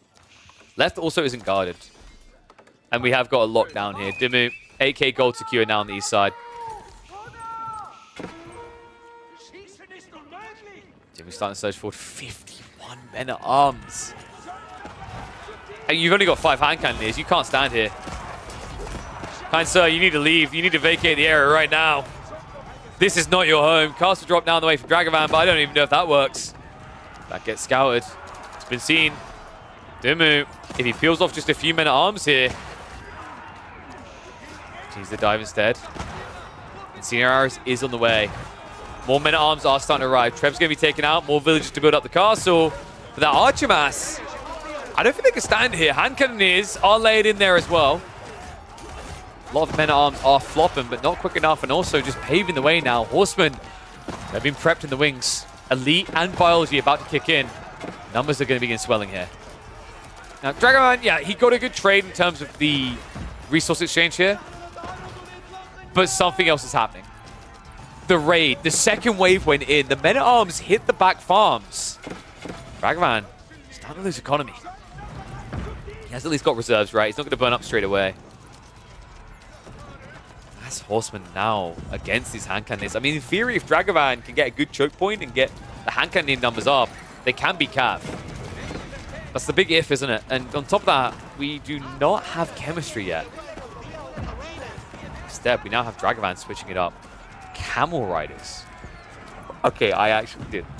I love watching this kid. Right?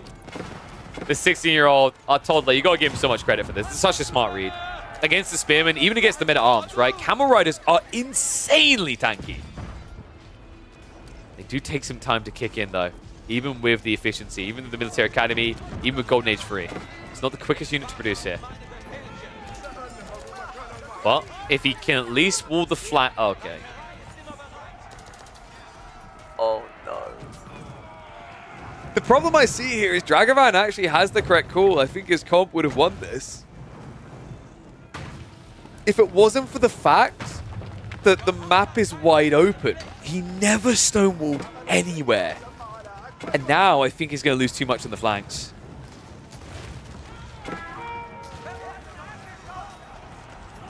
Archer's going to try to buff this back, but I mean, the Horsemen at this stage, ridiculously tanky, and also the village is exposed. Dragavan about to go under 100 eco here. He has at least still got the center of the map for the time being, but this is the weakness of hand cannoneers, right? We've seen this so much recently. When you play hand cannoneers, if you do not stonewall up, you do not get the fight you're looking for. I don't think he's got a lick of it anymore, Dragavan. Camel Riders just can't get out quick enough. The men-at-arms are already able to just whittle them down one by one. Hand cannoneer count isn't scaling anymore. I think this is a death spiral. So brutal as well. I feel like Dragavan was close to having the golden solution, but now I don't think he's got the economy for it, right? Like, Camel Riders are very good, but very expensive and a bit too high of a price here. Dimu, great control that late game. You know, Dragavan, you see the promise. You see why we hype this player up so often. Some great ideas in here, but Dimu, that experience, that wisdom in the late game coming through, and the lack of walls, ultimately the downfall of the young Norwegian. Yeah, no. Walls good. Ugh, ugh, build them.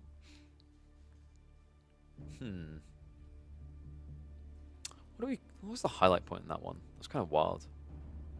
Oh yeah. It's the loss of villages that didn't matter.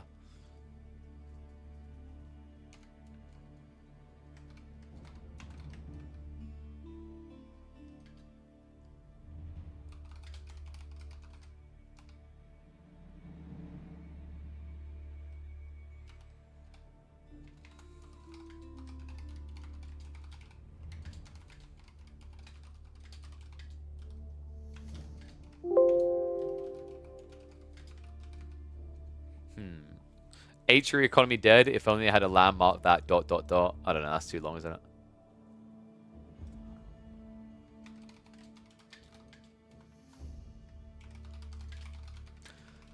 Atriary economy dead. Too bad Dimu doesn't care.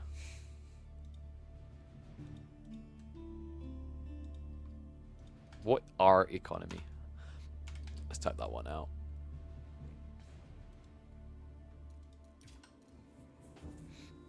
Yeah, I mean, I don't know how Palace of Swabi still hasn't been, like, rejigged, reworked, whatever. I guess it's because Atriary wasn't, like, absolutely dominant for a long time. And then that one tweak revealed how insane their economy is. Did Atriary win? Could you imagine Atriary winning a game? That would never happen. Yeah, they won. Quite convincingly. Oh, isn't this Sassy? I think this is Sassy.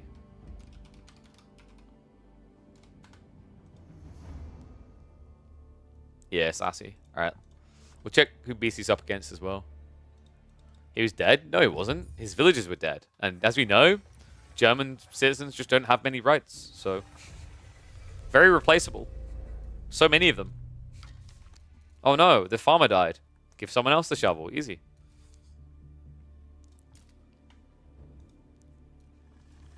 Atriary slander? Dude, it's not slander. What? That seems ridiculous. Where's the slander? Any commie games anytime soon? Definitely not today. Haven't seen them in a long while. It's just we haven't really had people for them. Time and time again, I find we just don't have people. Kind of a tough one, man.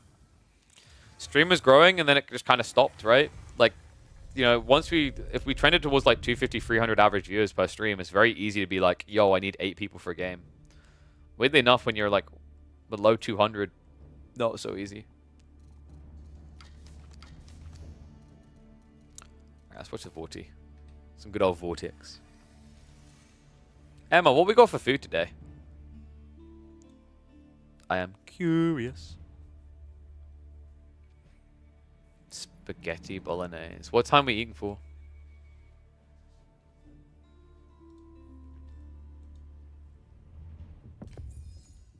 When's my domino day? Oh. In 10 minutes? Alright. Protein works every day. Shake and bake, mother ducko. Whoop, whoop. Guys, you really do need to get some protein works, by the way. These things are worth it. Really helpful, actually. Usually I'd be snacking midway through these casts, right? Like, usually I go and, like, I end up eating a snack, eating some biscuits or something. But I don't now because of these. So it actually does work. I don't recommend it to just replace all meals. I still think it's worth having a meal unless you're going for, like, an extreme diet. The reason I don't recommend it for me is because I still need a proper meal. Because I cast a lot. And you'd be surprised. Actually, it's weird. I noticed this when I start casting, you burn a lot of calories. But these definitely help a lot.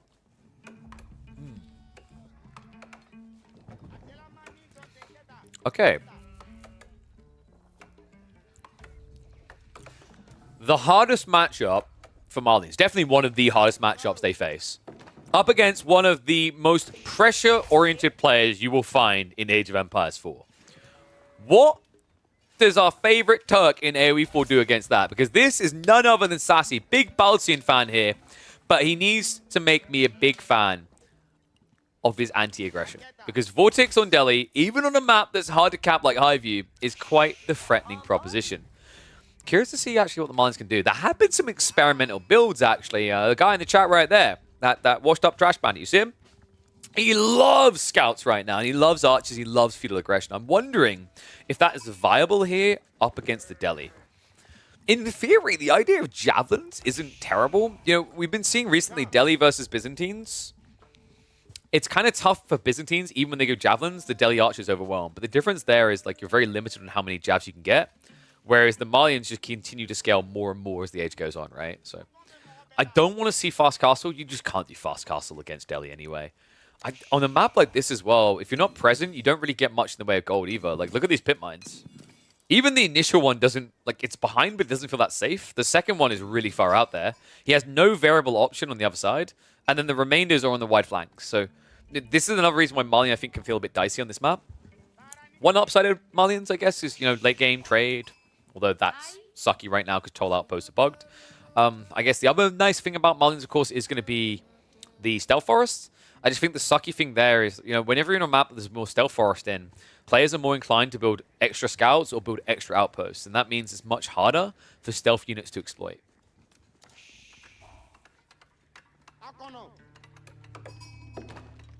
You hate Delhi more than Swabia. Really?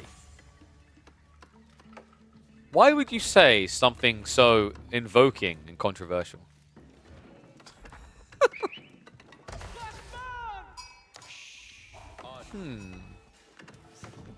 I feel like I hate Malians more than I hate the Delhi build. I don't know. Tower victory on the way, Mance on the way. I think Delhi do need a rework, don't get me wrong, but I think Malians are just as ridiculous. I actually think Malians are more absurd. The reason I think they're absurd is the logic of just getting all this food for free and safely underneath your TC just doesn't make sense to me. Right? These are the type of mechanics that when you remove them from AoE4, it becomes a more exciting game, a more engaging game, right? Because you have to engage with the map. But with the way the Malians work, all their passive gold and their passive food, it's full Call of Duty Camper Boy, right? They don't have to come out until they're ready. I don't like that. Right? I think we've done a good job of moving a lot of civs away from that inherent design. So they sometimes still do it, but it's not the first fort all the time. For Malians, it 100% is the first fort every time.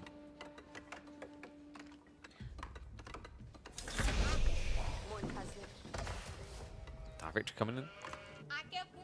Yeah, keep in mind Dragavan's idea of a standard build is not your idea of a standard build, Recon.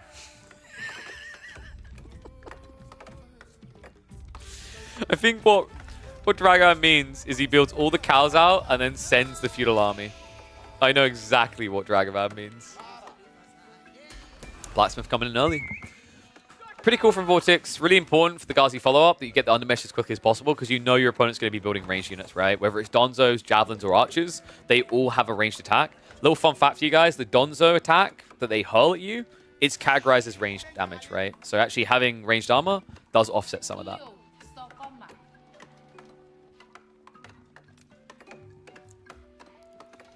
You would have watched it if you know I was going to cast it. Why not just watch all the games here?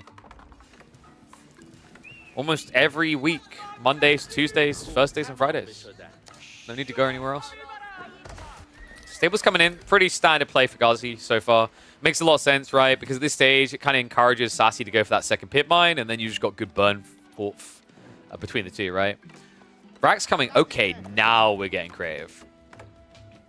This is intriguing. I did propose the idea of this before, is massing Sofa and Donzos in Feudal Age to contest the Ghazi mass and whatever follows. It's not the worst of ideas, theoretically. Your spears do kind of mirror out against the Delhi spears. The 20% attack speed is kind of offset to a certain degree by the extra health and armor of the Donzos. Not to mention the hybridized attack that just opens the fight well for them. The question mark is whether you're going to have enough economy for it. Because you are paying a premium. Oh, okay. It's not even the Sofas. He's going scouts. Are you proud, Recon? I mean, I dubbed this Recon's build. He was like the first person this year that started doing the mass spam like that.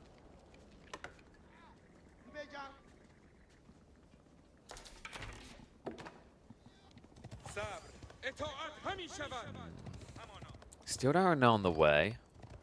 So, drastic switch in archers. I think this favors Delhi, no? Right, mass archers. The thing about these scouts is they're not that good. They're just a beefy frontline. That's all they function as, right? And also, I like them in small numbers. They make sense in small numbers. But once the numbers get up to 20, 30 in an army, they're worthless. Because the whole logic is you're meant to move them away and then they get injured. So you never lose any. That doesn't work when your opponent's got 20 archers. They just get killed straight away. Okay, that's much better. I prefer this. Like, it has to be Sofas here. That's the only thing that can work. And now your opponent's gone archers. So it looks like what Sassy was doing, he was opening scouts to see the reaction. And then if he didn't see spears, he was going to go Sofas. That's a really cool build. I do think that people are sleeping on Feudal Age Sofas. There's all this fixed point on how good imported armors are. But the reality is Sofas are actually pretty impressive as a unit in Feudal anyway, right? They have good base damage. They have bonus damage versus infantry. They're more affordable, more accessible than Knights.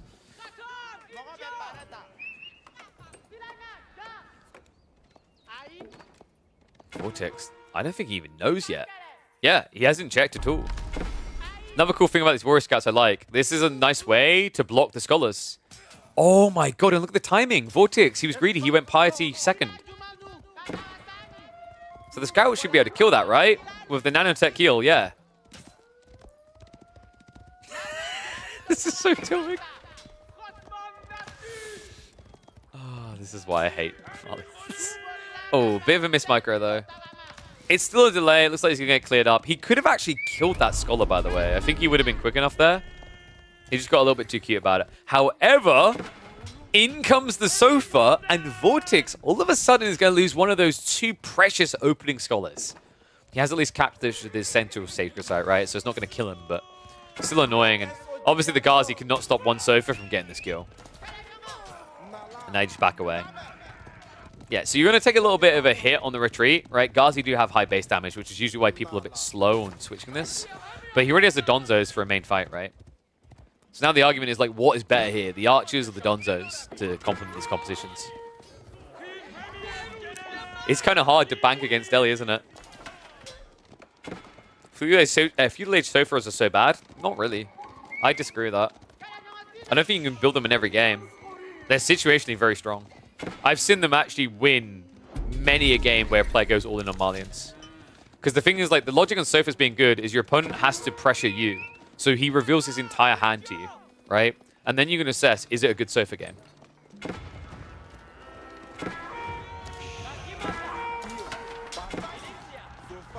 A little bit ambitious in the dive in.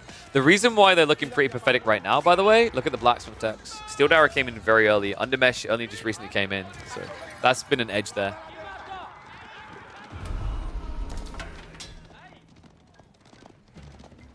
Vortex. Does he have to go for the racks now? No, he's actually being pretty stubborn about this. Stables plus archery range only. Sacred Sites are starting to get locked in, but High View is not really a map you can easily hold on to. Has 2 armor, same as Horseman. Has 2 melee armor as well, though. Has more health than Horseman. Has more damage.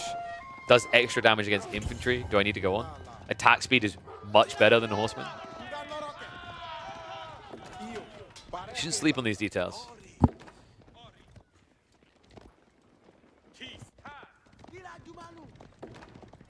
True. Costs more, but I'm playing Marlians. Who gives a duck? I got more resources. Good game for it as well. Scholar. We blocked out here, so extra losses, which means Vortex has to reinvest instead of going for trade-off for more units. Also means less Scholars, less ability to produce double production out of the buildings, right? So it slows down that burst that we usually see out of the Delhi. I feel like Sassy's hit the right tempo here, right? Not just rushing into Mascows and killing his game. He's taking a pretty steady pace. Sofas also have an added layer of value on a map like this because of the lack of vision. Just gives you opportunity to exploit, especially against a civ like Delhi that you know has to play pocket eco.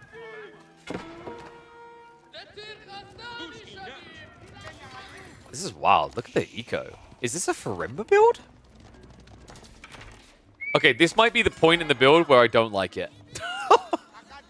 Because I feel like I've rarely ever seen Farimba pay off here. So for raid in, villagers get found. No textiles. Big mistake made, and even worse for Vortex now that he goes on a delay, right? Like after you lose 2 villagers, this just feels more painful.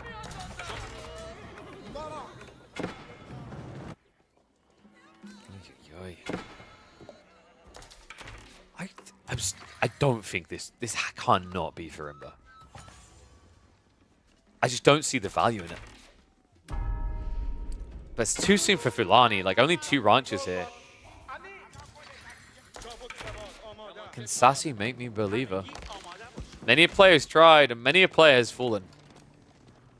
But with only 2 ranches filled out, and the resources in the hold, this looks like it has to be the garrison.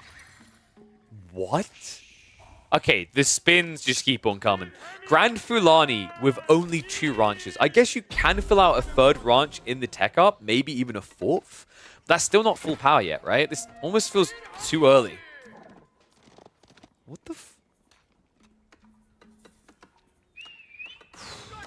he does get his tech ups quickly, right? Remember, the veterancy's coming through in 30 seconds.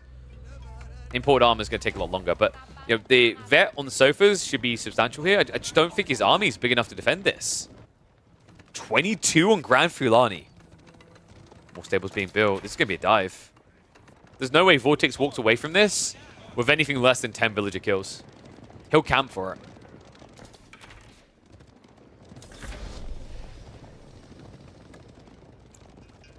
Tech up complete. Moment of truth. What can Donzos do? It is a choke point fight. Vortex has to send it. Witches are going to get a good start to this trade. Donzo count down to 10. Sofa upgrade. Almost in. Just 15 seconds out. Not many to stand their ground here with the... Dive comes in. Donzo's body blocked by the sofa, so they're not even trading like they should. Sassy's out of army. I think he's out of luck here. I just don't see how you get the archers out before the damage is done. Sofa's trickling here. They are at least vetted up, so the extra armor is kicking in, but against the attack speed, against that extra damage, I simply don't think it's enough. Vortex now with his own tech up behind this, but the eco lead is going to be at least 10. It's going to be a hunt to the back now. Fulani only half. Definitely not a full Arnie in this game. And an immediate GG Sassy. It had the semblance as a success, but the greed overwhelmed and Vortex follows through. Ooh. I don't know, man. That almost looked like it was going to work, right? It's just, I don't blame him for the Fulani necessarily. I don't think Farimba works better. I just think you have to build more units, right? Because Farimba is going to be too slow as well. Like 5 units extra out there doesn't save you at all. Damn. Brutal. Well played. Well, you wouldn't really expect anything less out of Mr. Vortex, would you? Yeah, H3 was way too greedy at that moment. Add towers with 3 stone to defend. I just don't. I don't think it does anything for your economy, though, right? Like your economy is still your weakness there. Because the thing is, you're not that classic Malian where you're like, I don't care that I lose 20 villages. Have you seen my Fulani? No, you're actually in a game where you've got 8 cal, I think it was in total. So you're actually very reliant still on your villages. Agreed. I think his army is like worth investing in because you've got a premium army in feudal, right? Donzos are a premium unit. Sofas sit somewhere between horsemen and knights, so they're semi-premium. Anything else you build is considered premium. Javs are incredible. Archers upgrade well, right? The only thing that would be bad is Musafadi, but you have no reason to build Musafadi anyway. So yeah, just kind of perplexing one there.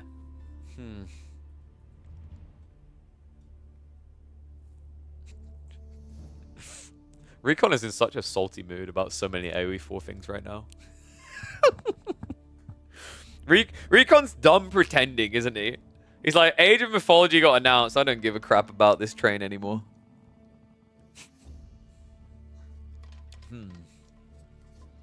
Interesting.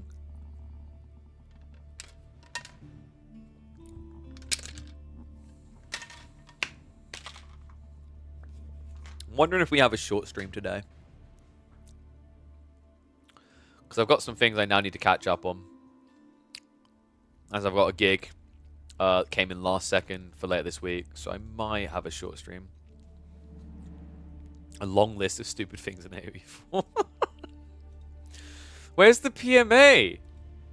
Recon, do you not love the game anymore? Oh dear, oh dear. With a toughen. Oh. Did we forget an update from Dim and Dragovan? I think we did. Oh well. I think we'll get ready to raid someone. Yeah. God, I'm sure. When is Age of Mythology? Age of Mythology is early September, right?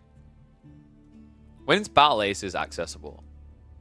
I kind of want to try Battle Aces. I'm intrigued to see if it's going to hit the spot. It's definitely not a sure shot, but I like this actually taking a risk. I'm kind of tired of games not taking risks. Especially when they have AAA level of funding, which I believe Uncapped Games does. Like, that's the thing, you know. Will Age of Myth be a good game? I think so. Will it have a decent following? Decent, yes, not big. in a way, it is the safe move, though. Right? Because you're remastering an existing game that, although it wasn't a huge financial hit out the park, it didn't sell as much as AoE 2. The people that played it said it was a great game. So you know you're going to sell a pretty good amount of copies of that, right? But that kind of that kind of attitude, I think, speaks to the issue in development right now. Is like there are two approaches. There are these easy, low-hanging fruits, such as remasters and remakes, right? Where it's like, let's make another AoE 2, or let's relaunch the, was it Elder Scrolls, I think, got announced, Oblivion, which, by the way, yes, I will play the crap out of that. Oblivion's my favorite Elder Scroll, but still. And then there's the other projects at the other extreme end, which is, let's drop 100 mil on development. There isn't this mid-ground for new experiments coming out of AAA development anymore, right? Even AA developments, like, this can be hit or miss. It's wild as well. Like, if you think about the budgets they put in some of these, like, new title, let's invest 200 mil. It would be better for a lot of these big devs to just take that 200 mil, split it up into 10, and invest in 20 mil into 10 different projects, right? Each. New RTS games all the same? I don't think that's true, though. I don't think the Battle Aces is the same. It looks different. Right? It's, like, very much trimming off a lot of the RTS fat. That one's at least being different, I think. The problem is, like, you have other examples which fail, and they don't set a good precedent for trying to be experimental. And that's always what people go to. Like, this happens with Homeworld. Like, Homeworld looks, Homeworld done bad, right? I didn't even bother pick it up. Apparently, it's terrible. And Homeworld's very different to standard RTS. But, like, the problem is, these big companies, they use those samples as an example as to why not to take a risky move. Like, I remember I flagged this with Microsoft about the idea of doing voice packs, right? Do announcer packs for the game. Like what Dota 2 has, right? Get Beastie to record some voices. Strongo, me, Dumu, different people. Have a crackety mold set. And the argument was like, we saw StarCraft tried that and it didn't sell well. And I was like, okay, but Dota 2 done that and it did sell well. See how easy it is to just come up for a reason to do something, right? That's an overarching issue in development. It's why a lot of games feel same old, right? Like, don't get me wrong, I'm actually excited for it because I love the time period and I think there's some really cool things in there. But we're getting a Black Ops 6. The sixth one in one of the subsectors of it. Remember, there are another arc where, like, Modern Warfare technically recycled itself and done the free again, right? Why devs doing this? Because it's big budget, so they don't want to take a risk. They want to bet on the sure thing, the thing that's like a lot of potential money made and is similar enough to the existing recipe that people are going to come in and buy, right?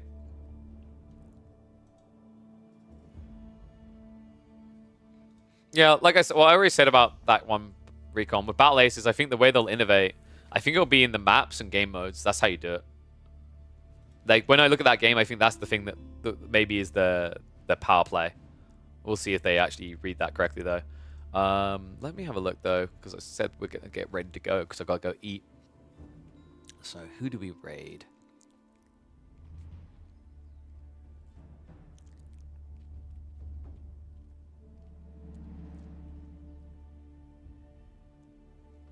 Are there any new faces in the directory?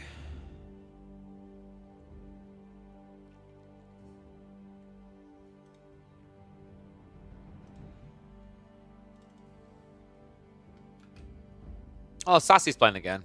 He's up against May right now. I'm going to raid through to Sassy, guys. That's going to be me done today. I will be back tomorrow around midday. We'll probably aim for, like, I reckon 6 to 8 hour stream then. Reminder, I won't be streaming Thursday. I'm going to be in London. I'm heading in there on Wednesday, and I won't be back until early Friday. So we'll see about getting a stream on Friday. If that stream doesn't happen, you'll still be getting a double dose of me on the weekend on EGC, so plenty of my obnoxious voice to hear. But what we'll do now, we'll raid through to good old Sassy. Go spam those pigeon emotes. Hype it up. Man on the climb. He's even got a new microphone. And I think, is that a new icon maybe? It might be. But you guys have some fun with him, and I'll catch you all again very soon. Doodly.